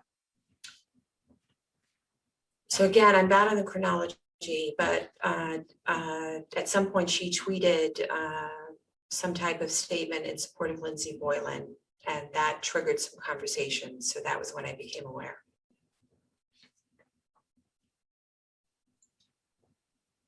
Who did the tweets trigger conversations amongst?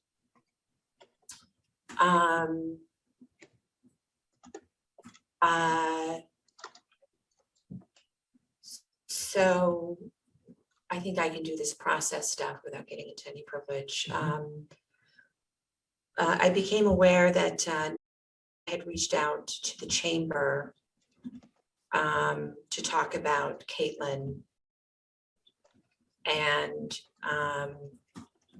Beth Garvey was really busy, I think, with the budget. And she either asked me to handle it or asked me to handle it with Judy. I can't remember exactly how it worked. And then Judy and I together spoke with them to debrief them about what it was they were trying to convey. And there were a series of other conversations related to that subsequently. And there were briefings on this within the governor's office, certainly with Melissa DeRosa. And Beth Garvey may have been too busy to be a part of those. I don't recall whether she was read into that, so to speak, or not. And how is it that Caitlin's tweets triggered some activity? What about? Right. So I guess, am I allowed to testify about the content of a conversation with? Yes. Okay. So ultimately conveyed to us that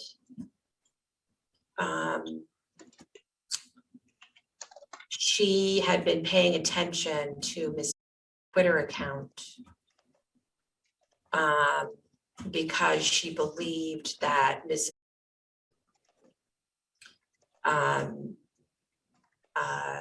Had complaints about the work environment of working for the governor when she was there. I think she was not exactly a briefer. She was deputy director of the governor's offices, I think, but in an event working for the governor. And that she had seen a tweet that Ms. had issued supporting Lindsay Boylan. And now my memory is a little unclear. I think she originally, can't remember if she had already talked and debriefed Ms. before the first conversation we had, or whether that happened subsequent to our conversation, then she came back to me. So it kind of merges together a little bit in my mind, but that was the origin. And before Ms. ultimately conveyed information to you about tweets, it come to your attention? No. Who participated in the first discussion with? Myself and Judy Mogul, and I believe that was it.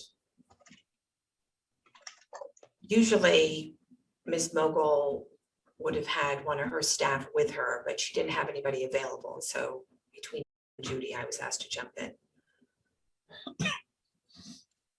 Who participated in any other discussions you had with?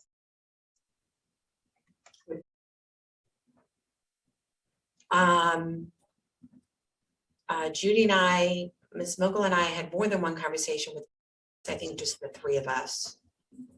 And I don't know, I don't recall if Judy Mogul later on down the line had conversations with that I wasn't on, once other personnel became available. And I also,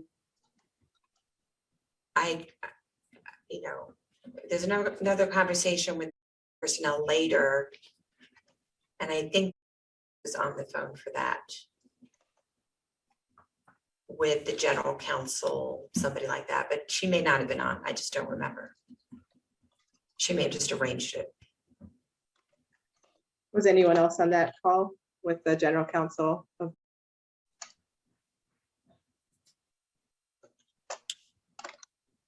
So I know there was one call where there were two people from the phone, and the other person I think may have had some kind of operational role. I'm not exactly sure. So nobody else from the governor's office.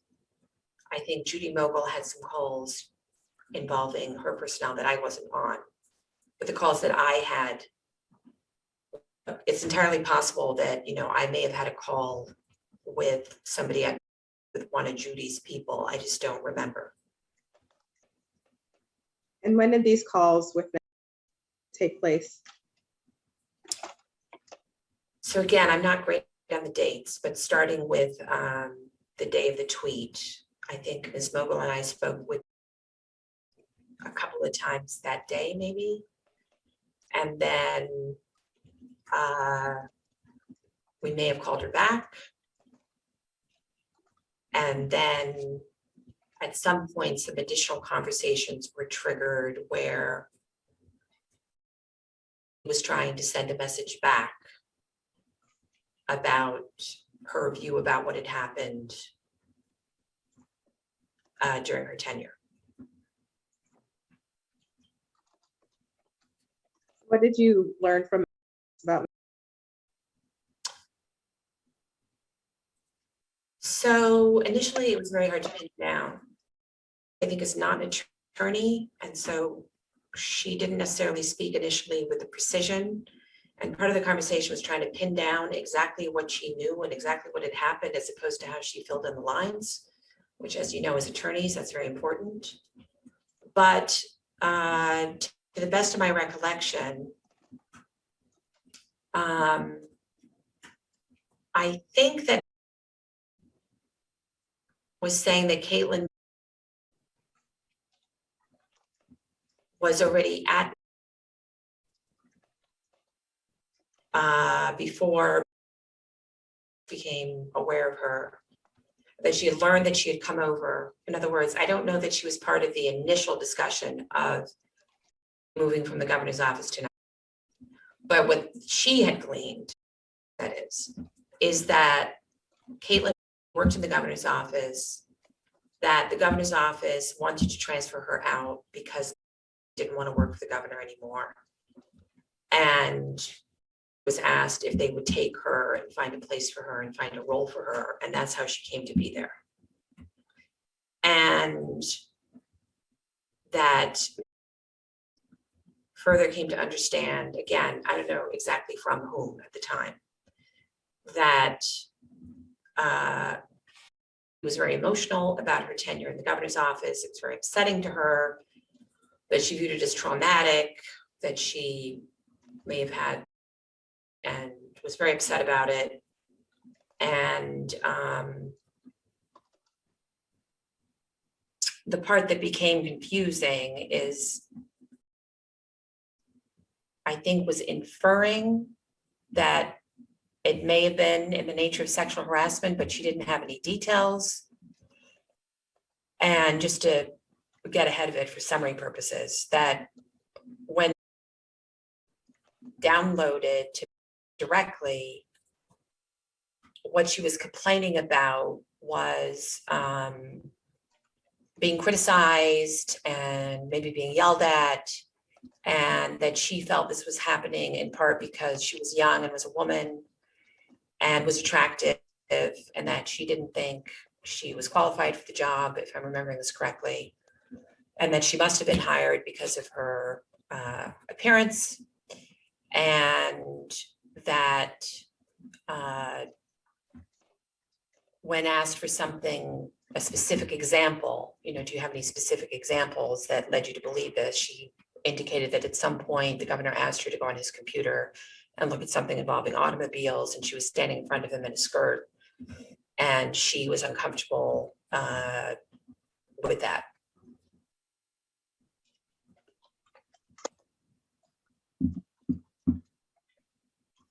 What did you do based on the information you got from? Caution, it involves privileged communications.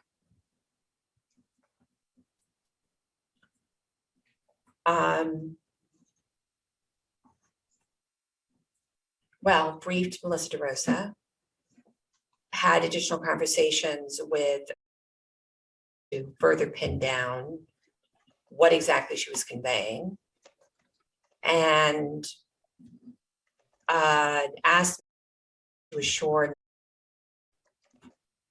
because at this point, for sure, Caitlin had spoken with us and expressed some concern about her job and was she in trouble, and asked, and spoke with, just think for a second. I believe that Judy Mogul and I also spoke with Alfonso David, and conveyed back to that she should assure that there would be no consequence to her in connection with her position for truthfully reporting any facts about her tenure in the governor's office, for which reported back was very grateful.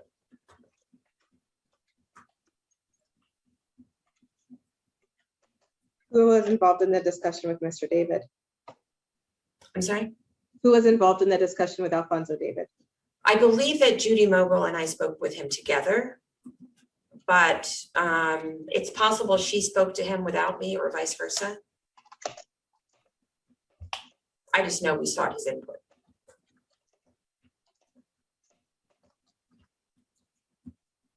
And I think earlier when you described or characterized the discussions with about what she had learned from, he said, was inferring that the issues may have been, use a phrase, in the nature of sexual harassment. What did you mean by that?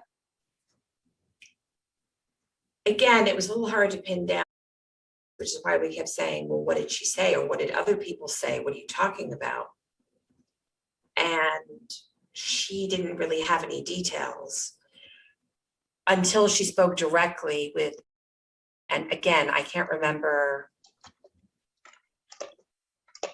I do remember this part actually, which is that said that she spoke with right after the tweet, but I don't know if she spoke to us first.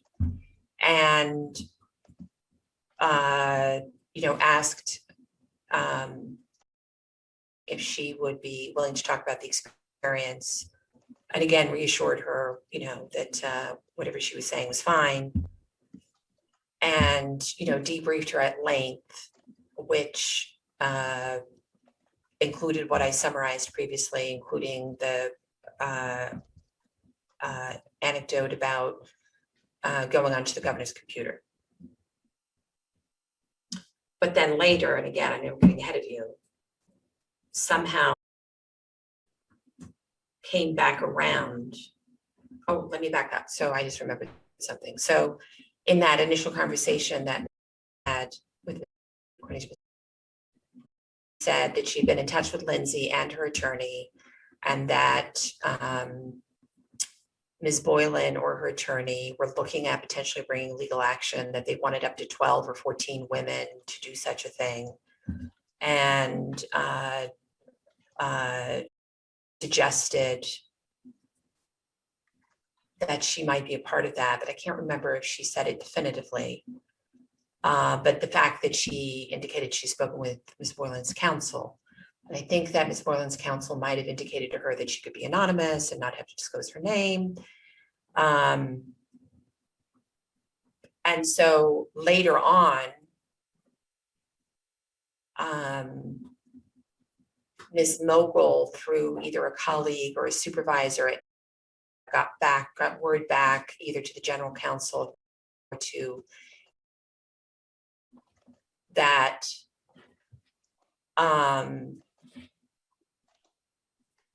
why was Judy Mogul saying that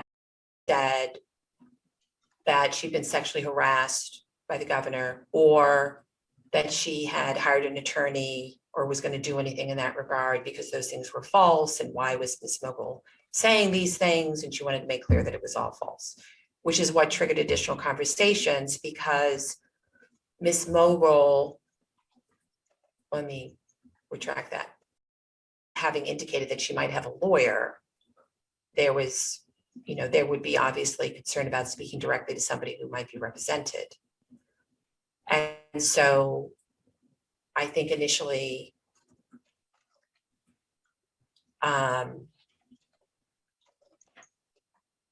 I can't remember if I'm on the call with Ms. Mogul or if she briefed me about it, but she spoke with, I think, whoever the intermediary was, who conveyed her upsetness with all of this. And Ms. Mogul conveyed, well, I couldn't speak to her directly, so I was trying not to do that. And then I believe that indicated that she wanted to speak directly to Ms. Mogul, but I was not on that call for sure, where she directly expressed, I never said sexual harassment, it's not what it was about, I wasn't hiring a lawyer, why are people making these things up, not true, and so on and so forth. What was the purpose of discussing issues that had apparently raised with? Well, they involved her tenure in the governor's office, and also reached out to us to bring it to our attention. I'm sure that you know this, but although it's an authority and not an agency, the governor's office, I almost think of it more like a corporate headquarters, then there are a bunch of affiliates and subsidiaries. So counsel to the governor, the general counsels of the agencies and authorities have dual reporting to the head of their agency or authority and back to Beth Garvey, and on the operational and policy side as well. And so reached out through its staff trying to get Ms. Garvey's attention. They couldn't reach her because she's working on the budget, to consult about this. To bring to our attention and to seek advice about what to do. Do you know if anyone reported the issues that had apparently raised to Gore?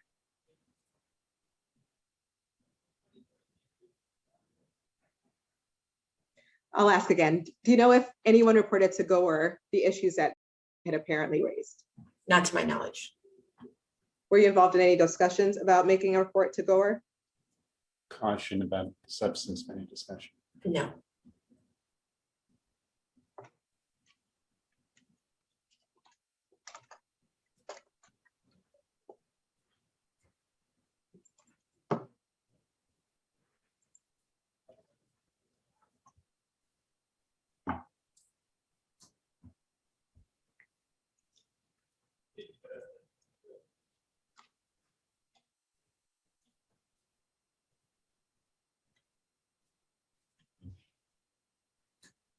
Do you know if anyone from the chamber spoke directly to? Well, I believe Judy Mogul had a conversation with, but I think she probably had somebody on the phone with her, whether that was one of her people or somebody from, or both, I don't know. Same caution about the content of discussions between you and chamber. Okay.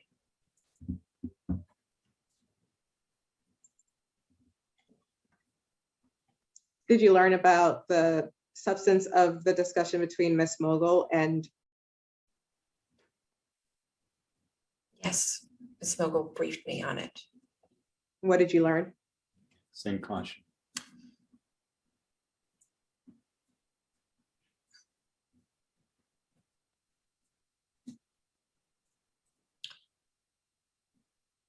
Well, the purpose of Ms. Mogul's conversation with, together with whoever else was on the phone, was to enable to speak directly as to what she had conveyed through the other person, maybe. I don't know if I should really be getting into the conversation I had with Ms. Mogul as to what her recounting of that conversation was, but it's not anything new than what we've already talked about. Let me put it that way. Were you involved in discussions with anyone else from chamber about reaching out to? Caution about the content of any such discussions. I don't think I can go into any further detail. Spoke with Judy Mogul, spoke with Alfonso David, spoke with Melissa DeRosa about this whole series of events. But I think that's probably as far as I can go on privilege. Did you ever speak with Melissa DeRosa, and who is not a chamber employee, about? Yes. Well, What- let me think for a second, hold on. Only because you said, so I'm trying to think if I spoke with her directly.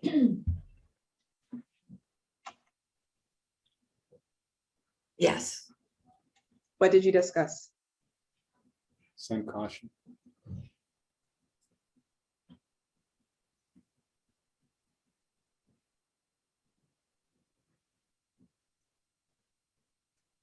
I'm just trying to get the facts straight in my head for a minute about who was involved in the conversation.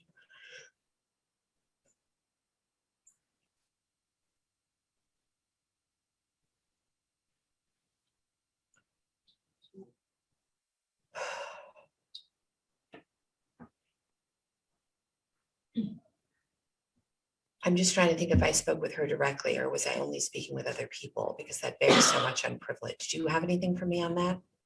Whether I spoke directly to? Yeah, did you speak directly to about a conversation that had with? Oh, yes. Yes. Okay, what did you discuss? She said that she called, they'd previously been friendly, I think, at the governor's office, if I'm not mistaken. And talked about Lindsay, I believe, talked about Lindsay Boylan and the fact that ultimately the fact that had tweeted something supportive of Lindsay Boylan, and I don't really remember details beyond that. And that was something ultimately that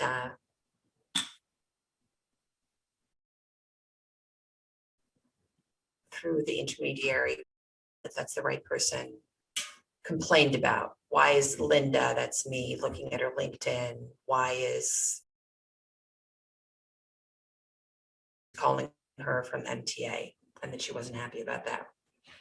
And I think we need to switch the tape. We do. Take less than 30 seconds. Stand by. Thank you. This is the end of media unit number 3. We are now off the record at 2:24 p.m.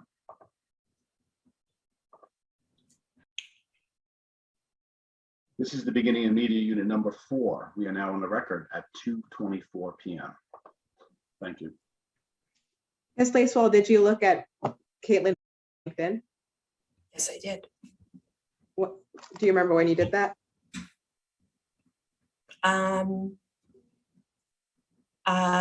Around the time of speaking with about her. And what was the reason you looked at LinkedIn? I was trying to remember who she was and what her tenure was in the governor's office. Did you remember? No, I mean, I'm sure I interacted with her, but I really didn't remember her. Do you remember anything else about your discussion with, about her conversation with? Not that I recall. Do you remember learning that had recorded her conversation with?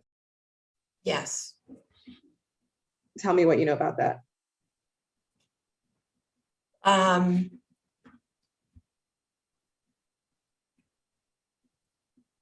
just want to make sure I'm getting the players straight, so just give me a second. I think, can I just get a minute on privilege?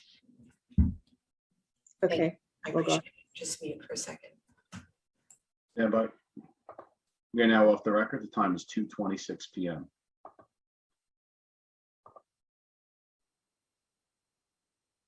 We are now on the record. The time is 2:27 p.m. Would you like me to just answer? yes. So I learned that the conversation had been recorded. I did not render legal advice in that regard.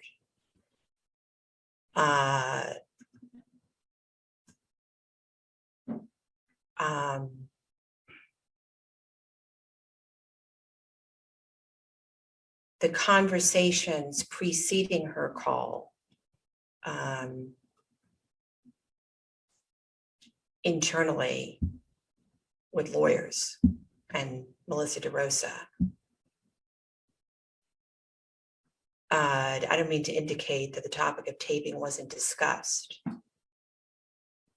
And again, I'm trying to be careful about privilege.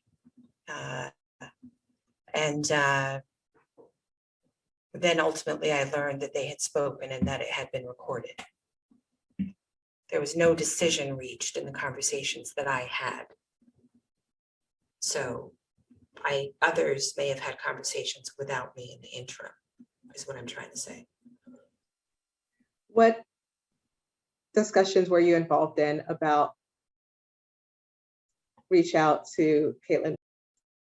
Some caution about conversations between Superintendent Lacewell and those in chamber. Or you're acting as counsel. Right. So I had conversations with Melissa DeRosa, I believe Steve Cohen in the same conversation. I believe Judy Mogul, but I don't know if these are separate conversations. And that's what I recall. And those calls took place before contacted Caitlin? Yes. I should be more precise. Did those calls take place before called Caitlin? Yes. Do you know whether had already texted or otherwise communicated with Caitlin as of the time of your discussions? Oh. I don't recall. Maybe not. When did you have your discussions? Can you clarify which, you mean within chamber? Within chamber? Well, with Melissa DeRosa, Mr. Cohen, who's not part of chamber, and Ms. Mogul, maybe.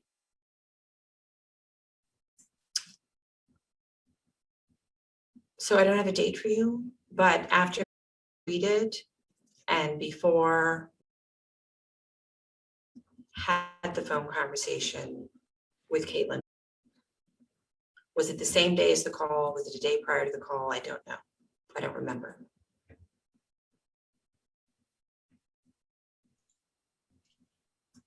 you know if the governor was involved in any of the discussions within chamber I don't know. about?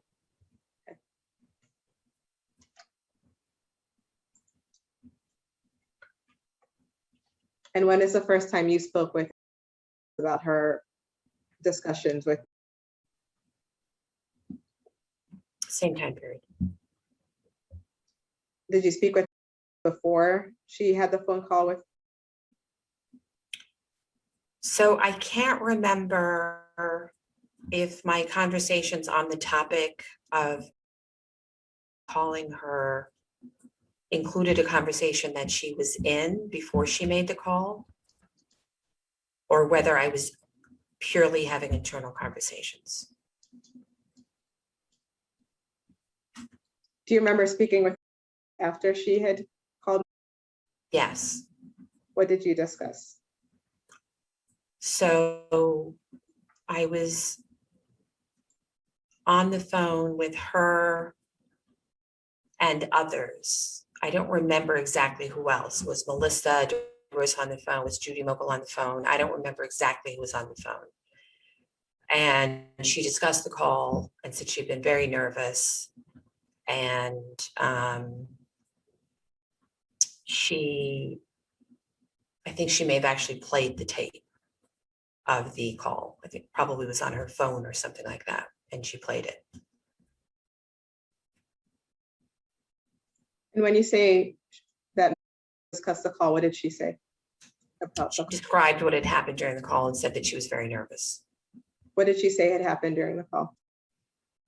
You know, I don't remember exactly. I don't think it was particularly substantive. I think it was to the effect of there may have been some preliminary catch up. I'm not exactly sure, but that, you know, the meat of it was more in the nature of, you know, did you hear about Lindsay Boylan? I saw you did that tweet. You know, I'm hearing from reporters that reporters are asking questions about why you sent that tweet, words to that effect.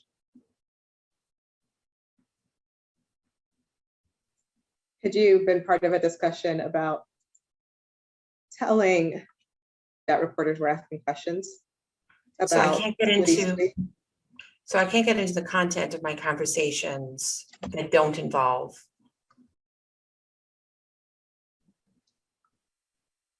Did you know for a fact at the time whether reporters were asking questions about tweet? I don't know either way. Did you ask anyone? Again, that's getting into privileged conversations.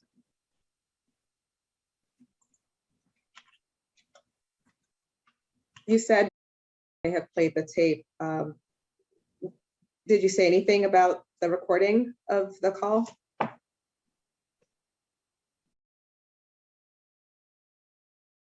Was upset that she'd been very nervous, and I tried to reassure her and calm her down a little bit that everything was fine. That's about it. Was also upset that she had recorded, right? I don't know. Do you know if was aware that was recording their conversation? Do I know if was aware that she was being recorded? I don't think she was aware. What's the reason you say you don't think she was aware?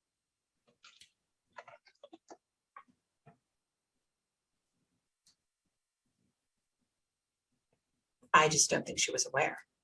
And again, I would reiterate, I didn't give any direction that the conversation be recorded. I learned after the fact that it had been recorded. And after you learned after the fact that the conversation had been recorded, you told that she had done nothing wrong. Is that correct? I don't know if I said you've done nothing wrong, but let me say two things. Number one, if she got legal advice that it was okay to record the conversation, then she did nothing wrong. And number two, my general intention was to try to calm her down because she was upset.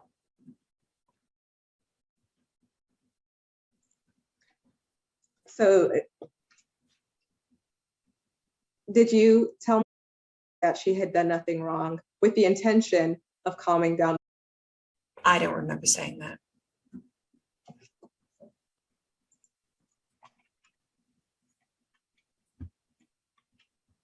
Did you know what state was in when the call was recorded? What state she was in? No. So would you have had a basis to opine on whether or not had done anything wrong? Objection. It's not, it's a mischaracterization. Also, what I said to you was, I didn't advise or direct to record the conversation. If another attorney did,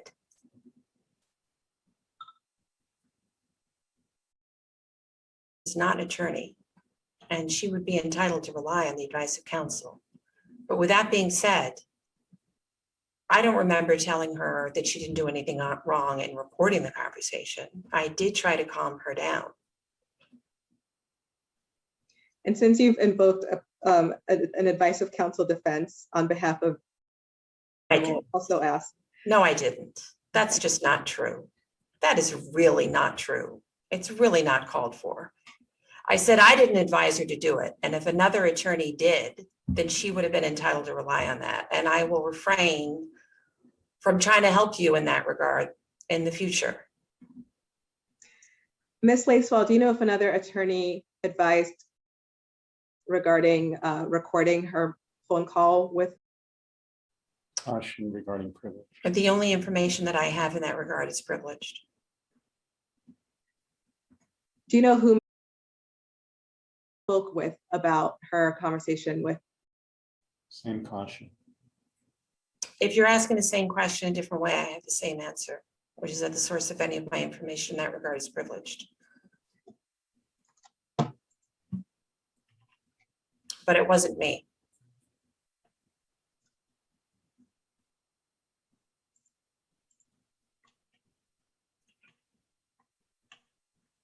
Did you consider whether recording a call without her knowledge could be considered retaliation? Caution, no.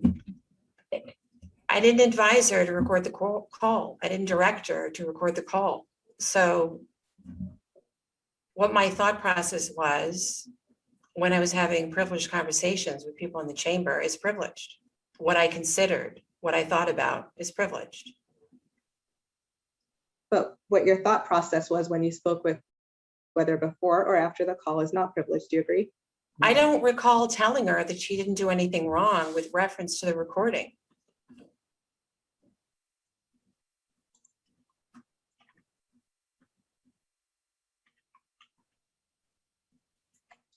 Did you understand from your discussions with that Caitlin felt her appearance was leading the governor to treat her in a way that made her uncomfortable?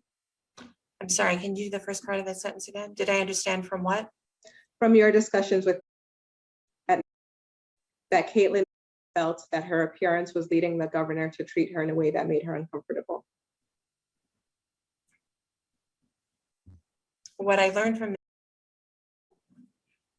is that conveyed to her that she believed her youth and her appearance led the governor to be harsh with her and critical of her. And she believed his treatment of her in that regard was due to her youth and her appearance, that was her belief. All right, let's put up tab 27 and we will mark it as an exhibit.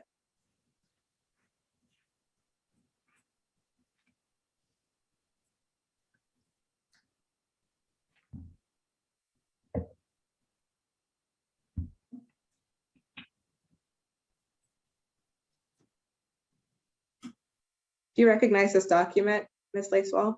Yes, What is it? it's my handwritten notes of a call with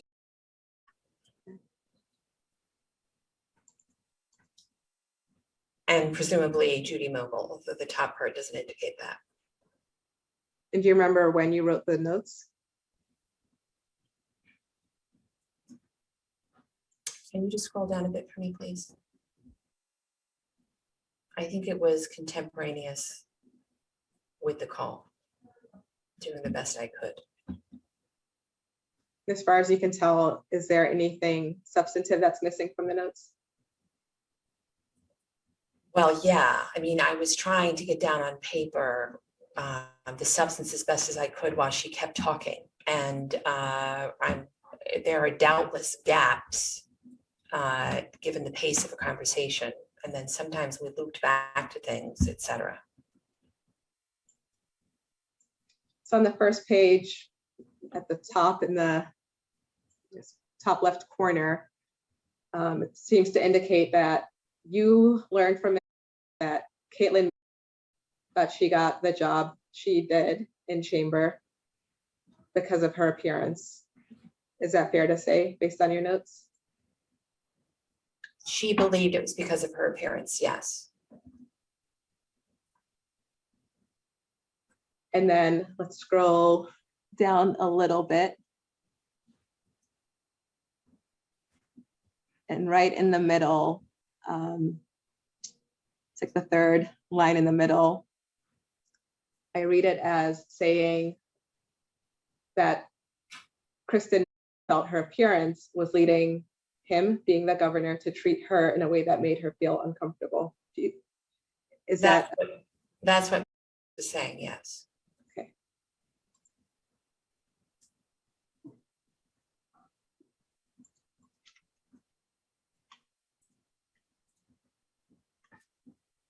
And then I think there's a reference to something you talked about earlier. As an example, the governor asked, according to your notes, and according to your notes of your discussion with the governor asked to search for car parts,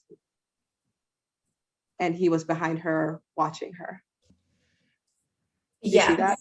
Yes, I do. So as far as I remember it, when I was speaking with I believe because of and I do think it was youth and appearance, that the governor was treating her in a way that made her feel uncomfortable. I think that the reference on the left there to fluid was saying she was trying to let the conversation flow, but once in a while, and she tried not to interrupt too much, but that I think she did say, can you give me an example? And that the only concrete item that could recount was this episode involving searching for car parts on the computer for the governor while he was located behind her and she was wearing a skirt. And just now, 1 second. That was the most tangible example. That's what that reference means underneath. right, not that it was the only tangible example, but that it was the most tangible, correct? Yes, but she couldn't give any other example.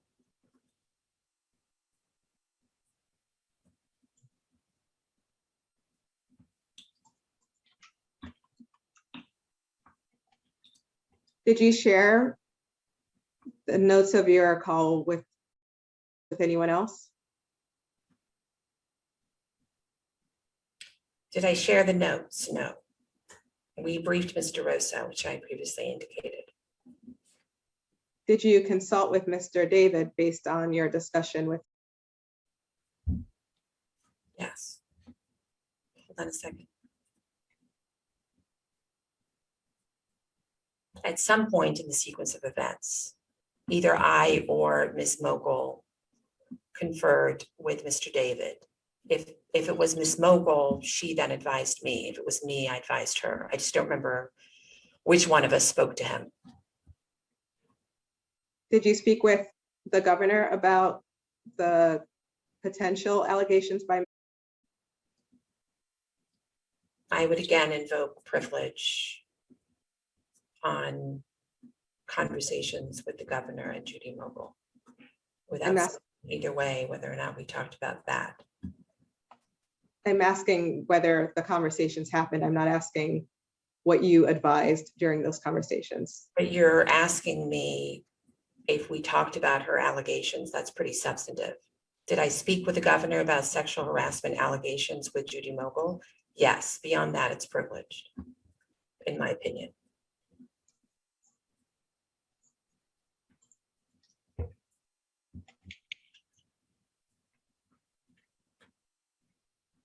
Did you investigate potential allegations? If you'd like me to say it again, it was not my role to investigate any allegations while I was in the chamber or after I left.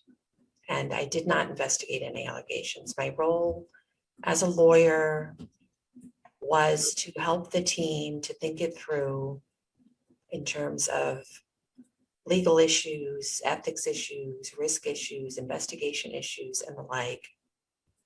And that's what I did. What was your role in this call with me? What role were you playing? So as I indicated, and I think this is on the same day, Beth Garvey had asked me to get involved in debriefing about the reason for her call. And this second call, as far as I recall it, was a follow-up because we were having a little bit of trouble, to my recollection, pinning down exactly what did he say as opposed to how heard it. And she just was not a sort of a concrete factual speaker. So that if you said to her, all right, you said she thought she was saying X, what did she actually say? The next sentence could be completely different. And we were trying to pin down the exact facts that had been recounted to her.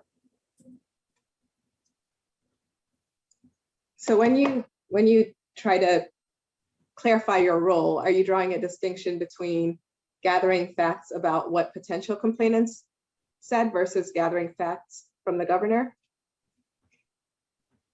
I don't really understand that question. It's part of the role of an attorney to gather the facts to make a legal determination, right? And in fact, counsel to the governor, Beth Garvey, asked me to do exactly that. Were you involved in gathering facts from the governor about what happened in his interactions with?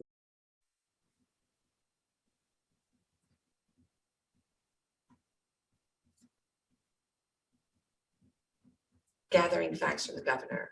I'm just going to go back to my privileged response, which is that the very few and rare conversations that I had directly with the governor and Judy Mogul are privileged. And it was not my role to investigate matters. And in fact, I extricated myself from this once Judy had personnel in terms of speaking directly with, continue to be involved in advising on the governor's side. Is there a reason you extricated yourself from this? Well, usually Judy would, she's special counsel to the governor in the chamber and matters involving agencies. She would usually be the person who handled it with one of her people. And then as needed or as warranted or as she saw fit, she could involve me to consult and confer with me about what she was learning. That was the way that it usually operated. Okay, let's go to tab 28. And we will mark it as an exhibit too.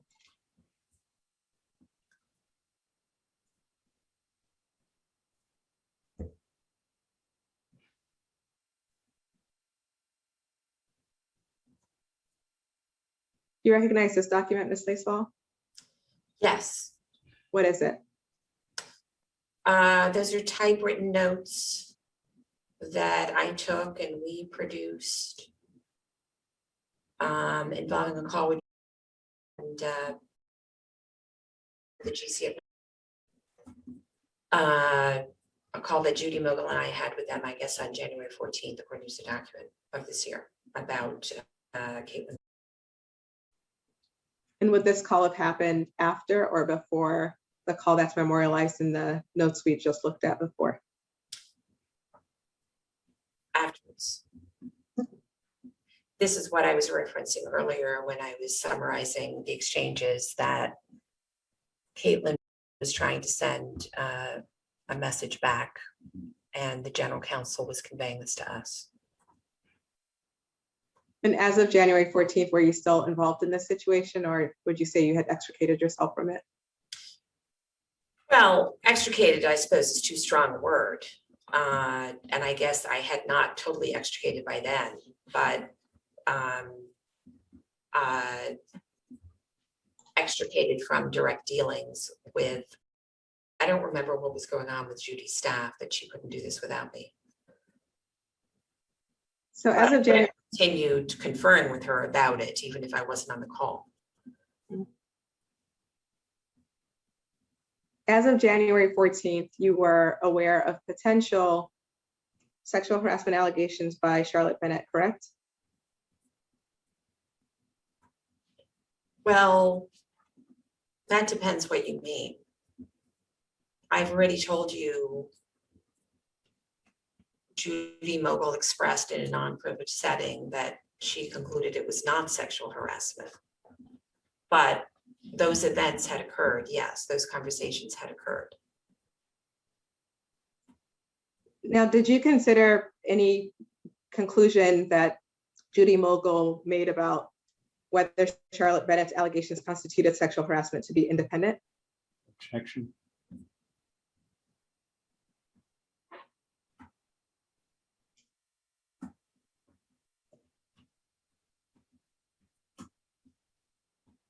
I mean, I can't even answer that question. You're asking me for the workings of my mind on something at this point in time, right?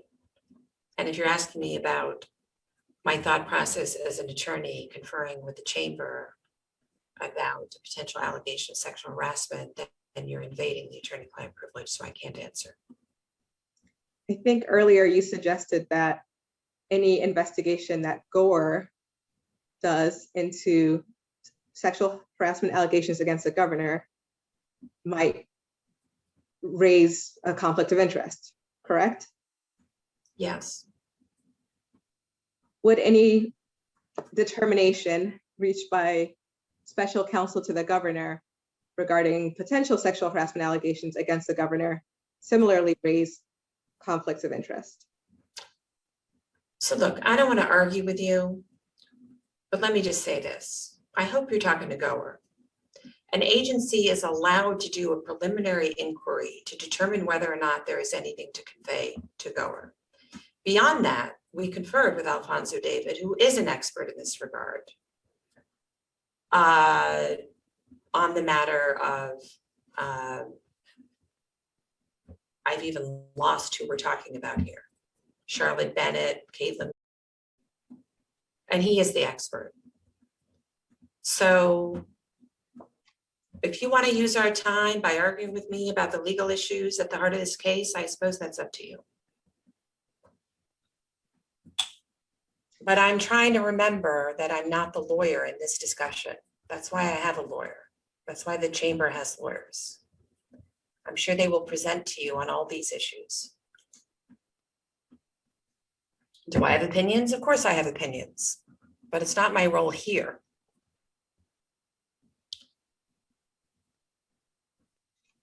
Did you share your notes of this call with anyone? I don't think so. I should say no, not to my recollection. The notes.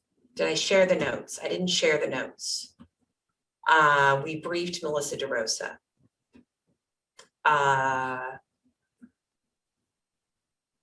Either Judy or I spoke with Alfonso David, but the notes themselves, no. I don't believe I shared those with anybody. The notes were meant to be more of an aid to be able to do the briefing. So they weren't supposed to be verbatim or necessarily 1000% accurate. It's just like a memory prompt. As you could see, my memory is not always so solid. And I'm not even usually a note taker. I'm not a note taker. So I was kind of like in this position because if Judy is asking the question, she doesn't like to also take notes. So it's like not even a position I'm usually comfortable with. But you've got to also remember, at the same time, we're dealing with COVID, we've got highly stretched personnel, and not everybody's available all the time, and everybody was exhausted. So sometimes in these conversations, somebody else isn't available. I pinched in, Beth Garvey is doing the budget, dealing with COVID. Judy's team is doing everything. including all the procurement on COVID and everything else. It's like everybody is stretched and exhausted. So I just say that as context. Were you still serving in your role as superintendent of DFS during this time? Throughout. Even when I was embedded in the governor's office from March 2nd to Memorial Day, I was responsible for DFS. And when I was embedded in December, I was responsible for DFS. Yes, we all did double, triple, quadruple duty on behalf of the people on COVID. That's just what it took. The governor's office ain't that big. And that's why they end up relying on folks like me. Alfonso David leaves. He's the expert on these matters. They're going to reach out to him. They're going to reach out to me. This is not a Fortune 500 corporation with lawyers on retainer and like a vibrant, robust staff. You're dealing with issues that are complex. In what way were you embedded in the chamber? On COVID? Are you just referring to being part of the COVID task force? Is that what you mean when you say you were embedded in the chamber? No, I was physically embedded. So I'm based in New York City. On March 2nd, I was in London on DFS business. I had just gotten there as a matter of hours. I was told to get on an overnight flight and get to Albany. I took a red-eye flight, was driven up to Albany on COVID, and asked to be part of a team that was going to be ultimately embedded there after I went back to New York City a couple of times. And then I moved into a hotel with my pets and went to the chamber every single day of the week for months, tracking COVID and trying to pitch in with the team as much as I could, up that mountain and down that mountain. And then in December, when the second wave was hitting and the focus was also on upcoming vaccinations, I was asked to come back, and I did. That's why I was in Albany when Lindsay Boylan sent her tweet regarding the governor. And that's why I was able to come into the Capitol on a Sunday, because I was at the hotel in Albany. And who told you to go to Albany from London? So I was at a business dinner and I didn't know my phone was blowing up from all kinds of people. And they finally got and asked him where I was. And he tracked me down and said, they want you back in Albany. And the request was coming, I think, from Melissa DeRosa. I think the governor did not know that I was in London.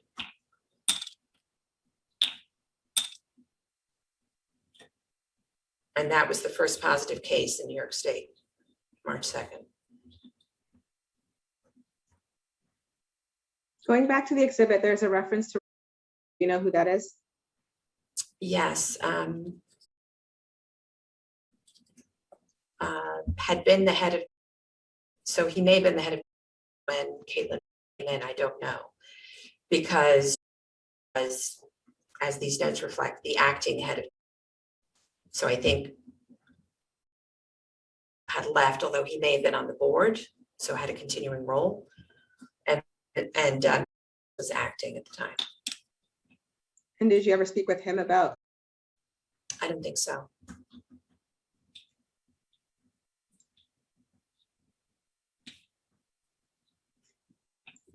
Your notes mention that Caitlin reiterated had not retained counsel and had never used the term sexually harassed.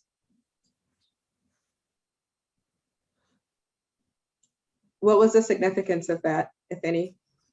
So the first, one second.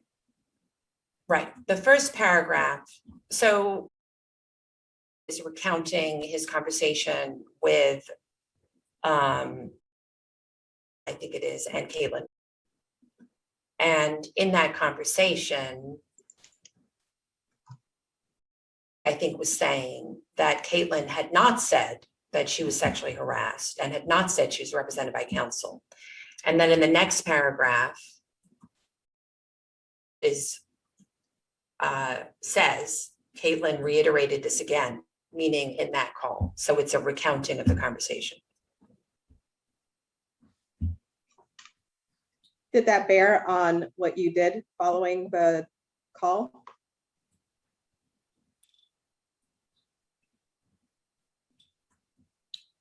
Objection.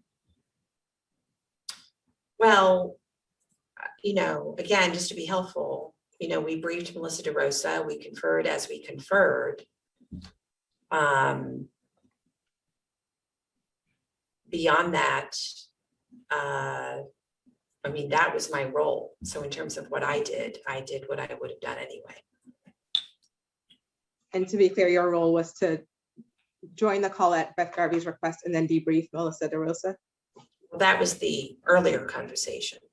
But my role was to help Judy Mogul as another lawyer on the phone with her to obtain the facts, to confer with Judy Mogul about potential legal issues, how to proceed. And that could be, by the way, just identifying, have you spoken to these people? Have you looked at these documents? Have you reviewed these policies?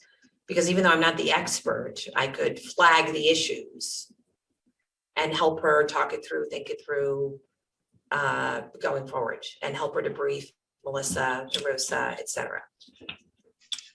And do you know if, other than talking to Goer about whether Ms. Boylan's information about Ms. Boylan's interactions with ESD and chamber employees could be disclosed to the press, whether there was any discussion with Goer about sexual harassment allegations against the governor?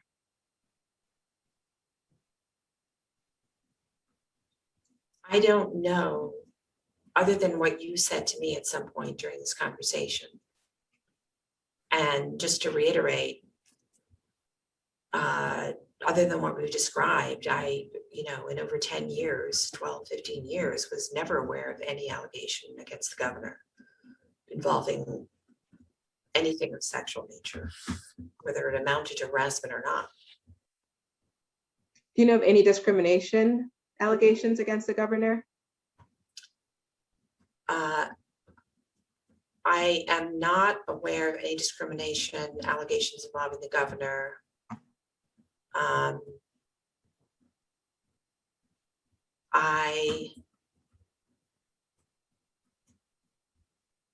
As far as I recall, now that doesn't mean there wasn't some allegation from some agency that something was discriminatory and he was ultimately responsible, but no, I'm not aware.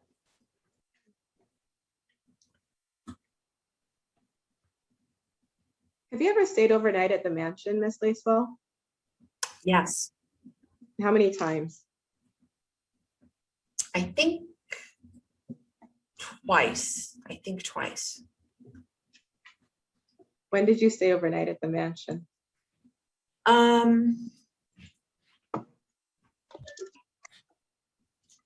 So I don't have the exact date for you, apologies, but the last time was earlier this year.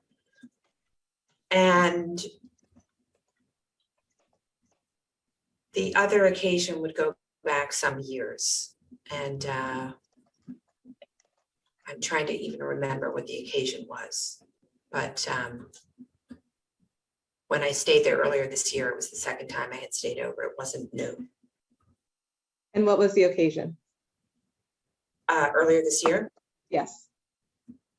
A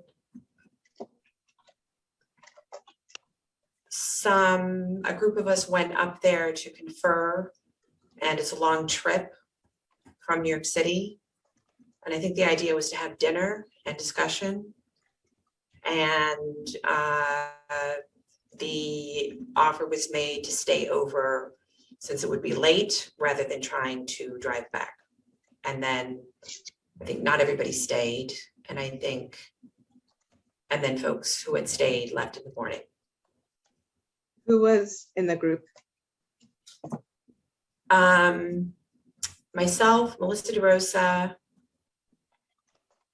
Judy Mogul was there, but I think did not stay over. She had some other family-related commitment, if I'm not mistaken. Liz Smith, a political consultant, Jeff Pollack, same. I'm trying to remember. I think Steve Cohen didn't come. I think he was invited and maybe didn't come. And I believe Stephanie Benton was there, but she also may not have stayed over. I stayed over, Elizabeth stayed over, Jeffrey Pollack stayed over. I think Melissa DeRosa stayed over, but I can't remember exactly. I mean, but she may have. Did any of you travel up to Albany together?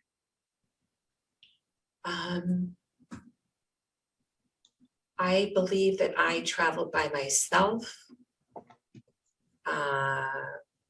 with a DFS driver. And I believe that Liz Smith and Jeff Pollack may have come together. I don't think they both drove. What was the, Sorry, I think Judy Mogul drove herself because she knew she was going to need a car later. what was the subject matter of the discussion that took you up there?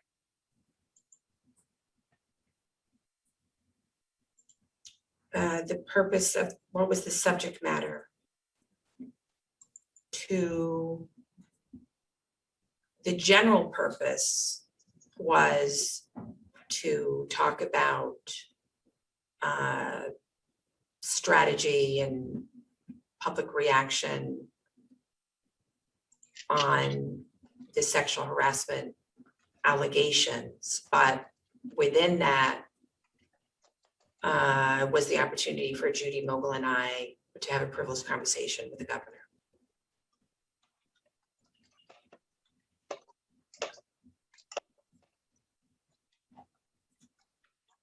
And when was this trip? So I'll try to get you the date. I'm sure I can get you the date. I just don't have it at the ready. I'm trying to think if there were any public events that would help, but I can get you the date.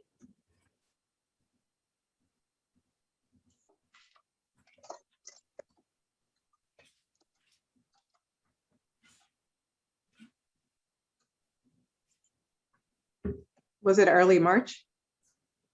Possible.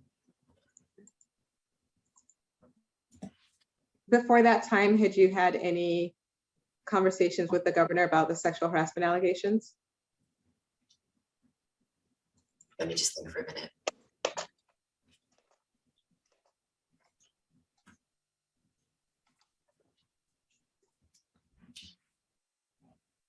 So not substantive, but not substantive on his side. In other words, a bunch of us may have been on the phone and then he jumped on for a few minutes and just listened to what we were saying, that type of thing. Did the governor listen to any discussions about the disclosure of information about Ms. Boylan's interactions with ESD and chamber employees? Did he listen into any conversations about that? Not to my recollection. I mean, let me just say this, certainly not at the time, certainly not in 2020. So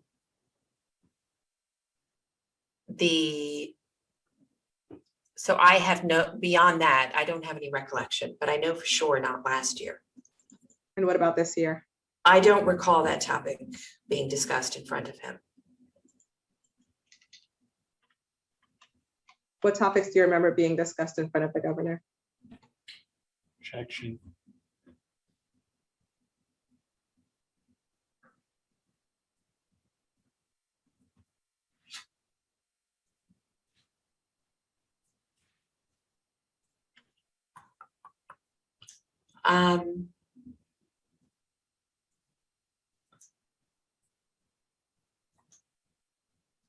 To the extent that the conversation included political consultants or outside press people, it was in the nature of what they thought might be advisable for him to say publicly when he's at press conferences and how he might respond to questions, things like that.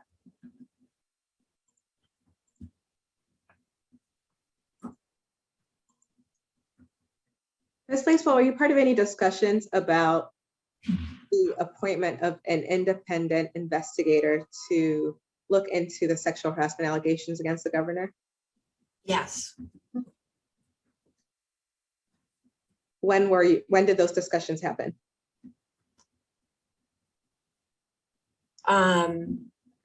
So again, being bad on dates, but during the time that the governor's office,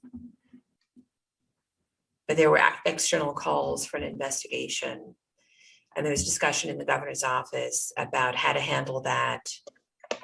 And there were a series of efforts contemporaneous with that to identify respected, highly credible, capable attorneys with the capacity to potentially do an investigation like Judith Kay had done previously. And as with all such matters, a vetting of that individual through public, typically public sources, to try to make sure that we weren't inadvertently getting somebody who might have a conflict of interest or a perceived conflict of interest, or that the press would criticize it as somebody who was interested, trying to identify that short list. Who was part of the discussions? Myself, Melissa DeRosa,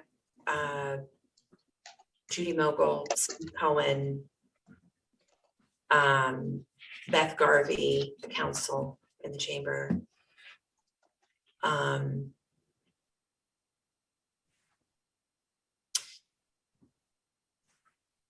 Alfonso Davis, but to a lesser degree. Like, I think he was asked sort of alongside the vetting team in the governor's office who do the vetting. Alfred Abramowitz. But that's everybody I can remember so far. Which candidates were considered? Just going to caution, we know you have some documents about this if you want to show them, but Superintendent Lacewell is not going to review the content of discussions that are privileged. So different individuals had different names to put forward to consider. I mean, it was not an easy exercise. And so certainly Barbara Jones, her name came up because she was a former judge. We were trying to, I guess I'm not supposed to get into the content, lawyers who had a reputation for integrity, and at least some of them who had experience in dealing with sexual harassment or discrimination allegations, who may have done such inquiries or written reports. The former AG from New Jersey, I recall. But, was very involved in the Biden transition. We didn't want to make it look political, things of that nature. Those are the names that I recall off the top of my head.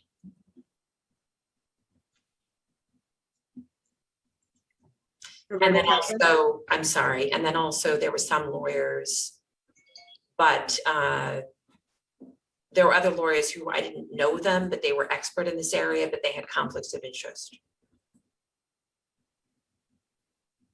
Actual conflicts of interest involving clients, I mean. Was Roberta Kaplan considered? Caution. I don't recall. I don't recall. There could have been discussion about people like her. Sometimes somebody could raise a name and somebody could quickly say that's not going to work because XYZ. So there were a lot of names bandied about.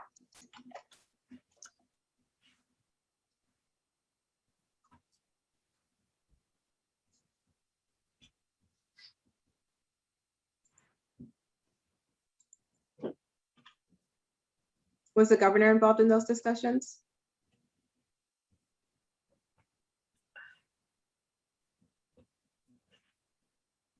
He was not in any of the conversations that I had. Were other people on those calls speaking with him? I don't know. They didn't report back on that. Obviously, before names went into the press or were proposed, obviously, he was part of the discussion. And he may actually at that point have been on a call or two before the name went out that I was on. What role did you? I'm going to need a restroom break at some point. Sure. Let's take it now. Okay, great. Thanks a lot. Oh, We are now off the record. The time is 3:17 PM for break.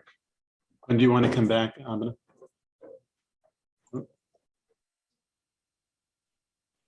We are now on the record. The time is 3:23 PM, back from break. And Miss Kellyanne, can you read the last statement?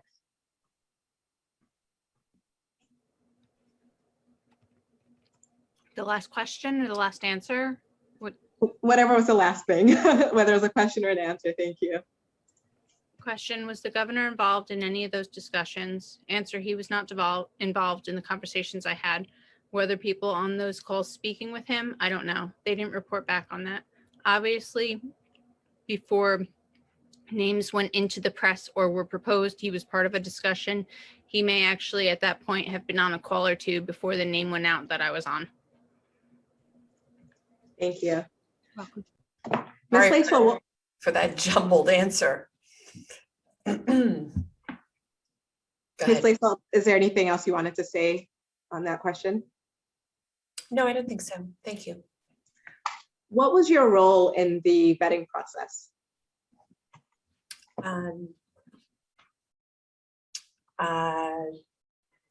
I either asked Judy Vogel to have the vetting team look at these folks, or sometimes to save time, I spoke to the vetting folks directly and said, stop vetting this person, start vetting this person if names were being eliminated. And then I wanted to make sure that the folks who were part of the consideration were aware of any facts from the vet that they might need to be aware of.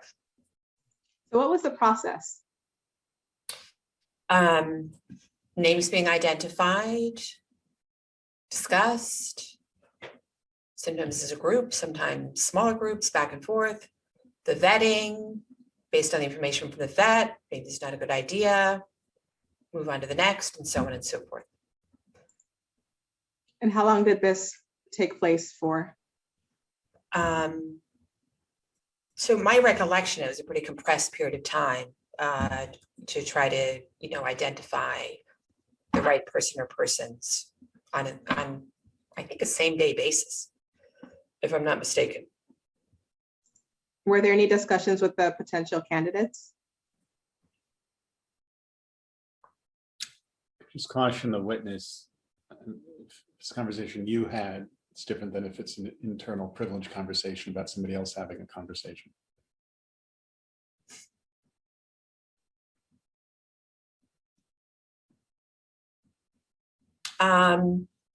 I did not, to my recollection, have any conversations with any of the potential candidates. It's possible that other people did so, and then that may have taken names out of the running.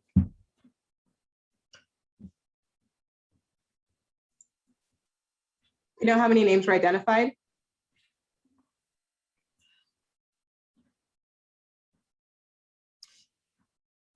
I don't remember exactly, but could have been a dozen, up to a dozen, could have been more.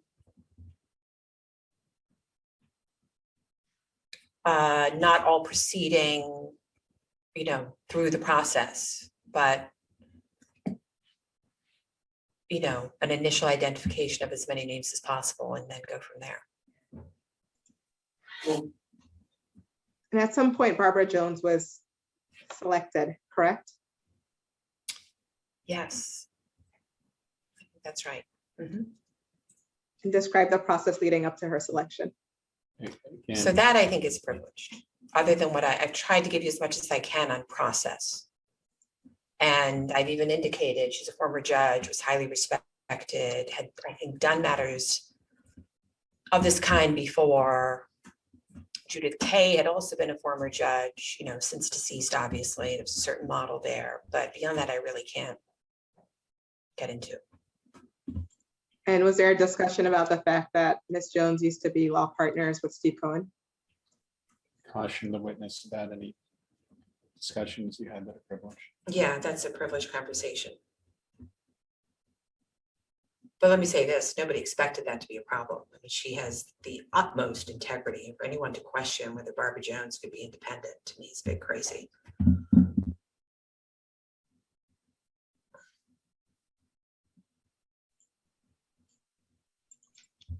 Did you have any discussions with Ms. Jones? No, I don't think I spoke to her. Did anyone speak with her? Same caution.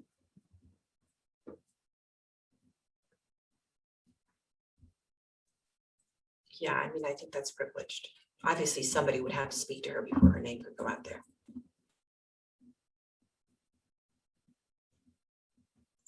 Let's go to tab 30. We'll put it up.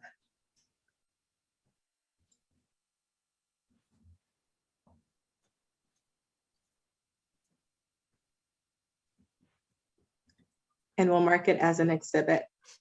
I would like to focus on your email, Ms. Lacewell, on February 27 at 1:30 p.m. And the subject is Barbara Jones agreed to do it subject to fast conflicts check. And Yes. Okay, The- okay, But as to substantive discussions and content, we're still privileged. okay, go ahead. Ms. Lacewell, was Chris Cuomo involved in discussions about selecting an investigator? I don't remember that. I mean, I see his name on the email, but I don't remember him being on phone conversations. Can you scroll down? Because I don't think I'm the one to put him on the email chain. Could we go to the, this looks very long. Anyway, I was replying to a chain that I had. Did you speak with Chris Cuomo at any time between December and the present about the sexual harassment allegations against the governor?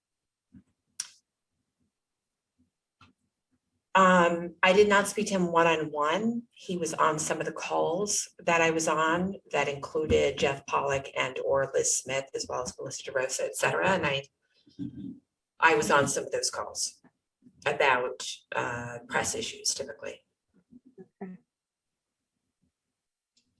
So going back to your email at 1:31, looks like you updated the group that Ms. Jones had agreed to serve as the independent investigator, correct? No. Yes. I mean, that's what the email says. Let's put it that way. Well, I just don't want to misread what I'm not seeing the document saying that. The subject line, Barbara Jones agreed to do it subject to fast conflicts check at 1:31 p.m. In the portion of the document we see that says it, but earlier we don't see the subject line, so it's not clear. Do we? Yeah, I think that was me, by the way, putting that there. I did not speak to her though. And it looks like before that at 1:30 p.m., you had forwarded a draft statement regarding Ms. Bennett's allegations, correct?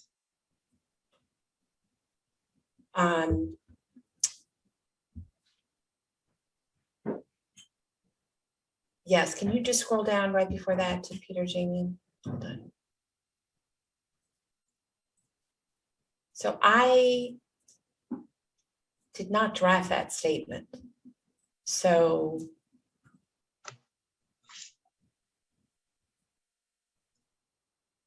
I'm not sure. Could you scroll down further?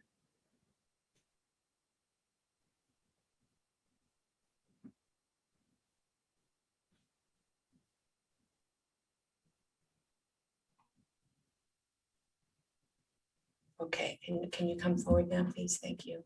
Hold on, let me just see what Liz is saying.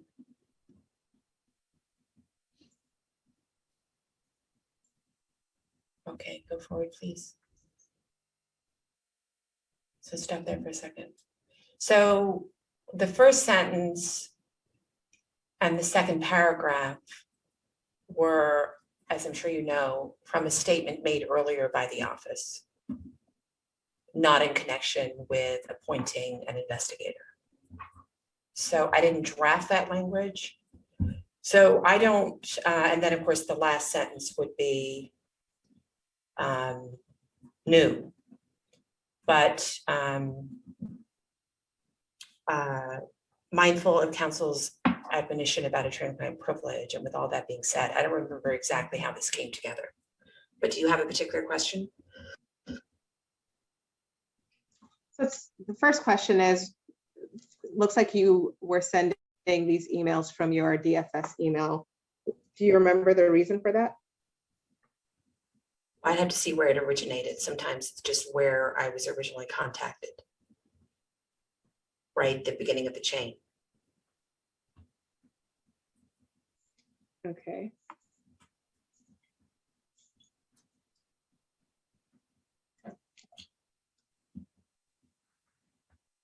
Next question is, did you have any role in drafting this statement that you sent along at 1:30 on February 27th? Well, as I indicated, the first two paragraphs were pre-existing. The last sentence may have been a variation on a statement that had been discussed. And regardless of when different sentences were originally drafted, did you have any role in drafting any of that language? So I don't remember drafting it. When I reviewed it, weighed in on it, edited it, made suggestions. Yes. Did you have personal knowledge about any of these statements?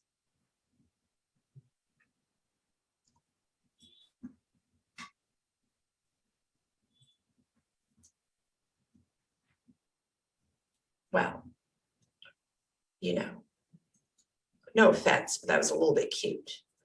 I told you the first paragraphs had been previously drafted. Are you asking me if I was involved back then outside of this email in the drafting of those paragraphs and what my role was? Because that's not what I understood the question to be. I understood the question to be, was I involved in drafting the statement about Barbara Jones? To which I indicated the first couple of paragraphs were a repeat of what had already been put out there with the new sentence that Barbara Jones would investigate. Let's take this sentence by sentence. The first sentence says, Ms. Bennett's concerns were treated with sensitivity and respect and in accordance with applicable law and policy. Do you have personal knowledge of that?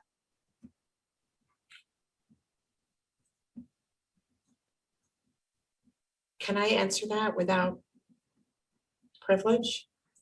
What, can we go off the record? First of all, Ms. Bennett said in the New York Times that she was treated with sensitivity, words to that effect. Second, I already told you in a non-privileged setting, Judy Mogul, special counsel, said it was not a violation of the policy. And I told you, folks conferred with Alfonso David, former counsel of the governor. So if you want to ask me, I don't really understand, do I have personal knowledge of each sentence?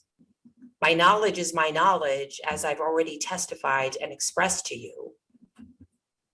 And I don't really understand the purpose of the question. And when you start asking me, do I have personal knowledge? The knowledge I have was acquired through the course of dealings, including a whole series of privileged conversations that I can't get into. Did I believe the sentence to be accurate? Yes, I did. Based on the whole course of dealings and the privileged conversations that I had, I believed that sentence to be accurate. The matter was promptly escalated to special counsel. That's Jill DeRosier to Judy Mogul. She received the transfer she requested. I've testified about that, and in which she had expressed a prior interest. She was thoroughly debriefed by Judy Mogul. She expressed satisfaction. She thanked Judy and Jill. And in the time, she said, this is not about Judy or Jill. My complaint is with the governor. The determination reached at the time, Judy Mogul said, I looked at it and this was my conclusion, and Ms. Bennett didn't wish to pursue it further. So I believe all of that to be accurate based on the testimony that I have already provided. What is the resolution that's referenced in the statement? That she received the transfer that she requested, and she was satisfied with that. I'm looking at the language that Ms. Bennett was consulted regarding the resolution. What do you understand by that? That she received the transfer she requested and she did not wish to pursue it further, and she was satisfied with that and did not want it pursued. And you're saying all of this, Expressed that she had proactively taken herself out of a situation before anything improper could occur. And she was proud of herself for doing that. We're getting to the point where we're going to start arguing over the facts. I mean, you may disagree with me, but I don't think we're having an oral argument on whether or not my opinion is correct. and you're saying all of this based on what you heard from Ms. Mogul, correct? Not just Ms. Mogul. I'm saying it based on the testimony I've already given you. And Ms. Mogul is not the only person I spoke to, right?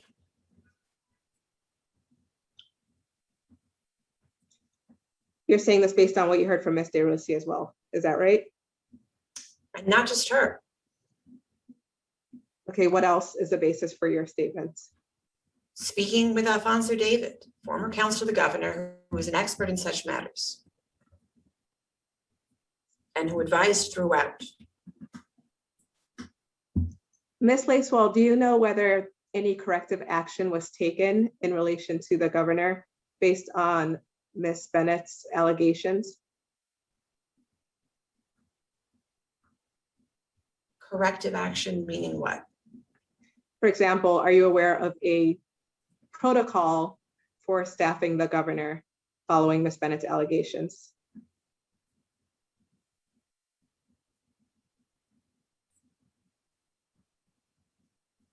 I'm just trying to think if my information is other than privileged.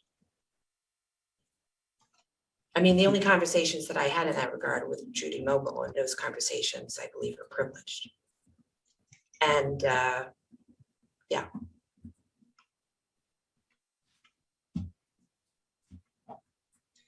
Ms. Lacewell, are you aware that Ms. Bennett raised with Ms. Mogul and Ms. DeRosier concerns about the governor becoming angry if an inquiry went forward, and noting the fact that the governor is a powerful person?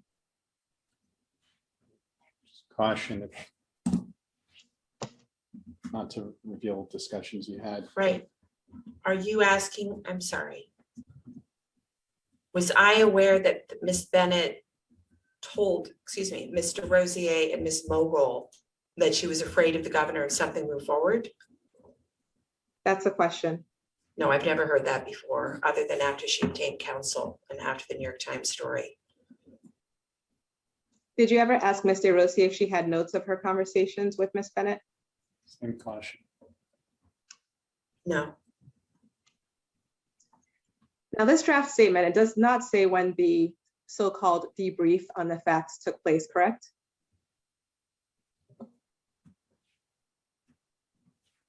Correct. Why? Same caution. Again, these statements are being imported into the statement about Barbara Jones. So you're asking me completely out of context about the crafting of a statement from some time previously, and any conversations I would have had in that regard would be privileged. And Ms. Bennett was transferred before the so-called debrief on the facts, right? As I've testified multiple times, I believe that Jill DeRosier either transferred or agreed to the transfer before even speaking to Judy Mogul about the requested transfer.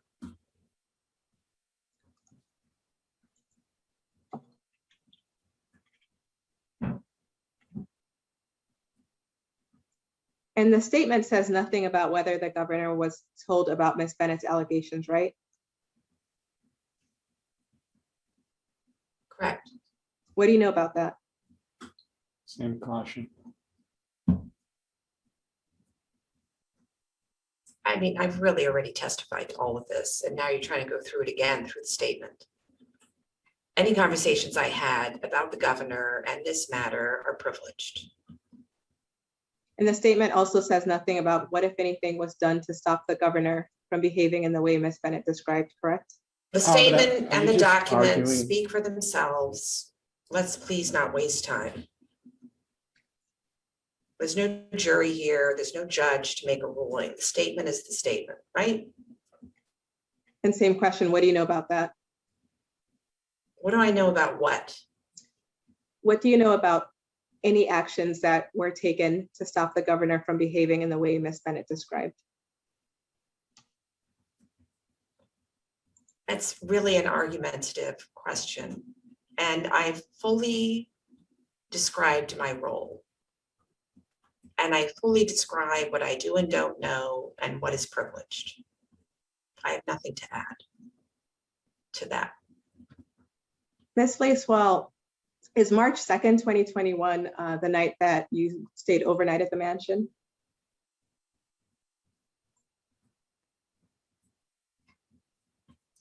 I don't recall. I mean, maybe you have something for me, but I just don't recall.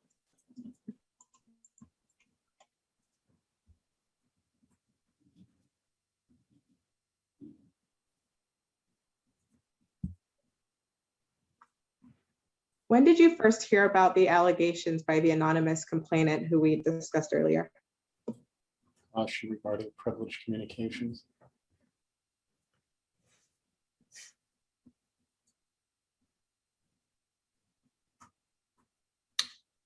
I believe, all right, let me just think for a minute. I want to be accurate.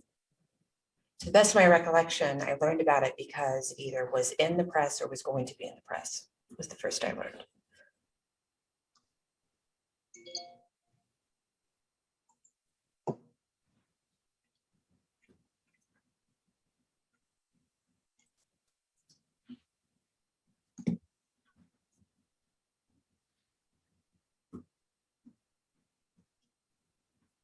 Did you discuss those allegations with the governor?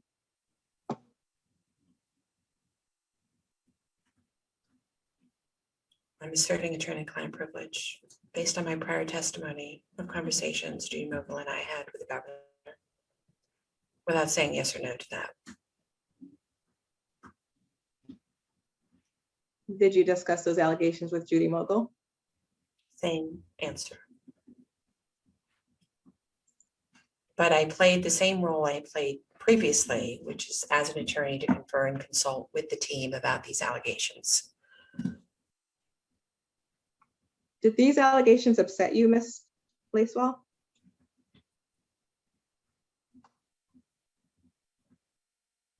Of course. Why did they upset you?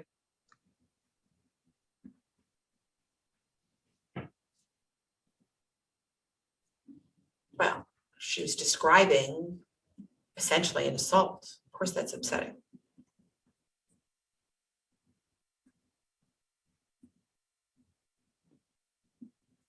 Did Charlotte Bennett's allegations upset you?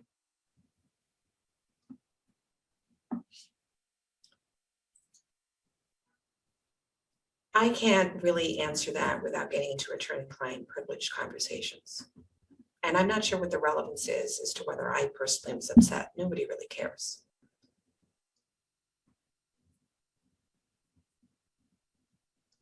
You mentioned earlier that you learned some things in the public reports of Charlotte Bennett's allegations that you did not know before. So I will ask it this way. Did what you learned in the public reports of Charlotte Bennett's allegations upset you? Again, that's very intertwined with attorney-client conversations that I had internally. Did it matter to you whether or not the anonymous complainant's allegations were true? Say that again? Did it matter to you whether the anonymous complainant's allegations were true or not? Did it matter to me how? As an attorney, as a woman, as a human being? What are you asking me? Let's start with as an attorney It all matters, right? and as a woman. Of course. Why?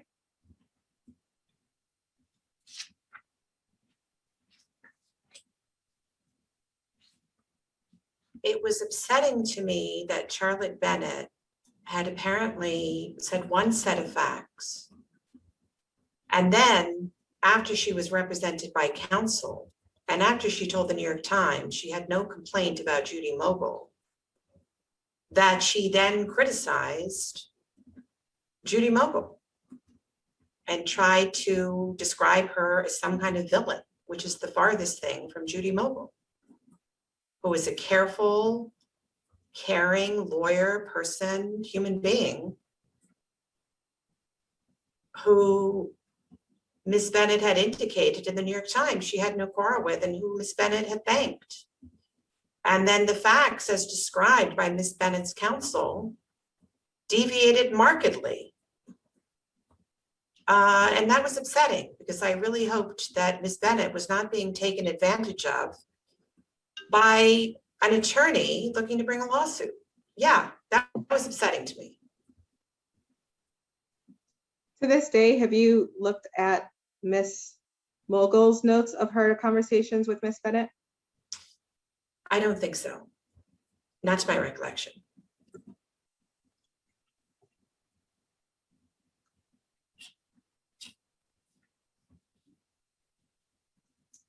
Did you continue helping the chamber to deal with allegations by the anonymous complainants?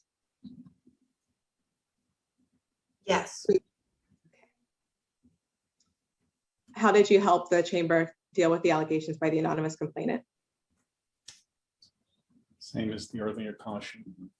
Yes, the same as I always had, to assist Ms. Mogul on the legal issues arising. I don't remember the exact chronology of folks retaining counsel and obviously the investigation. But you know, the chamber dealing with the matter publicly and tapered off a bit, right? As things such as your investigation had an inception, except that the press continued to ask a lot of questions, both of the governor directly and at the office, and news stories continued to emanate, and those had to be handled. So over time, I think I was less involved. And I'm not involved anymore, given this. When you say that, given this, you're referring to the ongoing investigation? Yes. And before that, when you were continuing to help the chamber the same as you always had, did you do anything to try to verify if the anonymous complainant's allegations were true? Same caution, plus we've been through this a few times. Yeah, my conversations in that regard are attorney-client privileged. And by the way, at a certain point, there either was or was going to be an investigation.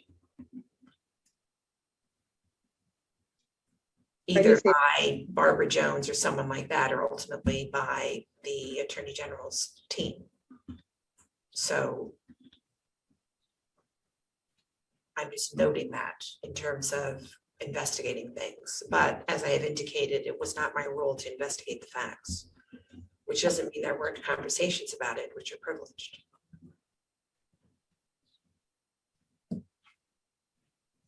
In the first discussions in the chamber about doing an independent investigation into sexual harassment allegations against the governor happened after the first public reports of sexual harassment allegations against the governor, correct? I did not follow that. Do you want to read it back or? Yeah, let's do that.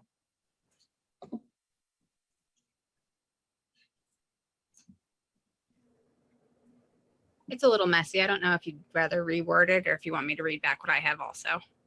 Okay, I'll try it again. Ms. Lacewell, the first discussions in the chamber about conducting an independent investigation into sexual harassment allegations against the governor took place after the first publicly reported sexual harassment allegations against the governor, correct? I can't answer that without disclosing attorney-client privileged communications.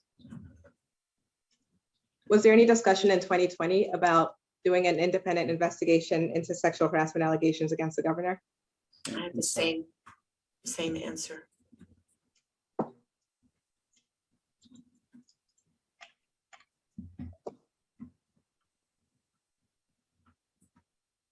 And you're aware of other sexual harassment allegations against the governor in addition to the ones that we've discussed so far, correct? Are you asking me if I am aware of other allegations? Only the ones reported in the media, to the extent that it's a legal conclusion as to whether or not they constitute sexual harassment, but I understand that they're part of your review. And have you played the same role in terms of helping the chamber deal with those allegations? To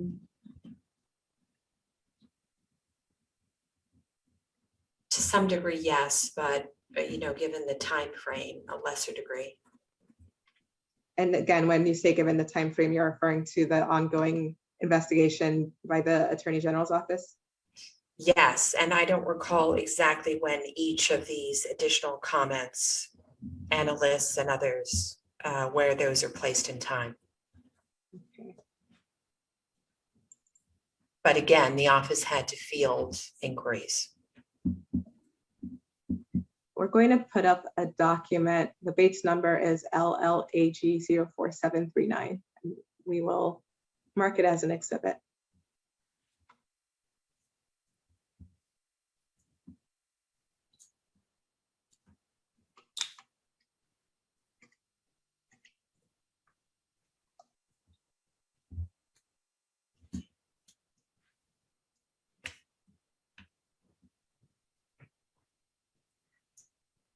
Great, thank you.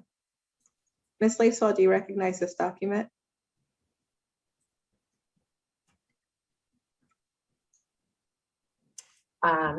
It's an email from Peter Jamian to Melissa DeRosa, myself, and others on March 9th, 2021, marked privileged.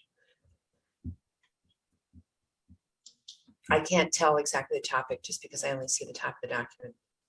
Okay, let's scroll down.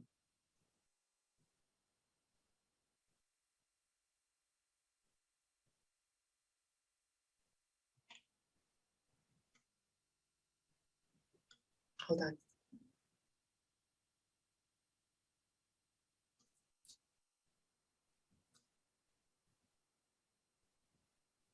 Did I produce this? Yes, Wasn't that privileged? go off if you want to talk about it. Why don't we take 2 minutes, Abena, is that okay? Sure. I just want to make sure I'm okay to answer your questions. That's all. Okay, stand by. This is the end of media unit number 4. We are now off the record at 3:56 p.m. Are we on? No. This is the beginning of media unit number 5. We are now on the record at 3:58 p.m. Thank you. Okay, thank you for that chance to confer with counsel. Please go ahead. Okay, so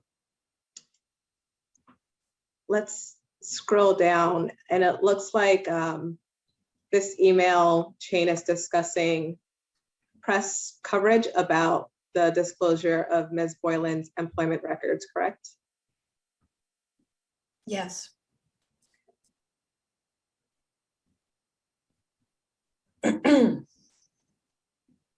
And scrolling up, it looks like there's a draft statement from Mr. Volforte, who you mentioned earlier, Yes. goer, right? So let's look at Peter Ajamian's email on March 9 at 12:13.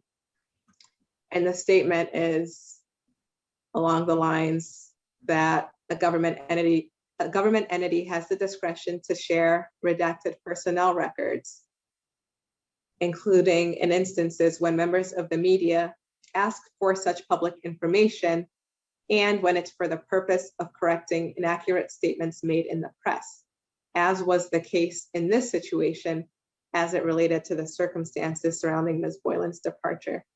What does that mean? So just for the witness answers.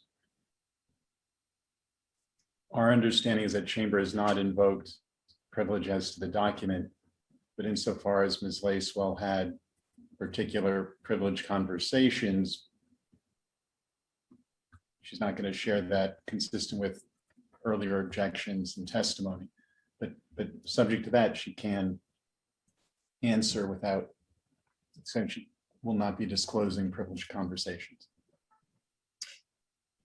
Would you mind just scrolling down a bit? I don't know if this is the first time this language appears.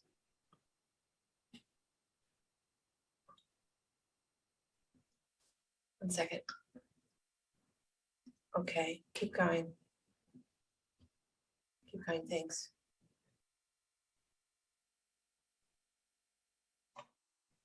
Yeah, okay.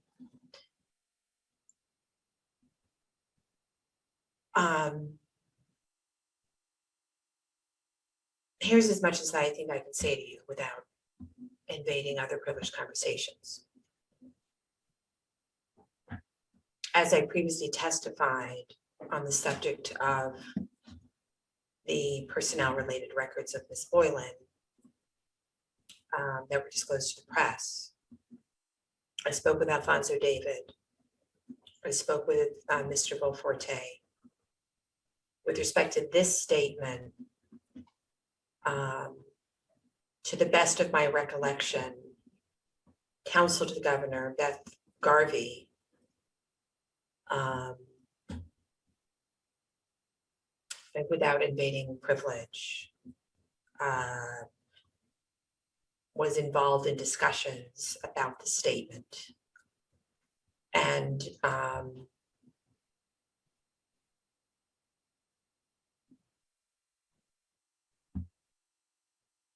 as I mentioned in my earlier testimony, I spoke with Mr. Beauforte both before and after the documents were disclosed. This is the occasion which I spoke to him afterward. And then to the best of my recollection, Ms. Garvey spoke with Mr. Beauforte as well. And so based on a number of conversations and privileged conversations and lawyers' input, this is the statement that was arrived at. Was this statement ever issued?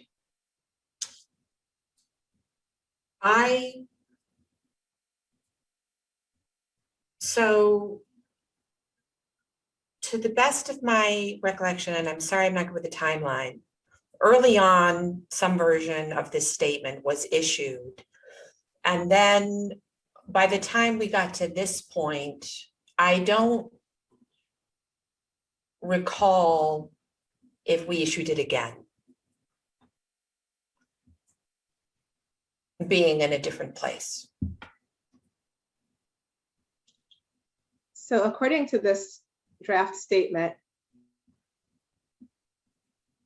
inaccurate statements were made in the press regarding the circumstances surrounding Ms. Boylan's departure. Do you agree with that? Yes, I do. What facts support that?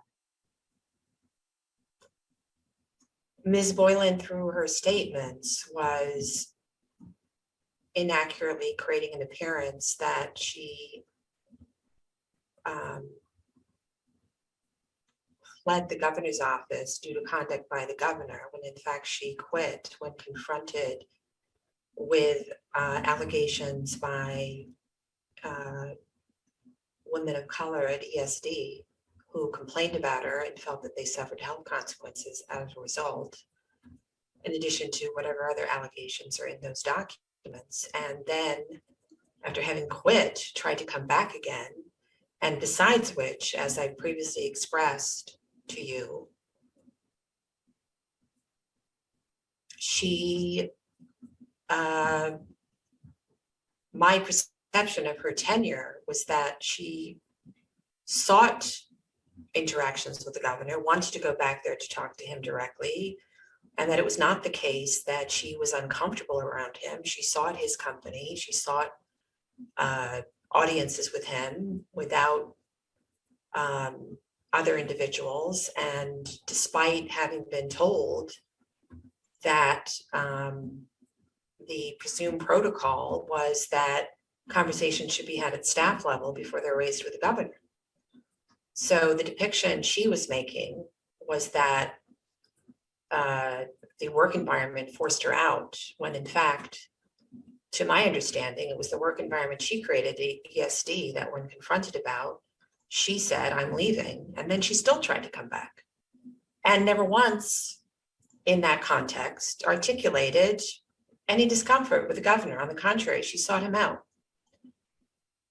So yes, I do think she was making inaccurate statements in the press. And I do think that the facts about her interactions at ESD and with the governor's office was of the nature of public information and facts that the public ought to know when an individual such as Ms. Boylan is running for public office, and in the context of that campaign for the first time gives a highly misleading account of why she left the office.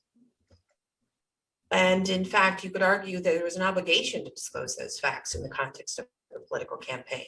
So I agree with that entirely. But whether or not I agree with it,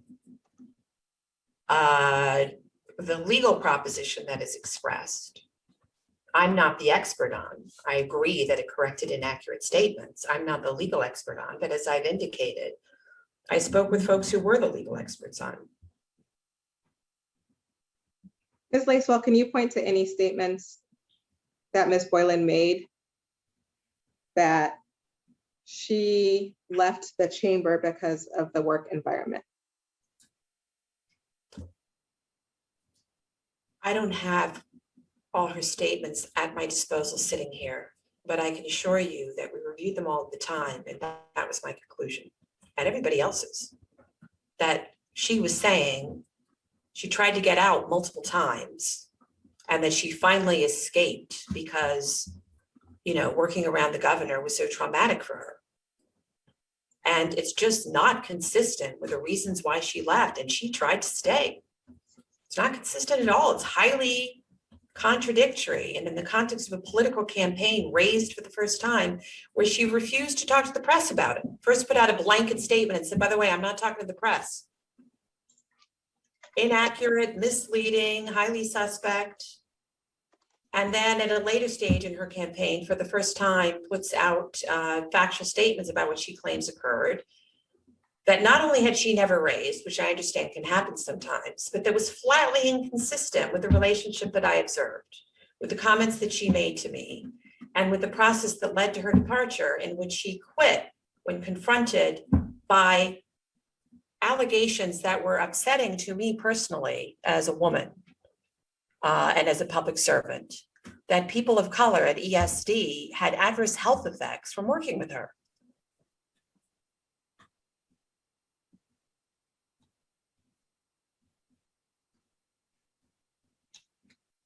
Did you consult with the people of color that you say had adverse health effects from working with Ms. Boylan before disclosing information regarding their interactions with Ms. Boylan? Before the chamber disclosed information regarding their interactions with Ms. Boylan to the press? Their names were redacted. My question was, did you consult with them?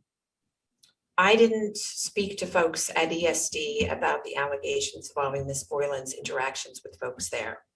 I don't know what conversations ESD had with those individuals or that Camille Varlak had with ESD, but I did not interact with the individuals at ESD before, during, or after their allegations. That was not my role. I deferred that to Alfonso David as counsel with the team. And before the chamber disclosed information regarding ESD personnel's interactions with Ms. Boylan, do you know whether anyone in the chamber consulted with those ESD personnel? I don't know. We consulted with Mr. Belforte.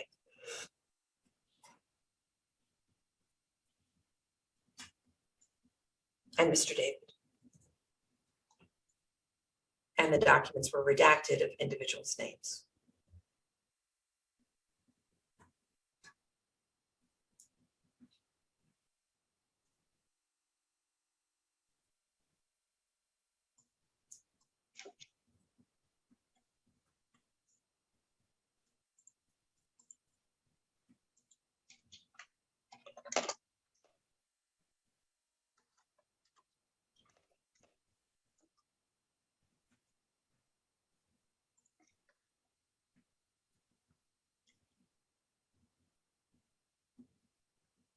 Okay, so we have Ms. Boylan's tweets that I think you were referring to much earlier.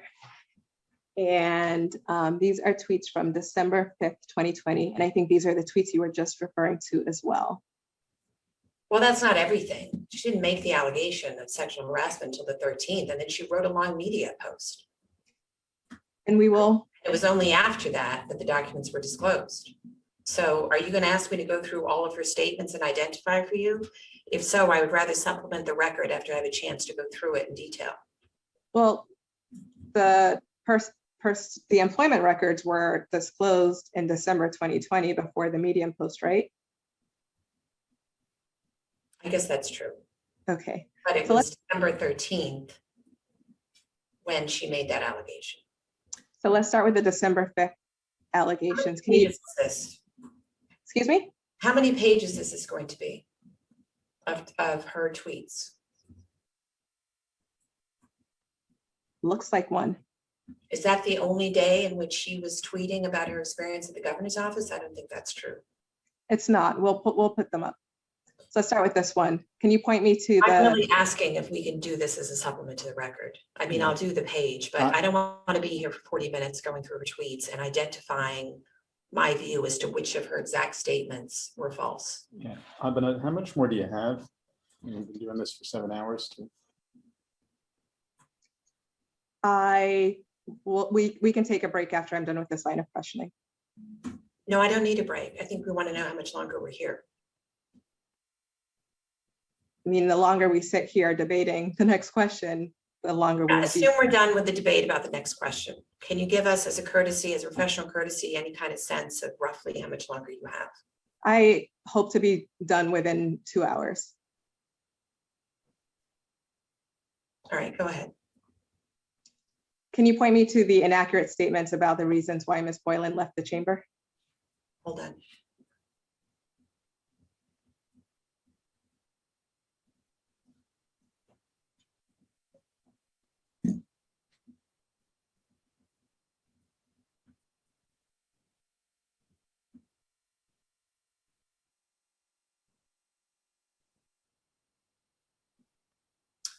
Well, I don't think any of this she's indicating why she left, but it's the lead up to that, as though the reason she left, I'm sorry, can you go back, please? As though the reason she left was that it was a toxic working environment. I've had many jobs. If people weren't deathly afraid of it, they'd be saying the same thing. Hold on. Your life working, if you're not one of those handful of people, your life working for him is endlessly dispiriting. She doesn't say that that's why she left, but that's the lead up to it. And it's just not my impression. She loved that job, is my impression. Can you scroll down, please? I tried to quit 3 times before it stuck. The reasons she tried to quit were because she would be on the phone with people and they would say something in connection with some work issue that she didn't like, and she would hang up. She would hang up. I don't have to listen to you. I don't have to talk to you. Why are you trying to tell me what to do? It had nothing to do with the governor. The environment is beyond toxic. Hold on. Can you scroll down, please? Is this the whole thing? Yeah, I think there's a lot more than this. Okay, Shar, can you put up the December 13 tweet? I did not sign whatever they told me to sign. To my understanding, nobody asked her to sign anything. That's just not true.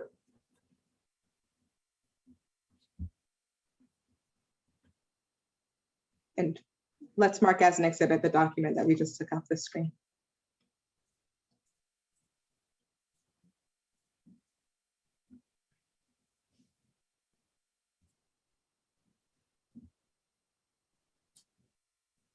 Anything you want to point to here, Ms. Lacewell? These are the December 13th tweets.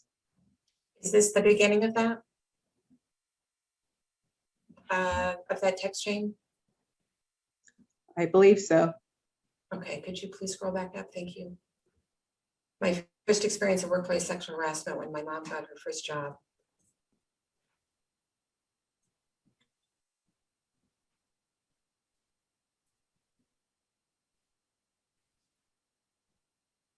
Go ahead.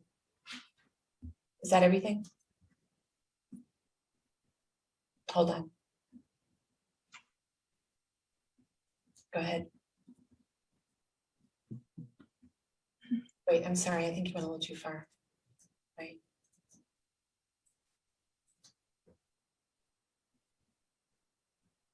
Not knowing what to expect, what's the most upsetting part, aside from knowing that no one would do a damn thing even when they saw it?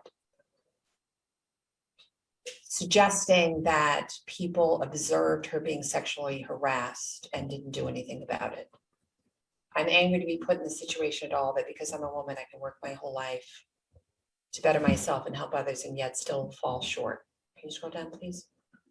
I mean, I'm assuming the word short. I don't see that word.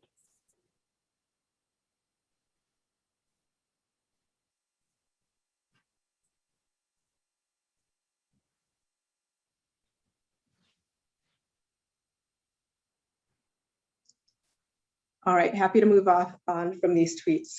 But I'm sorry, is that everything? There's other discussion that she makes. We can put tab 50 back up with the December 8th tweets, see if you see anything there. No, but where is the part where she says, I don't intend to talk to the press and so forth? Isn't it on this day?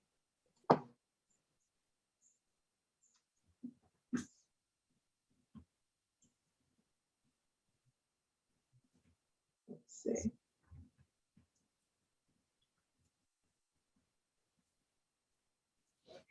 We can look for it and make sure to show it to you since you want to see it. For now, let's. Superintendent Lacewell doesn't want to see it. You asked a question, we want to give a complete answer. Right? Okay, let's go to tab 8. Char, let's put tab 8 up.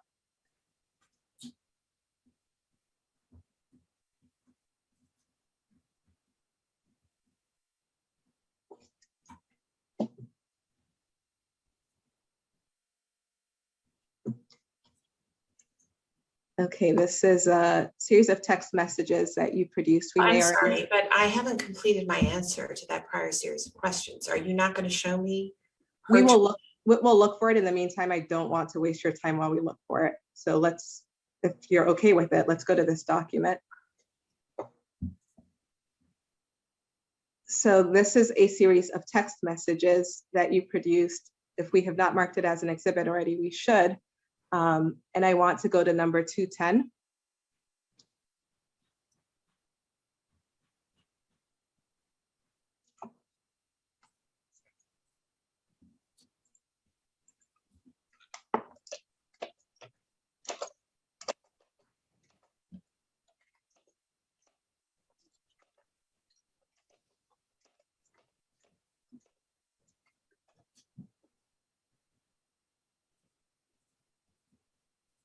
Okay, great. So this looks like a text message on March 12, 2021. In your production, you redacted the person you were speaking with, but it looks like the person makes a suggestion that there was well, this is how I'm reading it. The person makes a suggestion that there was a toxic culture in the chamber that used the physical touch of women to demean and control them. Is that a fair reading? So what happened is, this is an individual who doesn't work for the state, doesn't live in the state, a personal friend of mine, who forwarded me an article, as you can see above, in 207, I think, from New York Magazine. Could you just scroll up a bit, please? Yeah, a little bit more, please. Right, so 202, that individual is saying to me, wait, I'm sorry, could you scroll up, please? Just one more. Oh, no, so that's right. So in 199, my friend is saying to me, there is now another woman, just now, this is 202, New York Magazine reporter on CNN. That's 203. They put quotes from her article on the screen. And so I'm saying today, I don't think so, because this person is trying to convey to me there's like some breaking news story. And I'm saying in 204, that article already ran. And she's saying, why don't you call me? And I'm saying I'm on the phone. And she's saying they said it was just in. And then I think, would you scroll down, please? I guess CNN was saying just in, but the New York Magazine article had already run. Where an Albany reporter had given an interview. And I said, not a claim of harassment. Everything is always just in. I was annoyed with her for acting as though there was some breaking news when there wasn't. And then she gives her personal opinion as to what this interview connotes, that it could go to whether or not there was a toxic culture, et cetera, et cetera. And I say, yes, meaning I get the point you're trying to make, but it's not new. It's not breaking news. And she's like, sorry, I hadn't heard of it before. That's basically it. She's trying to give me breaking news, except it's not breaking news. I'm on the phone, I'm busy. She's saying, here's what I think it means. And I'm saying, I get that's what you think it means, but it's not new. So I'm working, essentially.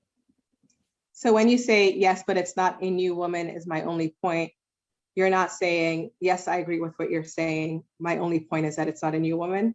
Correct. Who's the sender? Yeah, we indicated to you we weren't going to disclose it. It's somebody unconnected to anybody else in this matter or New York State. It's just a personal friend of the superintendent. Okay, we can discuss separately if there's a legal basis for the redaction. So let's go to tab 41 and we will mark that as an exhibit 2.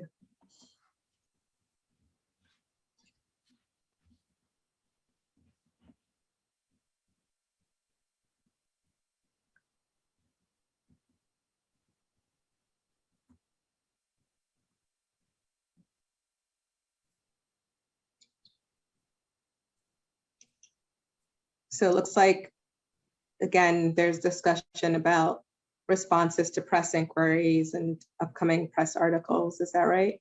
Yes. And Ms. Garvey seems focused on potential issues regarding retaliation. Do you see that? Well, the emails I'm looking at are not from her. Okay, so we'll go to the relevant email from her.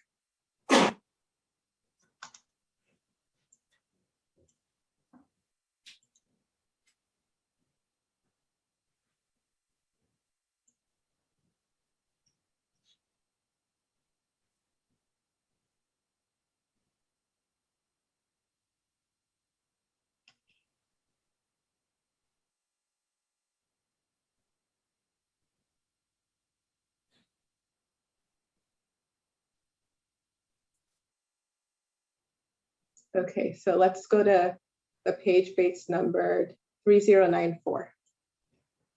Let me just read this. Okay.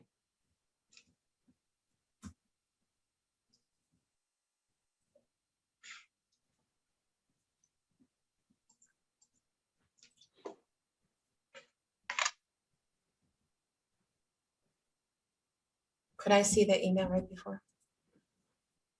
Hold on.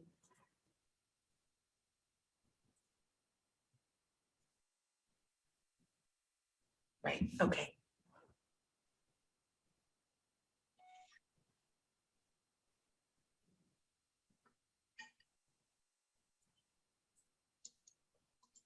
So Ms. Garvey says in the second paragraph of her email, she seems to be addressing Mr. Rosa.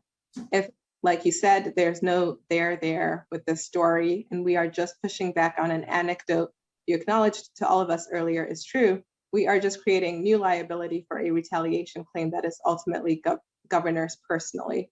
Were you involved in the discussion about this language and potential exposure to claims of retaliation? I'm on the email chain. I don't know what I said. I assume you will take me to the right point. I'm obviously on it and I obviously read it. And I'm not asking about anything you said in the email. I'm asking about whether you were involved in discussions about this issue of potential retaliation claims. Yeah, so. Any conversations that I had in that regard would be privileged. But suffice it to say, the reason I'm involved, Judy Mogul's involved, Steve Cohen's involved, sometimes Alfonso David is involved. Mitra Hormozi is on the email. Sometimes Elkin Abramowitz is on the email. Is everybody is struggling to make sure, can they put out a factual statement that is responsive to the story without generating any, nobody wants to generate any additional legal problems. And not everybody who's on the email chain is a lawyer, and they don't necessarily understand where those lines are. And it is exactly the job of the lawyers, any of them, to point out. And it's not an unusual back and forth. Here's what I'd like to say. Why can't I say this? Explain it to me. You're the lawyers, explain it to me. It gets explained, and that's that. Are you asserting a privilege claim about this document? The chamber has not invoked privilege to withhold this document from production. That's why you have it. But chamber, as we understand it, is invoking privilege as to any related discussions that Ms. Lacewell may have had in providing legal counsel to chamber. Which is why, by the way, I asked you if you were going to point to me something on the chain, since that's within, you know, the bounds of what I understand I can answer.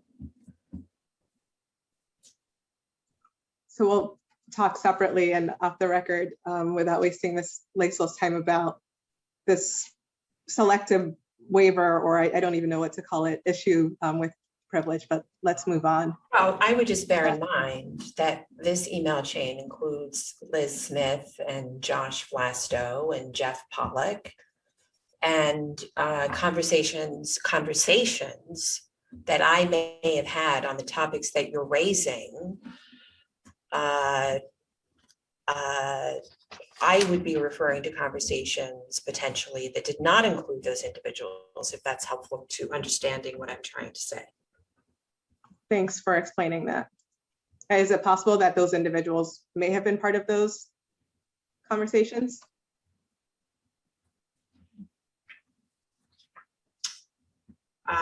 You know, let me put it this way. I am not asserting privilege to you on any conversations that I recall where they were a part of it. Okay.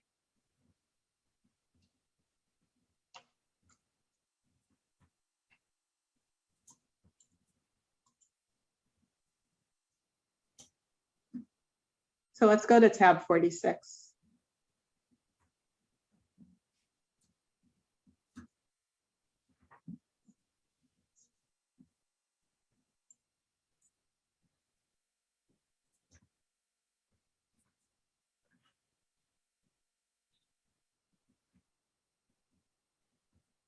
So it's like another discussion about press statements. And you say at the top MDR leave as it was. Can you provide context for this? And we'll mark this as an exhibit.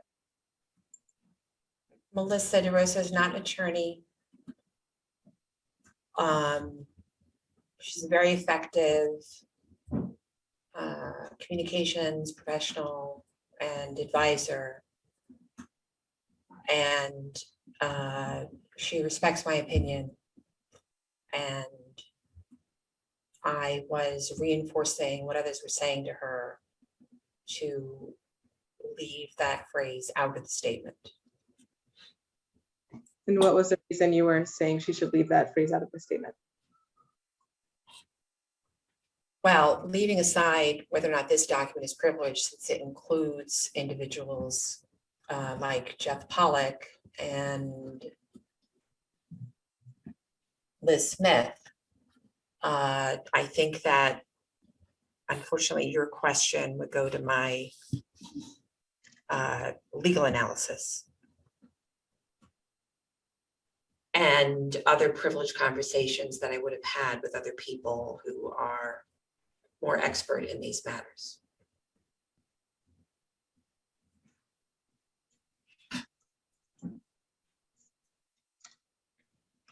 When you were in the executive chamber, Ms. Lacewell, how often did you interact with the governor?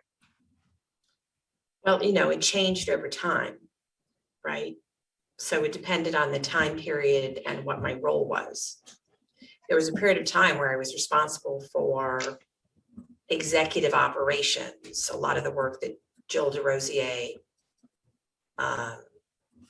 before she went on leave, was doing, and that was almost continual. In my role as special counsel while I was in the chamber, you know, you spoke earlier of access to him. I had access to him, which I used judiciously. He's a very busy man with a lot going on, but if I needed to speak with him on legal matters, I had access to him, you know, through typically Stephanie Benton.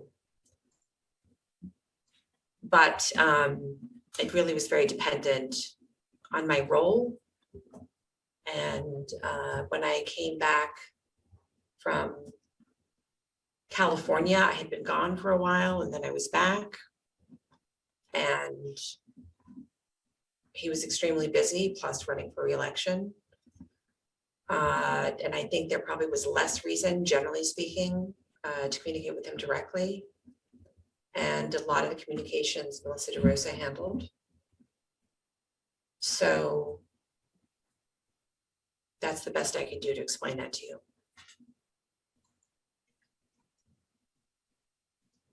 Maybe it would be helpful for us to talk about the different roles that you held. Okay. So thanks for clarifying that point. So what were your responsibilities as special counsel to Governor Cuomo?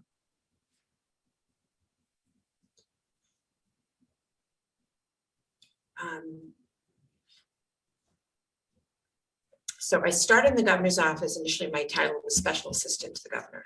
Special assistant, okay. Right. And then the title was changed to special counsel to sort of capture the fact that my work was, you know, it was a new administration. But, you know, when I started to focus on things like use of state aircraft, state resources, and ethics and legal issues and the like, my title was changed to special counsel to reflect that that was a privileged role. And I was the person who focused on identifying and managing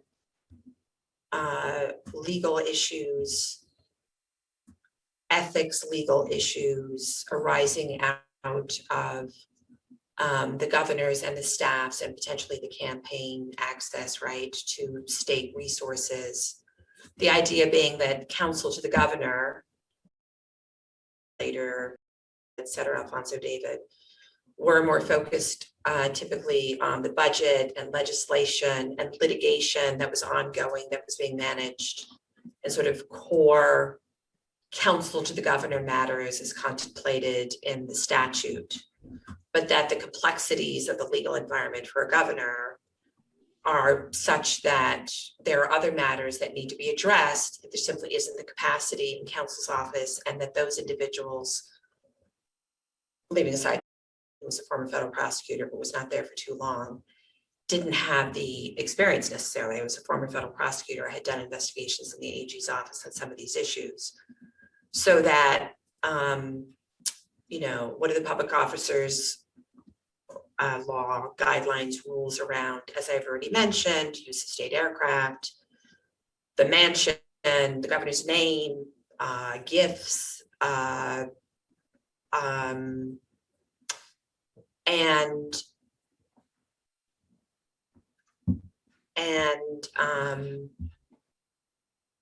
matters of FOIL, which raise a whole host of legal issues.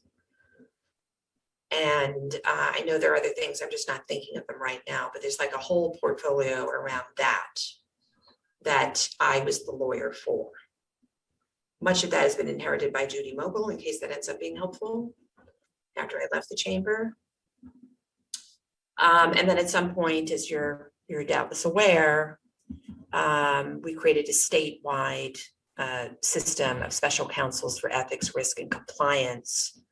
The theory being that what I was trying to achieve for the governor's office, which was being proactive to avoid potential legal ethics issues by advising people ahead of time and not being so reactive to when things happen and go wrong, and then it's just a big press problem or potentially investigation, was being managed proactively.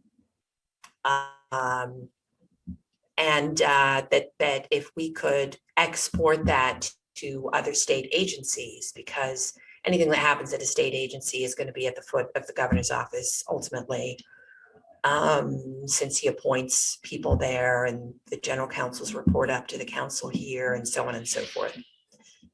So of course I set up that program, and that took up a lot of my time during that period of time, recruiting and training and meeting with those people all the time and trying to help them to identify what were the legal and litigation and ethics risk areas for that agency based on the nature of what it did, what the history of it had been, how do we close some of these gaps, were there problems that were statewide that could be managed by the statewide system, et cetera, et cetera.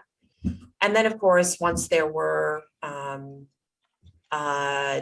investigations, either by JCOPE or DA's offices or US attorney's offices, I typically managed in the governor's office our handling of those where necessary with or where appropriate with outside counsel. You know, whether that was the Rococo investigation, these are all, as you know, publicly known, the Lines investigation, subpoenas that may have come in about government programs that would connect back to the governor's office, and so on and so forth.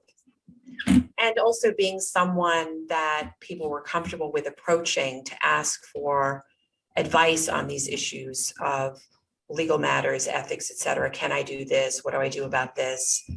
Including at agencies. The general counsel could call me, a commissioner could call me, and I would help them to work it through. Also, if there are going to be news stories that were going to be critical of government activity by raising concerns about the integrity of something, then I would work with the team to marshal the facts and determine what was happening and was everything okay legally, ethically, et cetera. Did we need to make changes? Did we need to do reforms, et cetera, et cetera? So that's a pretty broad, but I think pretty fulsome discussion of the role. And of course, I had other things that I was doing as well, right? I was very involved in appointments, both to boards and commissions, and in trying to recruit, because recruiting was, I ended up falling into some of these gaps. Recruiting was a huge issue for the governor's office because people don't want to work in Albany, and certainly not for that kind of money, and certainly not in a high stress environment where they're working all the time. They got to answer the phone 24 hours a day and on the weekends. I already mentioned at one point I was responsible for the governor's events and operations, which is managing a massive sprawling team. In that regard, I oversaw the speech writing team. I mean, I basically plugged in wherever there was a gap and if somebody asked me to do it. And how often did you interact with the governor when you were in that position?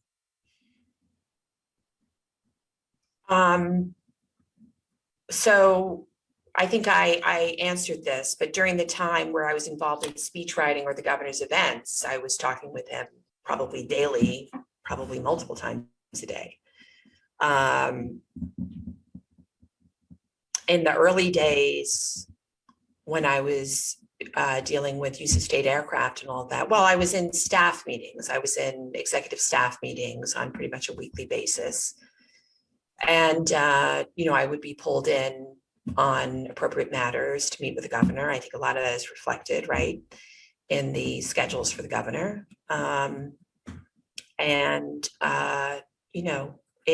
It varied over time. Say something else.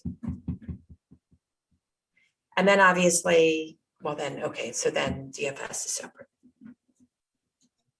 So let's talk about DFS. What have your interactions with the governor been since you were appointed as the superintendent of DFS? So much more sporadic.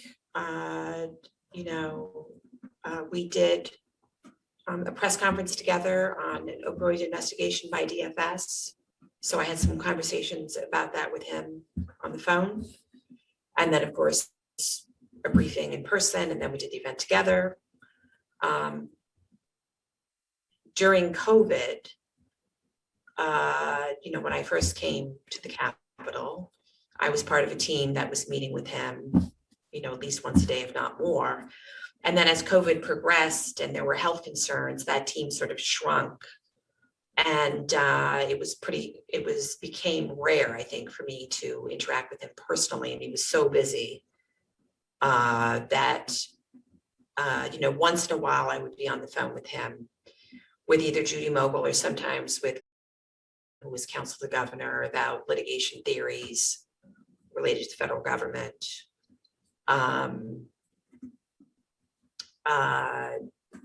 And things of that nature.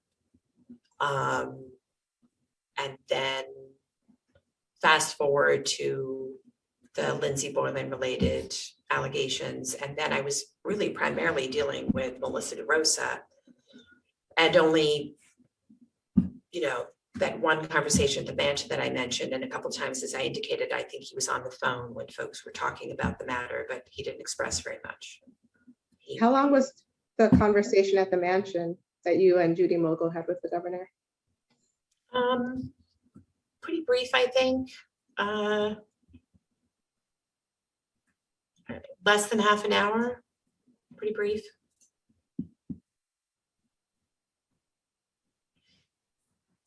I think Judy Mogul had a conversation with him without me.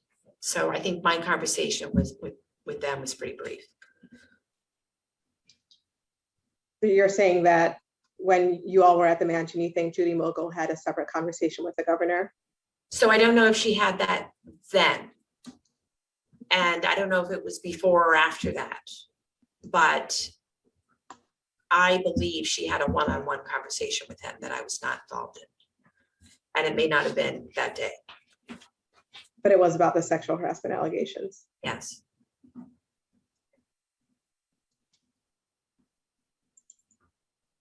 Has the governor ever spoken harshly to you in the time that you've worked together? Harshly. I mean, he's criticized me in sometimes an abrupt manner, especially when I was running his events, which was not really my area of expertise.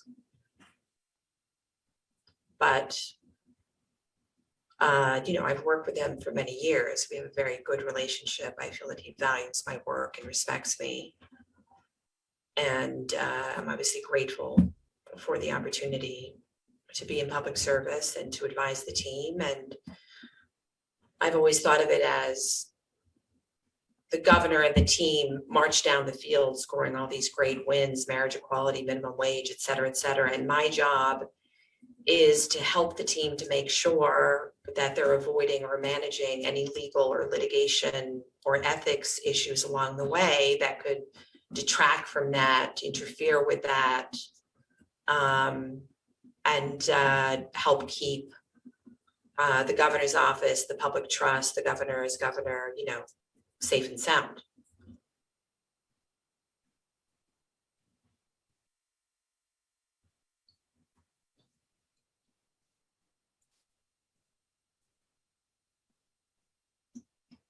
Has he ever yelled at you? Yes, When you were in the chamber, how often did he yell at you? I can't really quantify it. You know, during the time that I was managing his official life, so to speak, his schedule on a day-to-day basis, where he's going, what the event is, being briefed, what is the event, all of that. There are so many opportunities for something to be wrong, go wrong, not be ready. And it's a source of frustration for him. And but there's so much detail associated with it that he could become impatient, whether he was upset with me or he was upset with a member of the team. He expressed that. And are you talking about the time when you served in the position of chief of staff and counselor to the governor? No, because when I came back, I didn't have that role. I know you would think so since I was chief of staff. I'm talking about long before I went to California. And while Joe Prococo was still in the office, the governor asked me to step in and take over events for a period of time. He thought I was an operational person and that I could do it, even though I couldn't tell you which members of the legislature represent which parts of upstate New York. I just realized I said that on the record. How long did you hold that position for? I think it was less than 6 months. I really did not enjoy doing it, and I didn't want to do it anymore. What'd you do after that? I think I went back to the day-to-day role of, managing the legal operations itself as a host of governor's operations itself has a host of legal issues associated with it. Sometimes it would be going on a trip, how do we get the aircraft, what are the legal issues on that, et cetera, et cetera. So I went back more to that, and it's so many years, I don't remember the sequence of when and of course it'd be a matter of public record, when the special counsel program was created. And also I became the first chief risk officer, and I did initiative with the AG's office on litigation risk management, and the other roles that I've described in being a special counsel. Did you ever yell at the governor during your time in the chamber? Not that I can recall. It's possible. Did he ever curse at you? He's used swear words in my presence. Yeah, Which ones? the F word. Not every day, not commonly, but I've been around the man for many years. Was it ever directed at you?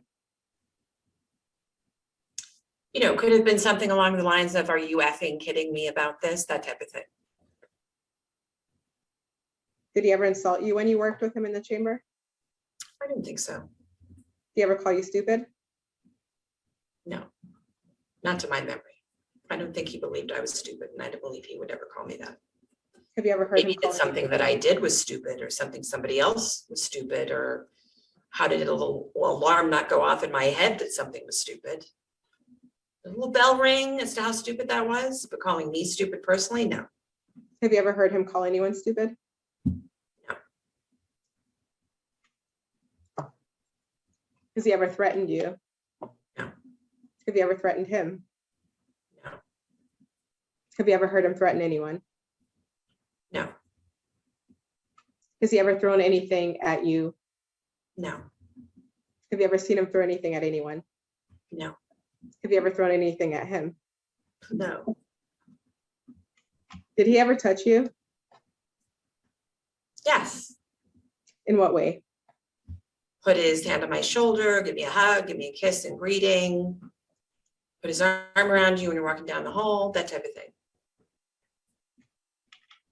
Put his arm around you when he's taking a picture.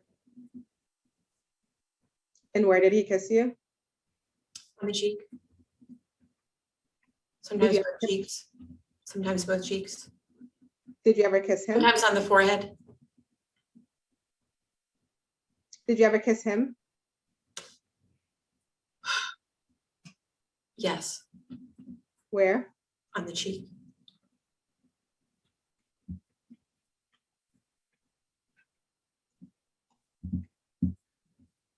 Did he ever comment on your appearance?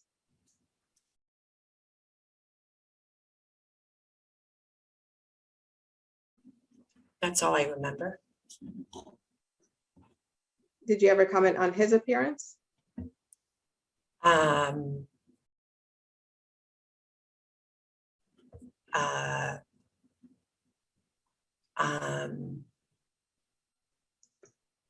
I don't recall anything else. Did you ever hear him make comments of a sexual nature? No, Did you ever hear him make comments with sexual innuendos? no, Did you ever hear him comment on the size of his hands? yes, I think he's done that publicly. And what have you heard him say?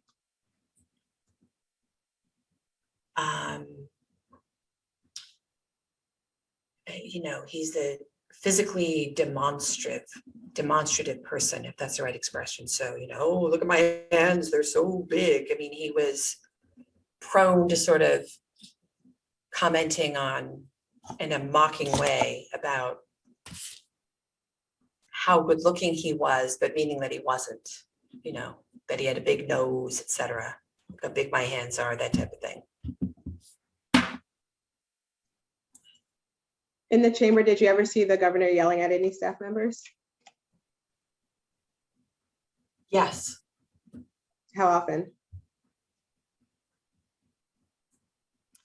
it's hard to quantify it. I mean, and also, as expressed, I wasn't around him all the time, and for some periods of time, I was around him for longer than others, and it would be probably much more in context of the events as a source of frustration. Did you ever hear him insulting a staff member in the chamber?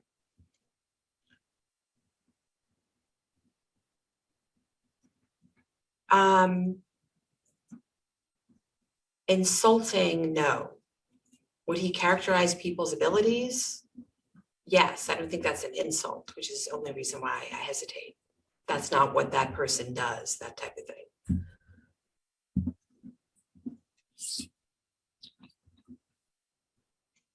Did you ever see or hear about staff members in the chamber being upset by treatment they got from the governor?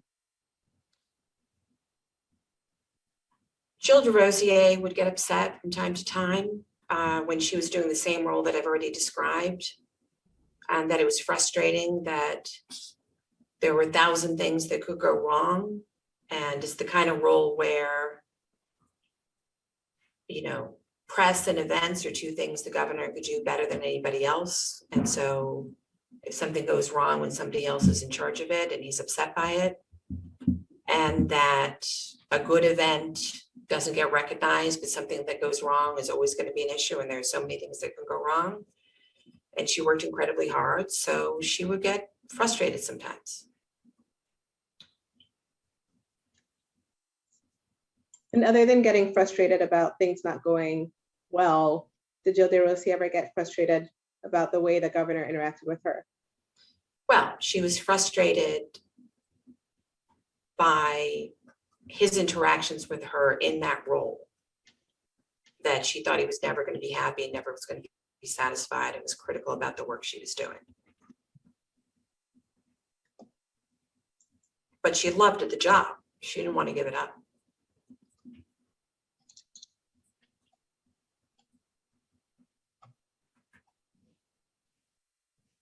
Based on your observations, how did the governor treat Jill DeRosier compared to other senior staff? I don't think it was any different. It's just that that area was a source of frustration. How did you think the governor treated you compared to other senior staff? I don't think it was any different. I think appreciated the high quality of the senior staff that he had, and he frequently expressed that. At the same time, he was harder on himself than any of us. And once I said to him, it's never enough for you, and he said, it's never enough because it's never enough, meaning in the job. So he's very demanding of himself, very demanding of us, and was constantly elevating the standard of getting things done, getting things produced and getting them done professionally and right. So yeah, a very high stress pressure cooker environment that, you know, some people thrived in and would be bored in any other environment, and people reacted differently to that. But I think he was the same with everybody in that regard. What led to your saying it's never enough with you? He was criticizing about something. And I don't know if it was when I was in that role with the events, et cetera. And I had a very good relationship at that point, so I felt like I could express myself. And I said that to him because I felt I always performed at a high level, yet he was being critical that it wasn't enough.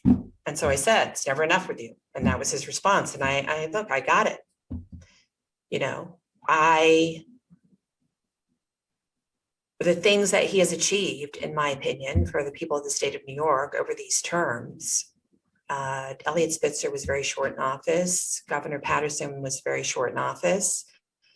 George Pataki, from what I could tell, did not run state government, paid no attention to the agencies, and didn't necessarily, from what I could determine, have an agenda of making change for the people, whereas the governor's achievements were endless. You almost couldn't keep up, and he was getting so much done.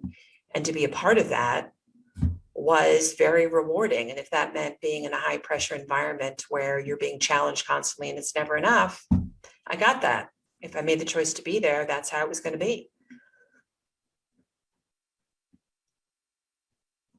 And I respected him greatly, and I valued my relationship of trust with him. And is that still the case? Yes.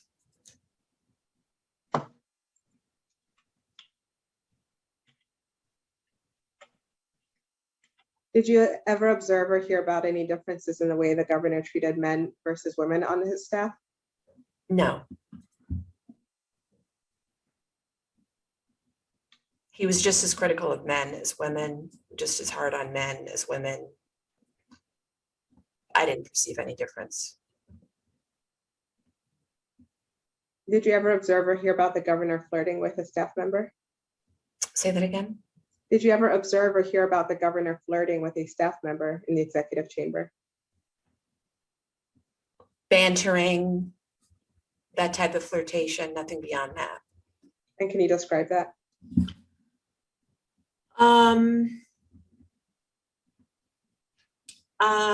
You know, I'm trying to remember any specific episodes, but you know, the kind of harmless, being charming and bantering that could occur really in any work environment, given that we're all human beings, nothing beyond that. And when you say harmless, you mean harmless from whose perspective? Everybody's. As perceived by you? As perceived by me. Did you ever see the governor hug other staff members in the office, in the executive chamber?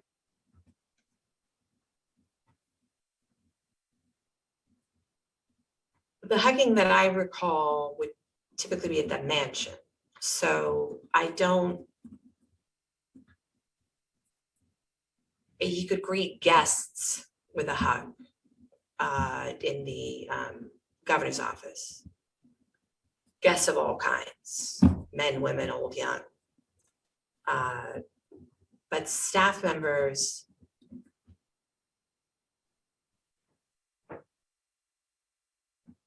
he hugged me once in the governor's office when I gave him some very good news about a legal matter, but that's the only time I recall.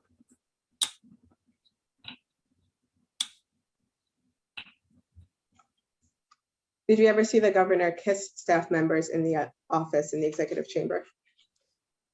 Kiss and greeting, that type of thing, yes, Women and men? yes. Has he ever kissed you in the executive chamber?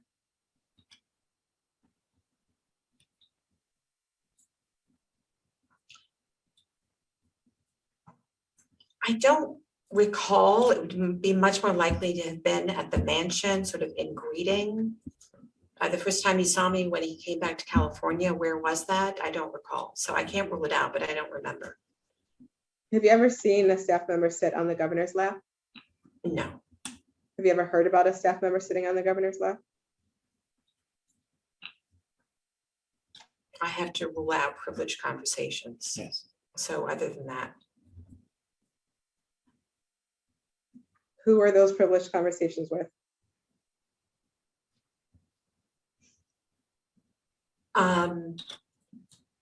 Judy Mogul, When did they take place? during this period of time after, I think it was in connection with press inquiries. So after December 2020.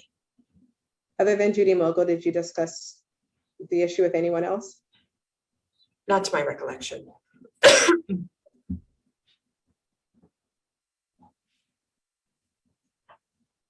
Have you ever heard the governor comment on a staff member's appearance in the executive chamber? Not that I can recall. Have you ever heard the governor comment on a staff member's clothes in the executive chamber? On their clothes. He would mock John Majori all the time on his ties. He would talk to men about whether their shoes were polished. He might say something in the nature of nice outfit or words to that effect. That's pretty much all I recall. Or you got a haircut, or why don't you get a haircut? What is with that beard on a man, etc. Did you ever hear him make comments to women about their clothes? Other than what I've just described, no. So what you just described applied to men and women? Well, a lot of it wouldn't apply to a woman, but haircuts could apply to women. I already told you he commented on my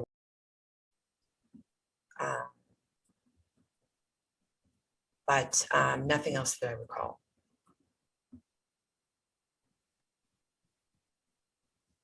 Did you ever hear about the governor asking someone if she had a boyfriend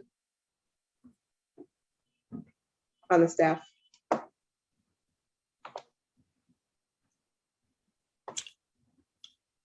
Other than what's in the newspaper, was in the media, or any internal privilege conversations in that regard, no. When were those internal privilege conversations? In connection with the reporting in the media. And who are they with? Well, you said, did I ever hear of it? Okay, hold on a second. So to the extent that we either received press inquiries or there were statements in the media after Lindsay Boylan's allegation, and there was internal discussion in that regard, was the genesis of having conversations about that. You asked if I ever heard of it. That's how I heard of it. And did you say Judy Mogul was the person you discussed them with? I don't remember. I mean, she's the most likely person, but I don't recall specifically.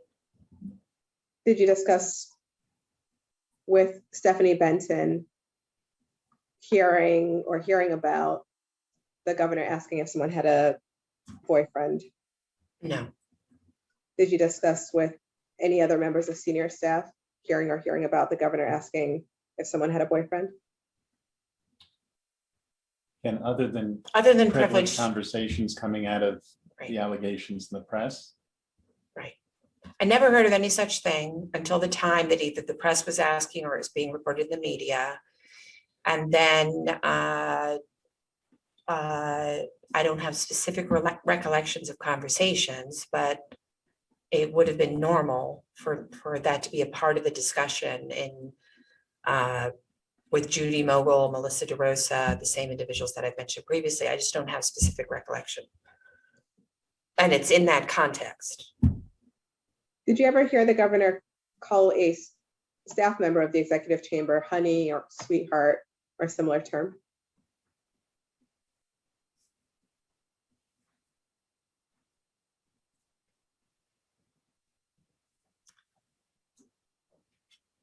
Not that I can recall.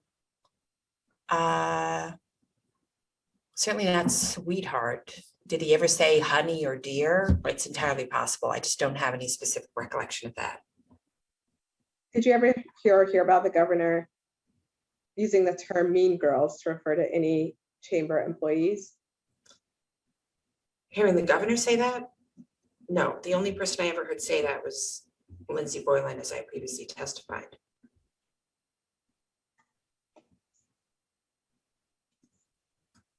And who did Lindsay Boylan use that term in relation to?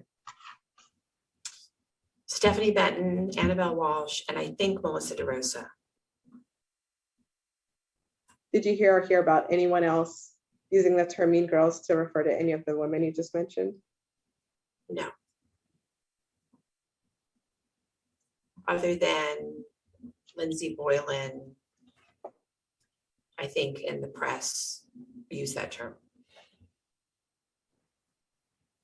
You know if the governor, Maybe in her, maybe in her Medium piece. do you know if the governor ever had a sexual, romantic, or other personal relationship that's not just a friendly relationship with any staff members in the chamber? Not to my knowledge. Were you ever told that might have happened? No. Did you see media reports regarding a potential sexual or romantic relationship between the governor and any staff members?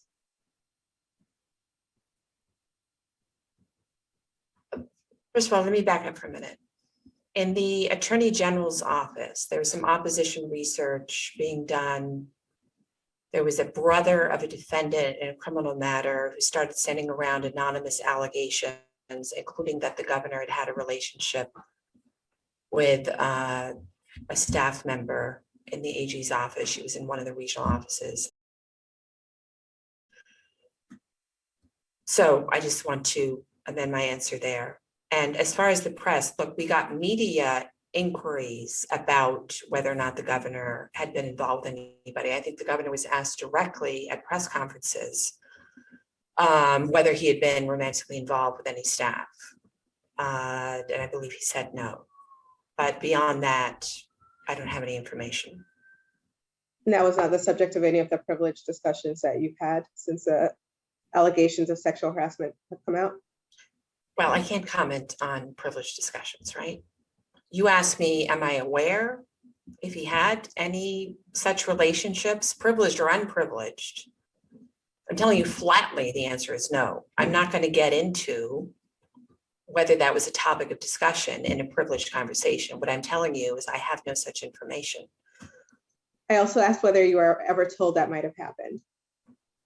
Yeah, other than what I said about media inquiries, the answer is no.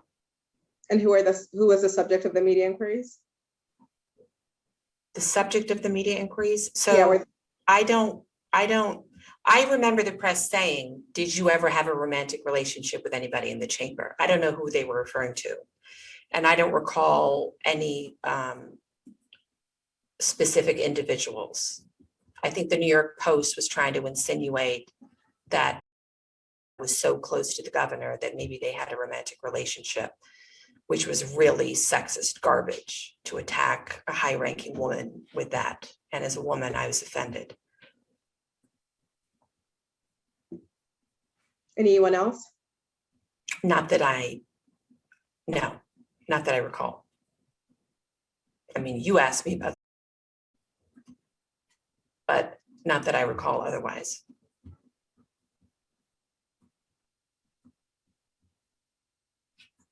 And what's the answer about? I already answered that. I said I had no such information, and I have no such information. I have no reason to believe, no reason to believe whatsoever that the governor was romantically or sexually involved with anybody who worked for the governor's office or any state agency during the time he was attorney general or governor in the entirety of the time that I've known him. Nothing, not even a rumor. And he ran for office multiple times with a lot of highly financed opposition researchers, and nothing ever was alleged.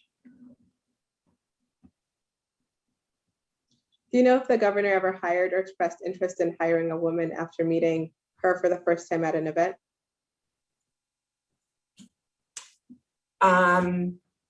Yes. What do you know about that? So here's what I recall. While I was in the governor's office, I've already mentioned recruiting was a source of much frustration and very difficult to do. And the governor was not satisfied with the quality of the operation. And from time to time, he would say, you can't find somebody, I'll find somebody. And he might be at an event and observe somebody in the course of their duties and decide that person is highly capable. So I'll hire that person and I'll bring them into the governor's office and they'll fix everything. And inevitably it didn't work. And I remember was one of those individuals. With respect to Caitlin, I was not in the governor's office when she was hired. When I came back, she was already there. And anything that I learned in that regard was subsequent. I can't recall if anybody else was hired out of an event, but it wouldn't surprise me. Are you aware of any incidents of harassment, bullying, or other hostile or aggressive behavior by the governor? No. How would you describe the work environment in the chamber? Well, I think I've done that, but let me try to encapsulate it.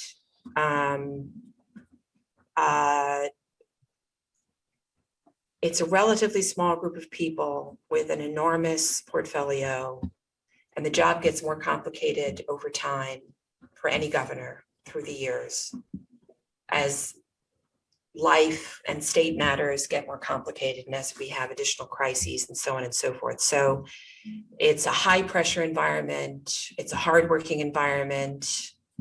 It's not a 9 to 5 and it's not a Monday to Friday. And individuals are expected to be available on their phones all the time. And even if they're away, to produce whatever needs to be produced. And it's full on.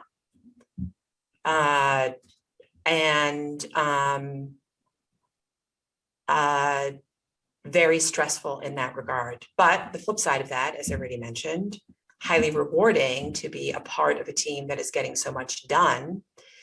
And people who want to be in public service and can tolerate a high stress environment like that, myself, others, find it very rewarding.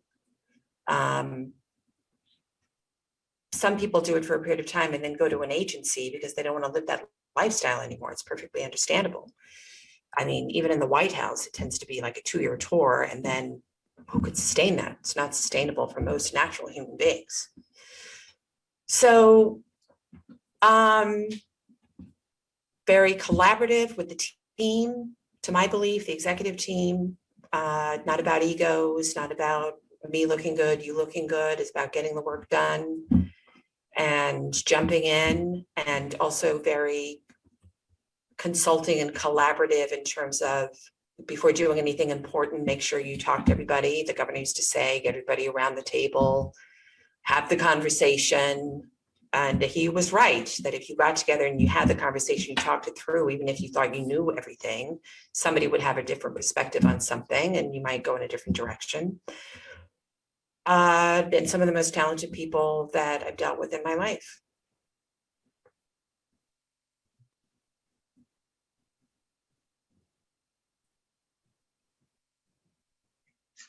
Who would you put in that category? The most talented people? Melissa DeRosa is a total superstar from a young age, which she's been doing, running the state, the first woman to be secretary, and in my opinion, enduring a lot of sexism. externally with respect to her role, and the kind of criticism heaped on her would never have been done, in my opinion, to a man as secretary. It's my personal opinion. Jill DeRosier, highly talented, operationally, intergovernmentally, and on the substance, worked harder than any human being I've ever seen in my life. Judy Mogul, who is a tremendous lawyer, who I'm sure you know used to be our outside counsel and came on the inside, is both incredibly talented and smart and dedicated, and also just a lovely human being interpersonally, and I think very appreciated in that regard by the staff. The council over time, incredibly talented, sometimes in different ways.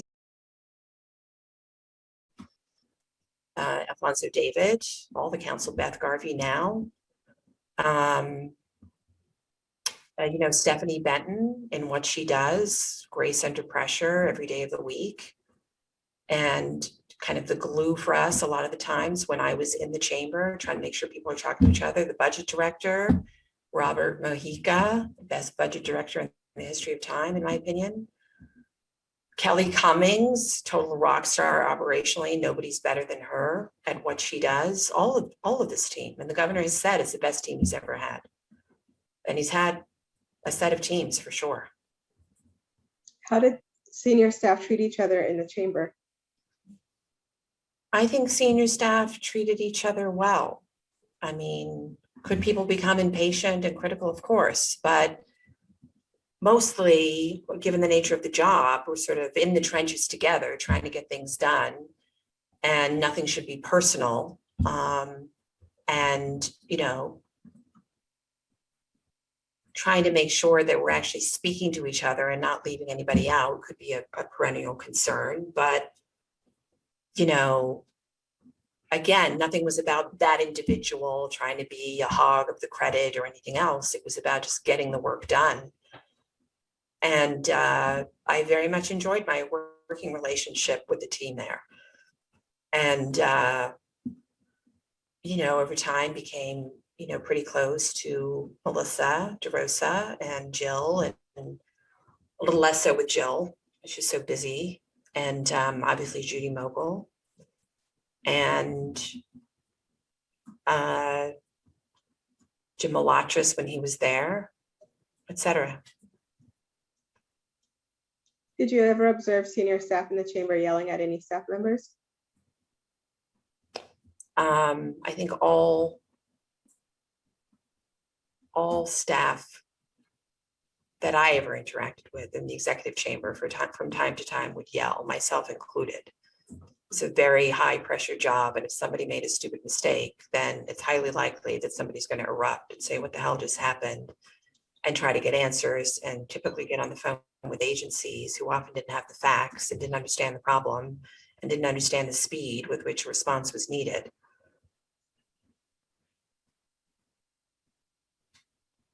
Did you ever observe or hear about senior staff cursing at any staff members? That I think much less so. I don't recall that. Did you do that? Not that I remember. I don't think so, but anything's possible. I've worked there for many years. Did you ever observe or hear about senior staff in the chamber insulting any staff members? Insulting them, you know, again, understanding the common meaning of insult. No. Characterizing people's strengths and weaknesses, yes, for sure. That person has no idea what they're doing. Sure. Did you ever observe Joe Percoco insulting any staff members in the chamber?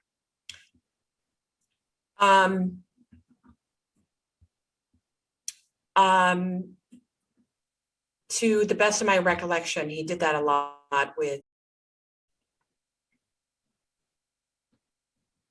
So let me ask my question again. Did you ever observe senior staff in the chamber insulting any staff members? So just so that we're clear, I was there for so many years, I wasn't even thinking about Joe Prococo when I answered it previously. I appreciate that. We're talking about a long period of time. Yeah, so yes, I observed Joe Prococo yelling at people. He was a yeller, and he had a very tense relationship with who he appeared not to like. And yes, he would insult him and yell at him. Anyone else other than Joe Percoco?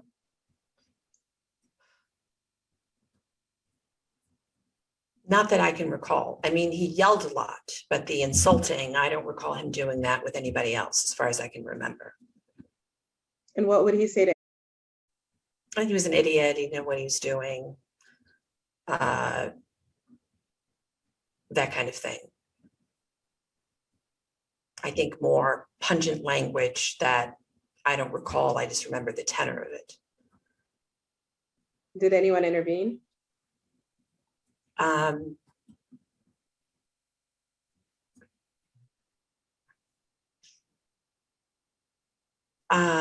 So I don't have specific recollections, but I think Stephanie Benton tried to be helpful with that relationship. You couldn't really intervene with Joe Prococo. I think that ought to be clear to everybody by now.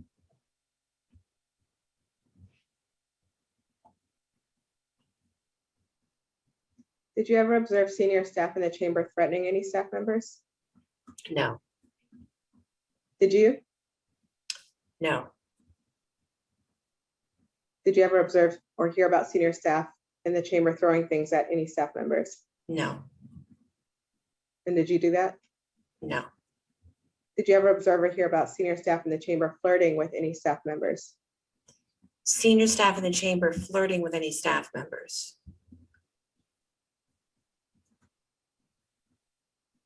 You know, Joe Prococo would flirt with, it was one of his reports. Beyond that, I can't think of anything specific. Did you do that? I don't think so. Are you aware of any incidents of harassment, bullying, or other hostile or aggressive behavior taking place between chamber staff? No. And I think earlier when you were describing interactions with other New York State agencies, you described at a minimum some tension. Did you ever yell or curse at other state employees in dealing with other state agencies? I certainly yelled at them. I don't have specific recollections, and I don't recall cursing at anybody. I like to think I've mellowed over the years, so in those earlier years, I can't rule it out. Did you ever observe or hear about any of your colleagues in the chamber doing that with employees of other state agencies? Certainly yelling at them, cursing at them, I don't recall that.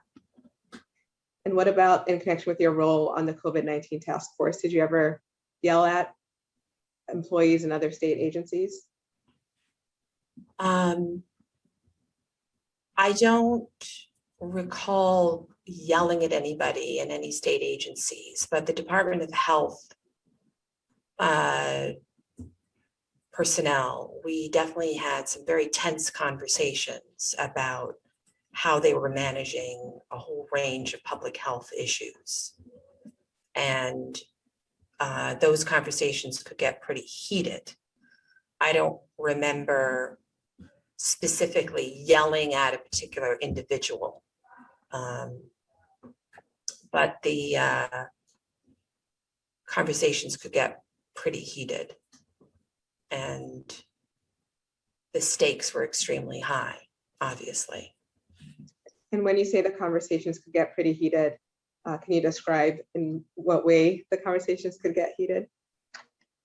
You know, I would propose that we needed to do something, or we needed some information, or whatever the item might be, and they would push back with sort of a classically stereotypical bureaucratic agency approach. It's not the way we do things, or that'll take till next week, or not getting the urgency of it. And I would exert pressure on them to come through with what I thought, or I and the team thought needed to be done to protect people during a public health emergency, or to get the information that we needed. And, you know, I don't think that the Department of Health was used to that. You know, their role became preeminent during COVID. And so I don't know that I had dealt with them much before that. And I'm sure from their perspective, I'm not a health expert. But a lot of those issues had to be managed out of the chamber because the Department of Health frequently was just not up to the job. From your perspective, are you a health expert? No. But I know how to get things done. And how would you exert pressure?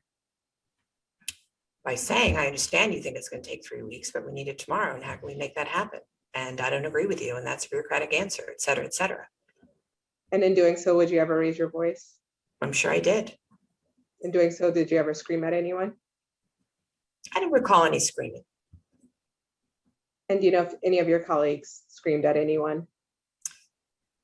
Again, I'm sure conversations were heated, but I don't recall any screaming. Have you ever become aware that someone has raised a concern about how any chamber employee has treated him or her? That's pretty broad. Setting aside the recent allegations that have been made public, have you ever become aware of concerns that anyone has raised about mistreatment by a chamber employee? I mean, if you were aware of things, given your role in terms of providing legal advice, that's obviously privileged, but other than that.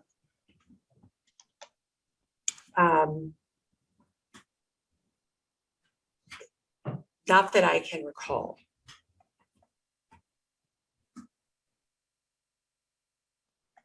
Do you have a BlackBerry, Miss Lacewell? I do not. Have you ever had a BlackBerry? Yes. When's the last time you used one? When I was in the executive chamber. And I can't remember, certainly before I went to California.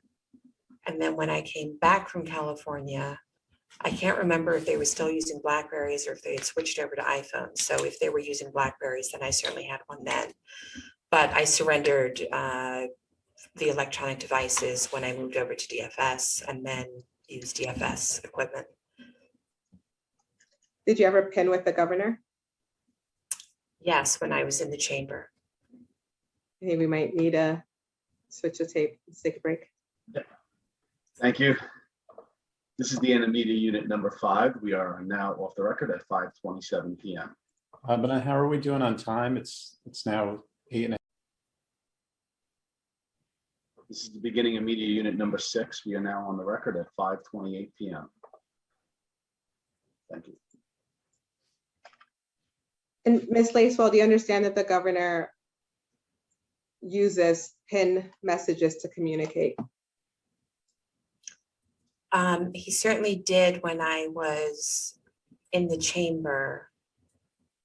I don't know for sure that he still uses a BlackBerry because I don't have a BlackBerry, so I don't communicate with him that way. And did you understand the reasons he used PIN messages? He doesn't use email and needed a way to communicate with staff and couldn't do so by email. So the PIN function was accessible. When he was Attorney General, did he use email? Trying to think. I don't think I know. I don't recall. I think the answer is no, but I don't have any recollection. And frankly, I wasn't as close to him then. Since you were appointed to the DFS, how have you communicated with the governor? In person, by telephone, once in a very blue moon by text, initiated by me. That's it.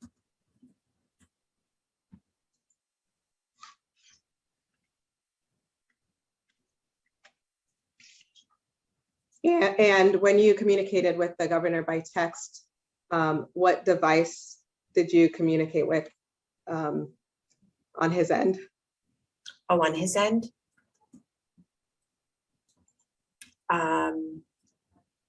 Good question. Whatever phone number I had from Stephanie Benton, which changed from time to time. And I don't know, frankly, if that was an iPhone or if it was a BlackBerry. I'm not sure. And were you communicating directly to the governor in those in those instances, or through Stephanie Benton? With the text messages, those are direct.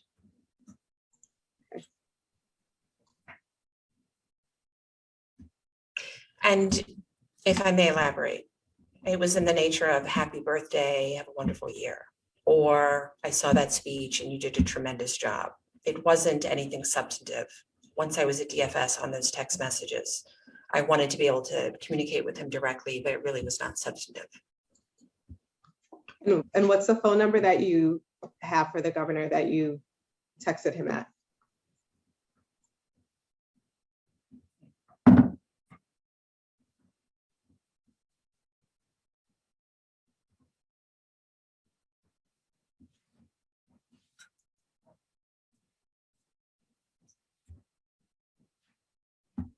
I don't think this has changed. I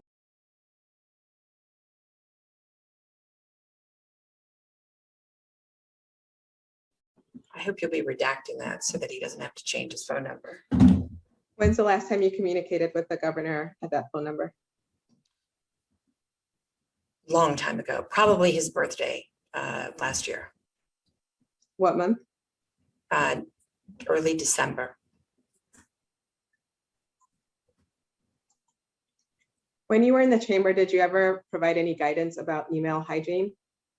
Yes. What guidance did you provide? You can answer without getting into privilege. Right. So early on in the governor's tenure, I was involved in helping to create a document retention policy because the governor's office under prior governors did not have one, and state law did not provide for one. Agencies had a requirement of having a document retention policy through the state archives, which is part of the state education department, but that did not apply to the governor, and advocacy groups are in favor of there being a document retention policy, and the state archives was interested in one to have documents for posterity. So we looked at the agency model and adapted that to the governor's office based on the type of documents that would be generated. And within that, in response to your question, was of course the topic of emails and whether emails had to be retained. And it was the position of state archives that emails did not need to be retained, emails as emails, unless they otherwise fit the characterization of a document that would need to be retained, such as if it had a contract in it or things to that effect. So then outside of that, I believe in the AG's office, we had a 90-day auto deletion policy on email traffic that I was not involved in creating. And that policy was carried forward to the governor's office. And then there were a series of news articles and complaints about it. And because it made documents inaccessible under FOIL in the view of the media that typically made FOIA requests. And so I was part of a team that discussed changing that, and we eliminated the auto delete so that everybody's emails were not automatically deleted. But it was handled on an individual basis so that an individual could determine I want my personal email to be deleted every 4 months, every 3 months, every 2 months, every 30 days. And that request would be made to the IT director. And while I was in the governor's office before I went to California, I would typically be the person who would approve or disapprove that based on who the individual was and what their email traffic was and what the sensitivity was, since emails were not required to be retained under the policy that we incorporated from state archives. Now, if there was a FOIL request or if there was litigation hold, of course, the auto deletes would be suspended.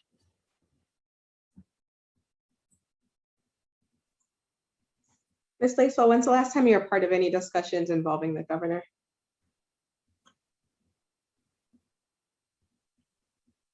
Well, other than with my counsel, so that's a bit broad. Do you mean, I'm not sure exactly what you mean. I obviously speak to my lawyers about the governor, right? No, I mean in which the governor participated. When's the last Oh. time you were part of any discussions in which the governor participated, whether or not he said anything? Thank you for that. Well, certainly, whatever the date of the time that I was at the mansion with Judy Mogul. And then I mentioned to you that he may have been on the phone a couple of times with the group of people described. And other than that, just thinking, I don't think I've spoken with him directly since then. If I think of anything, I'll tell you, but I don't believe that we've spoken. How about Judy Mogul? I speak to Judy Mogul all the time. Melissa DeRosa? I speak to Melissa DeRosa all the time. I haven't spoken to her in several days, as far as I can remember. And, but no, I speak to both of them all the time. Earlier, you had asked about some of Lindsay Boylan's tweets. I think we've been able to go back and find them. Would you like to supplement your answer by looking at those tweets? Yes, thank you. Okay.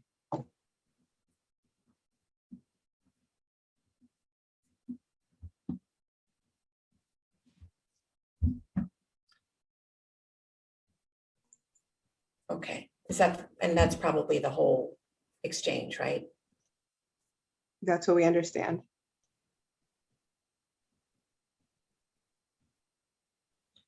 So, well, just to sort of encapsulate, in reading her tweets, beginning with the ones that you showed me earlier on, I think it was the 8th. I believe that she was creating an impression that she left the governor's office because she was being sexually harassed by the governor and that she tried multiple times to get away from him and it didn't succeed and finally she broke free. I believed that those statements were misleading and inaccurate in that I had participated in a series of discussions around allegations by individuals at ESD that counsel confronted her with, that she proactively then quit, and then within a matter of days sought to come back to the governor's office. So rather than her being driven out due to sexual harassment and having to flee that environment, the other side of the story was that she was confronted with allegations about her own behavior and chose to quit and was interested in coming back, contrary to feeling the need to get out of there. I realize it may be hard to parse sort of like text by text, but that's how I read the totality. And I believe that's how the press read it, by the way. And I believe that's how they characterized it. And it was, in my opinion, misleading and inaccurate and politicized to bring exposure to her campaign. That was my opinion. And I obtained advice about disclosing those facts. I spoke with the folks who are the experts before they were disclosed, because I'm not the expert, and that's what happened.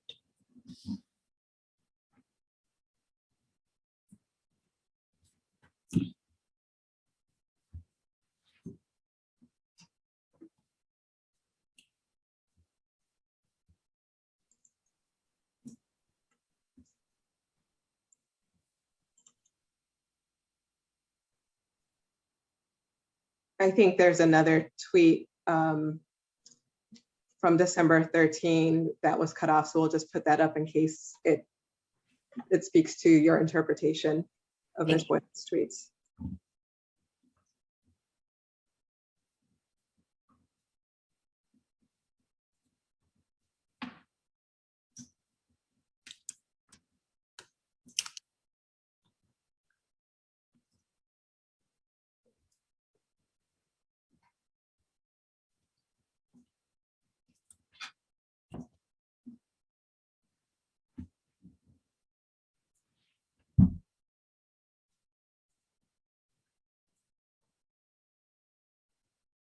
Is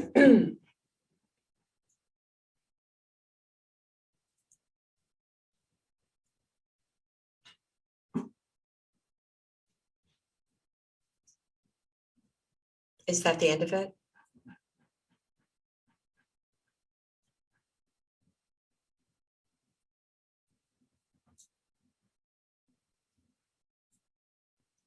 If you wouldn't mind scrolling up for a minute, please. I could never anticipate what to expect. Would I be grilled on my work, which is very good, or harassed about my looks, or would it be both in the same conversation?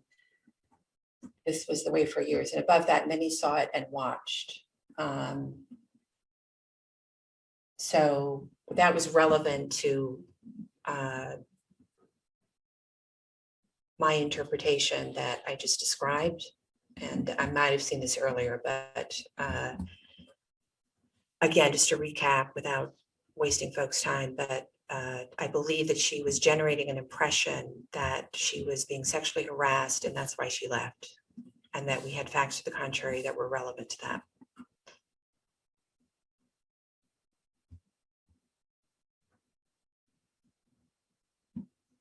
I'm sorry, I think you might be muted. This interpretation, although I've heard it in your testimony, it's not reflected in any of the contemporaneous documents, correct? I don't know. And there may be things you don't have due to privilege, right? You want to call me a liar? I'm a former federal prosecutor and attorney. My opinion is my opinion, right? It probably doesn't mean that much to you. The fact remains, we sought advice.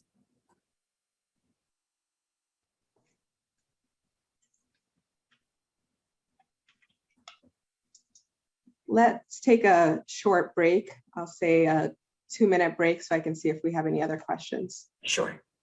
Okay, stand by. We are now off the record at 5:42 p.m. for break.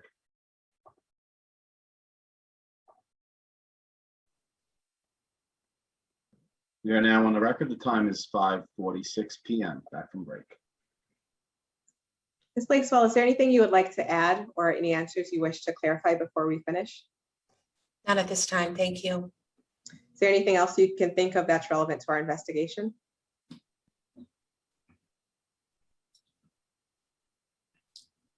I never know how to answer that question. Not that I wish to say at this time. When you say not that you wish to say at this time, what do you mean by that? You may not have asked me about every single thing, right? So there may be other relevant things. I don't want to rule that out, but it's your investigation and you've got many sources of information, so I don't want to presume. If you'd like to make a brief sworn statement, you may do so now. I thank you. I decline that. We will conclude this examination. I'll remind you that you have continuing obligations under our subpoenas. If we need you to come back to answer additional questions, we'll contact you through your attorney. If you have additional documents that are responsive to our document subpoenas, you have a continuing obligation to produce them to us. And I'll also remind you that Executive Law 63(8) prohibits you and your counsel from revealing anything about what we asked or what you said during your testimony to anyone. Thank you. Thank you for your time today. I appreciate it. Thank I'm you, sorry. guys. Can I take us off the record? Excuse me, for the video. Thank you. Stand by. Thank you. We are off the record at 5:48 p.m. and this concludes the recorded interview of witness June 10th, 2021. The total number of media units used was 6 and will be retained by Veritex New York.